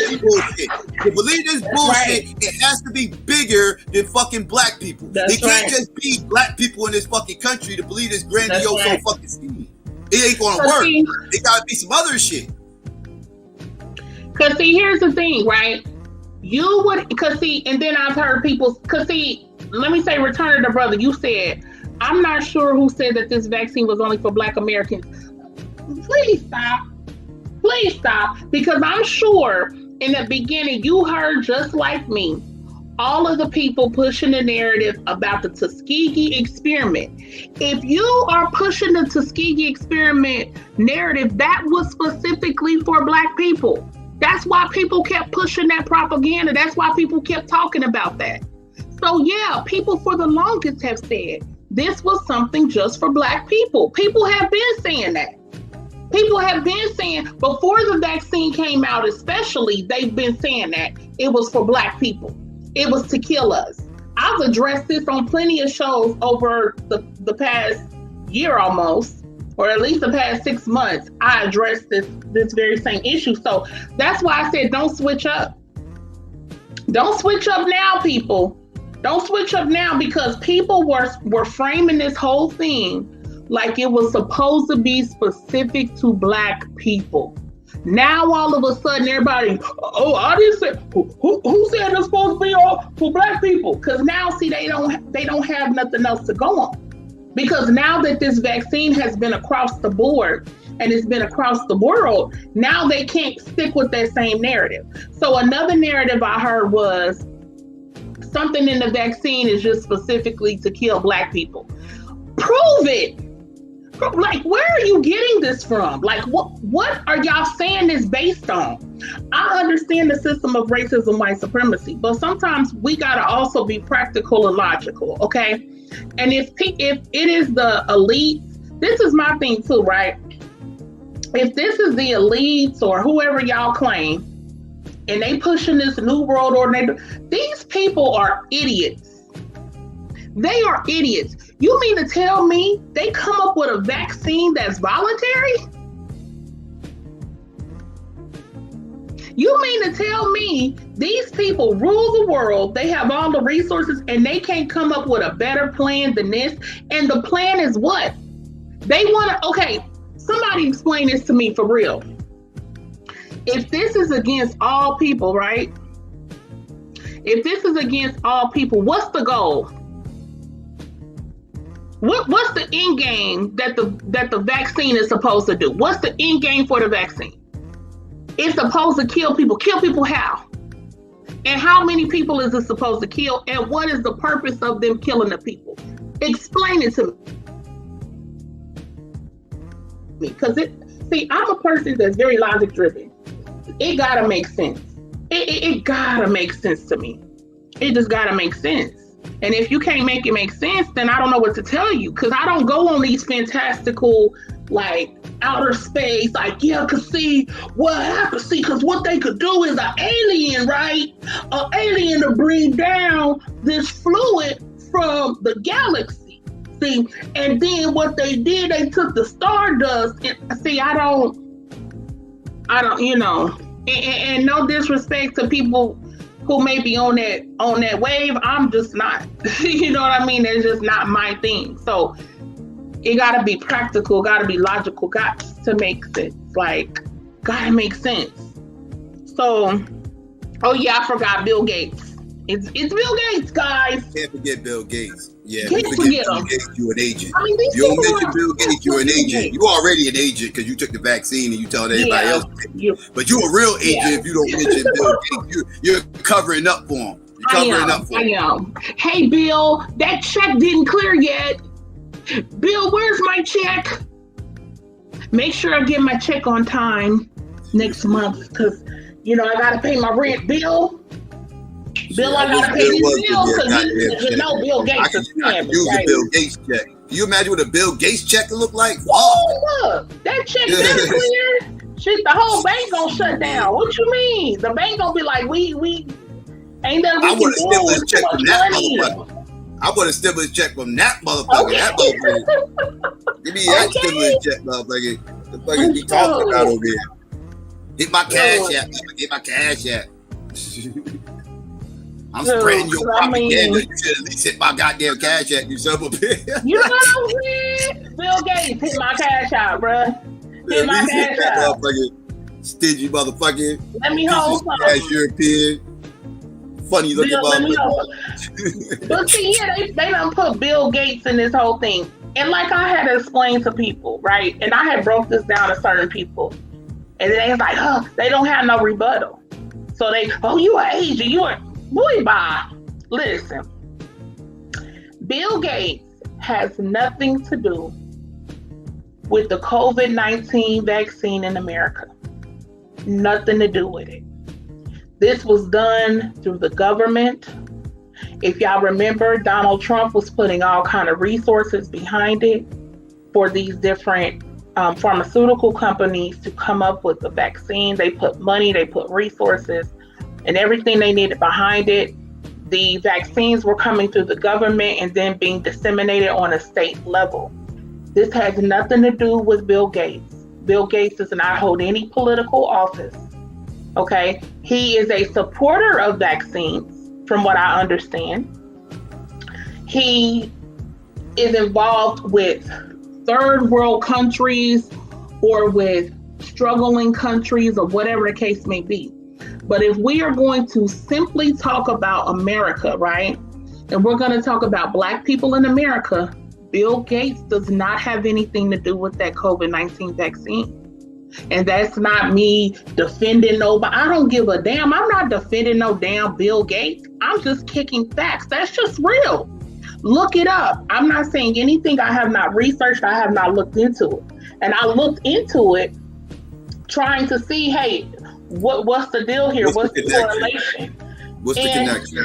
And exactly. And within this particular vaccine, no. Now he has said they've come out, his foundation or whatever has come out and said that they want to help support pharmaceutical companies and making one that can be, I think, more affordable for third world countries and making sure that they then are able to get access to it, because it's a lot of third world countries or a lot of, poorer countries or whatever It has who are nothing not to do going with to have the America. same access. Now, if It you has feel nothing like to do with America. right, has nothing to do with America. Now, do I feel like white people should be putting their nose in everything with Africa and that these people do things for profit. These people do things for their benefit. So I'm not saying any of that, but I'm saying in terms of here in the USA, for Black people in America, right? All the people that talked about the Tuskegee experiment and things like that, and horrific things that have been done to Black people. So I get hesitancy on some level, but that's when we got to do the research. We got to think, we got to use logic, reason. We got to, do more than just go on a meme on Facebook and believe it because it's anti-vax. So as far as that, Bill Gates does not have anything to do with the vaccine in the United States.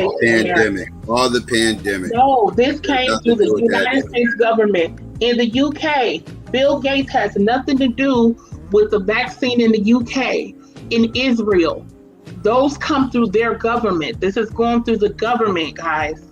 It does not have to do with Bill Gates. So I don't get people. Bill Gates ain't got that much. Y'all giving him way too much power. Yeah. And see, here he goes. Way too much power. Let me point this out. Return of the Brother said they sure are making excuses for white supremacy and their schemes. LOL. Well, this is why. I'm making excuses. I'm making excuses. I guess. Shall I do it again? Yeah, we're making excuses, right? We're making excuses. So simply. Wait. No. Wait, Renee. We're making excuses. We're making excuses, really? Mm-hmm. Wait up. Because this motherfucker is wilding.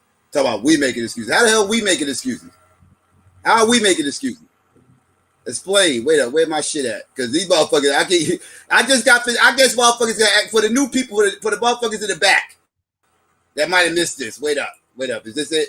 All right, so it's really important. Yeah, for new motherfuckers in the back. Here we go. We making excuses for white supremacy? Boy, you sure?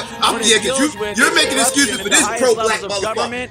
Power, keep making excuses for this pro-black motherfucker right here. Legislative or the judicial, okay? And as well as in the banking cartels. So all over the globe, countries are occupied by central banking institutions that loan the government money at interest. Okay. And this enables them to own all the other socioeconomic and geopolitical gears in the country, okay? And then what they do is they use their billions or trillions of dollars to create a bunch of deep underground bases where they have all this highly top secret technology going on. Okay, and they are figuring out how to do things like create infinite energy or do things like anti-gravity technology or inertia propulsion. They're learning how to do things like cloning and all sorts of crazy stuff. Okay, this is like a global takeover. They're trying to create a new world order, right? They're trying to create a one world government. That means there's over 180 countries involved. Yeah, motherfucker. Who's taking up for white supremacy? Who's taking up for white supremacy again? Yeah, you sure is making excuses for them white supremacists. You motherfucker, do you see the motherfucker you following? Are you shitting me? I will follow Bill Gates before I follow that motherfucker. Who would you follow, Bill Gates or that motherfucker? Apparently, that motherfucker is more credible than Bill Gates. So you keep following that motherfucker. You keep making excuses for that motherfucker. All right? I will follow Bill Gates 7 days a week, 3 times on fucking Sunday. I promise you before I follow that motherfucker right there. You is tripping.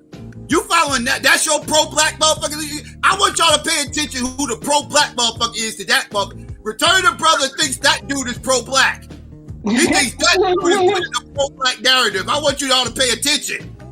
I want y'all to pay attention. Like, but they turn around and say, we're caping. Really? Really? Okay. There you go. I'd rather cape with Bill Gates than that motherfucker. All right? Any day, if you rather follow him, then you go right the fuck on the head. You go right the fuck on the head. Keep following your Viking.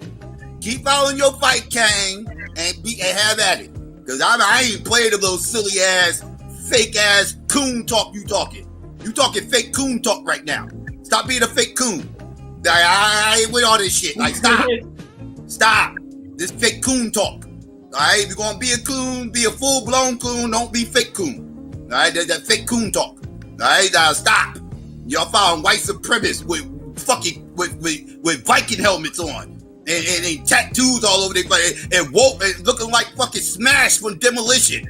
You got Smash from Demolition with a Viking fucking helmet on and a fucking spear up here talking about the Nixon administration and the deep state and the cabal and anti-vax, and you weirdos up here calling that shit pro-black. You motherfuckers are nutty. You motherfuckers are nutty as fuck. And y'all ain't gonna pull that bullshit off over here. That shit might work on Risen Islam channel. That shit don't work on Psycho channel. Mm-hmm. Sorry. And let me just say this, simply put, right? Simply put, you know, they sure are making excuses for white supremacy in their schemes. LOL. Well, this is why we stay on the bottom. Simply put, disprove me. Disprove what I said. They can't. They're just gonna start attacking. Now there's gonna be agents and all types of other shit. They ain't gonna debunk nothing we saying. Right. See, that's my problem. You know how it works.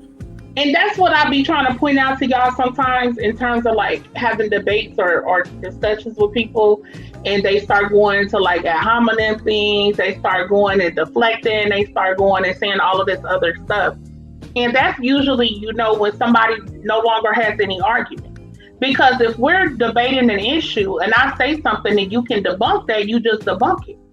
So debunk what I said. Debunk what I said about Bill Gates' involvement in the vaccine. All this other stuff, ain't nobody making excuses. I'm just telling you what it is. What am I supposed to lie? So you would accept it better if I lied and said Bill Gates is behind the COVID-19 vaccine in America. You would accept that. That will make you feel better for me to lie about it. You have to ask yourself why. Why do you want me to lie? Instead of you debunking me, instead of you disproving what I'm saying, you gotta attack me, right? We gotta be making excuses for white people. You're not following the white person he follows, right? If you follow the white person he follows, you're pro-black. Disprove what I said. If you say something, if you debunk something about a white person that he don't follow, you're an agent. You gotta follow the white person he follow and all the other stupid shit. You see how this shit work? You see how these cave lovers work? This cave loving indoctrinated ass Negroes work? This shit is insane. Y'all motherfuckers are insane. And this shit makes sense in y'all head. Y'all have done mental gymnastics in y'all brain where this shit makes sense. Explain this to me, right? We literally got a show right now on called Irish was Slaves Myth, right? We literally just did a motherfucking show debunking. We did a 2-hour presentation slapping that whole motherfucking myth around, but we're capable for white people. See how this shit works? Right. But we are defending white supremacy. Huh? Wait a minute. These people, you talking to cult members. That's why I say these people are cult members. This is what I mean. They cult members. You can't talk rational and reason with cult members. They don't like reason and rationale. Goes out the fucking window. It goes out the fucking window. You can't make sense out of these motherfuckers. They cape for white people while telling you you're caping for white people. Exactly. They push white narratives while telling you you're pushing white narratives. And you prove that they're pushing white narratives, and they still step right over it and tell you that you're somehow the agent that's pushing white supremacy. And they don't even address the white supremacists they're following. They don't even address that. They don't even talk about it. Exactly. They're going to ignore that and keep focusing on, Bill Gates. Right. Man. Got it. Yeah. You know, just lie. You just want me to lie and go along with what you say. And if I don't do that, we don't do that. We're, protecting or defending white supremacy. We just did a whole show debunking that the Irish were slaves, calling out the BS where they try to. There's always these kooky motherfuckers who stop, and we got sidebar, and we would have still been banging on those KBs and motherfuckers that sidebar bringing up anti-vax shit, talking this vaccine shit and every motherfucking thing else. Like, y'all motherfuckers be killing me with this dumb shit. Y'all bring this shit up, we clap on it, then y'all say we capable what you call it. Y'all, why are you capable of white supremacy by bringing that shit even up? You the one who brought that shit up. We was talking about these guys. We was talking about white supremacy. We was banging on these KBs, and you wanted to sidebar and talk about anti-vax shit. You wanted to start defending the KBs by talking about your anti-vax KBs and shit. Now we got to bang on those KBs, and those are KBs you like, right? So now we banging on the KBs you like. You turn around and try to say we capable white. Y'all motherfuckers are nuts. You motherfuckers are nuts. And I'm getting hungry. And I'm about to get ready to go get. I know. I'm tired. I got a little headache. I'm over this. Over this. Yes, I am too. Because we keep putting in work. These QAnon, these QAnon cave lovers. I'm over this shit. We be all the time addressing so many issues. A lot of these same people who say we defend white supremacy, they would never address. They would never talk about. They would never call out. You ain't got and not in the way that we do it. You ain't got to justify that shit. If I got to be anti-vax to be pro-black, then I might as well go ahead and get my tap dance shoes right now, motherfucker. Because I ain't gonna ever be down with you Kunanon as anti-vax motherfuckers. You anti-science, spooked out, Alex Jones, nut-hugging ass Negroes. Y'all will never get me to follow those white supremacists like you motherfuckers. Alright? If y'all want to change the definition of coonery, then fuck it, then motherfucker. Go ahead and change it. I'm not going to be whatever that new definition is that I'm not about to be that. I don't know what the fuck you motherfuckers over here talking about. Y'all motherfuckers are nutty to me. Y'all motherfuckers are all nutty as shit. Online has dumbed out people down, and y'all motherfuckers are perpetuating the dumbness of the dumb downness of our motherfucking people. Y'all encouraging this shit. And y'all following a bunch of kooky motherfuckers who do not want you taking the vaccine, bunch of white supremacists who done convinced you motherfuckers not to take it while they steady over there taking it. Y'all motherfuckers are dumb. Y'all motherfuckers are dumb. And they probably sit back and laugh. Them white people probably sit back and laughing. Y'all love white people. You hear me? You motherfuckers, all you motherfuckers, love the fuck out of white people. It's disgusting. It's disgusting. Y'all need to stop playing with me. All right, get y'all motherfucking minds right. Look at the white people. Look at the white people. Look at them. Look at them. These your people. These your people. These your motherfucking people. Look at them. Look at them. Look at them. I'm capable of white people. I'm capable of white people. That was you, wasn't it? That was you, wasn't it? That was you after the election, wasn't it? That was you. I know it was you. It was you motherfuckers, because y'all you motherfuckers Trump caping for that motherfucker. Y'all know what it was. Stop playing with me, man. Y'all want to stop playing with me like I don't know what the fuck it is. Stop playing with me, dog. That motherfucker's tripping. Keep following these weirdos, though. Keep following these weirdos. This is our country. That's the fuck y'all gonna have to keep doing, man. I ain't playing with these motherfuckers. Yeah, Seneb, I mentioned that crap about that damn 5G, but yes, the Irish were convicts, yes. And JE, we did like the whole first 2.5 hours or whatever the case may be. And then we started talking about other things. So when the show is done, I mean, you a little late for that part, I guess. Because we was, people really don't, people who talk a lot of stuff don't really come through. You feel me? So the people didn't show up for the whole Irish portion when we went in on that. people didn't show up for that. So it is what it is. Yeah. But anyway, I'm tired. I got a headache. I got somebody's project I'm still working on that's in here. Yeah, you got work you gotta do, and I got food I need to make. So yeah, family, do me a favor, family.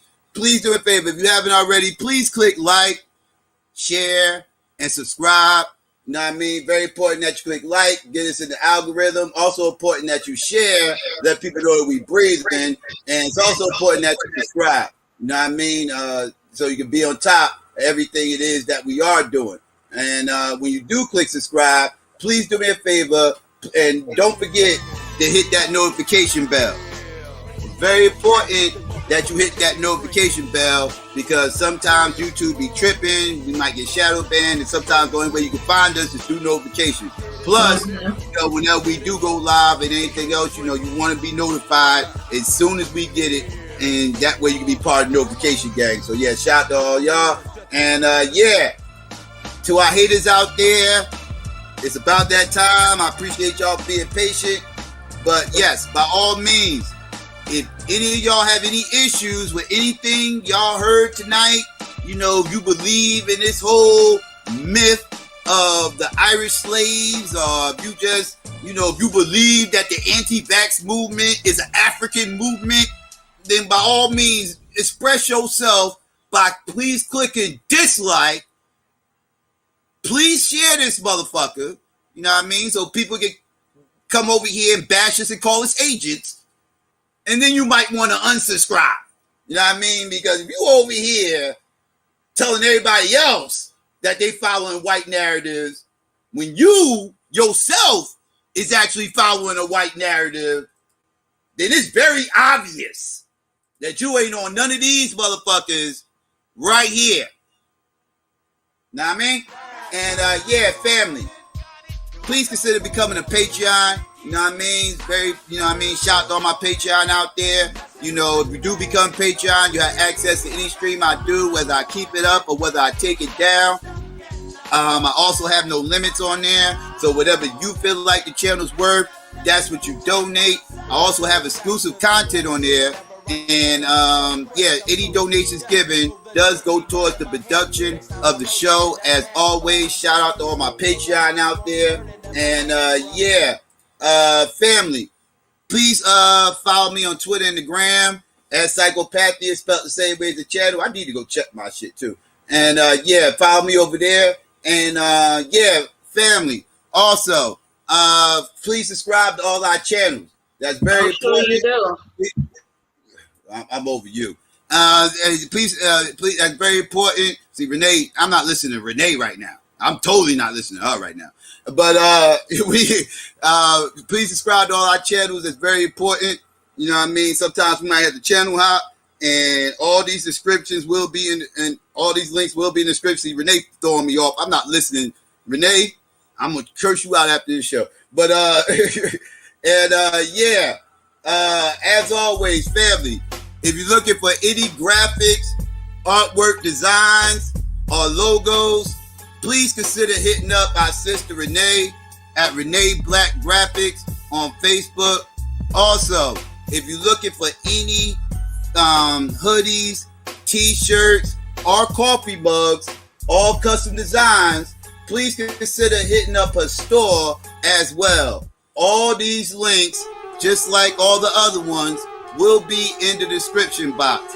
And yes, today is Thursday, so I don't do Friday shows. So yes, the next time you'll see me will be on my Wake and Bake, which will be Saturday, 12 p.m.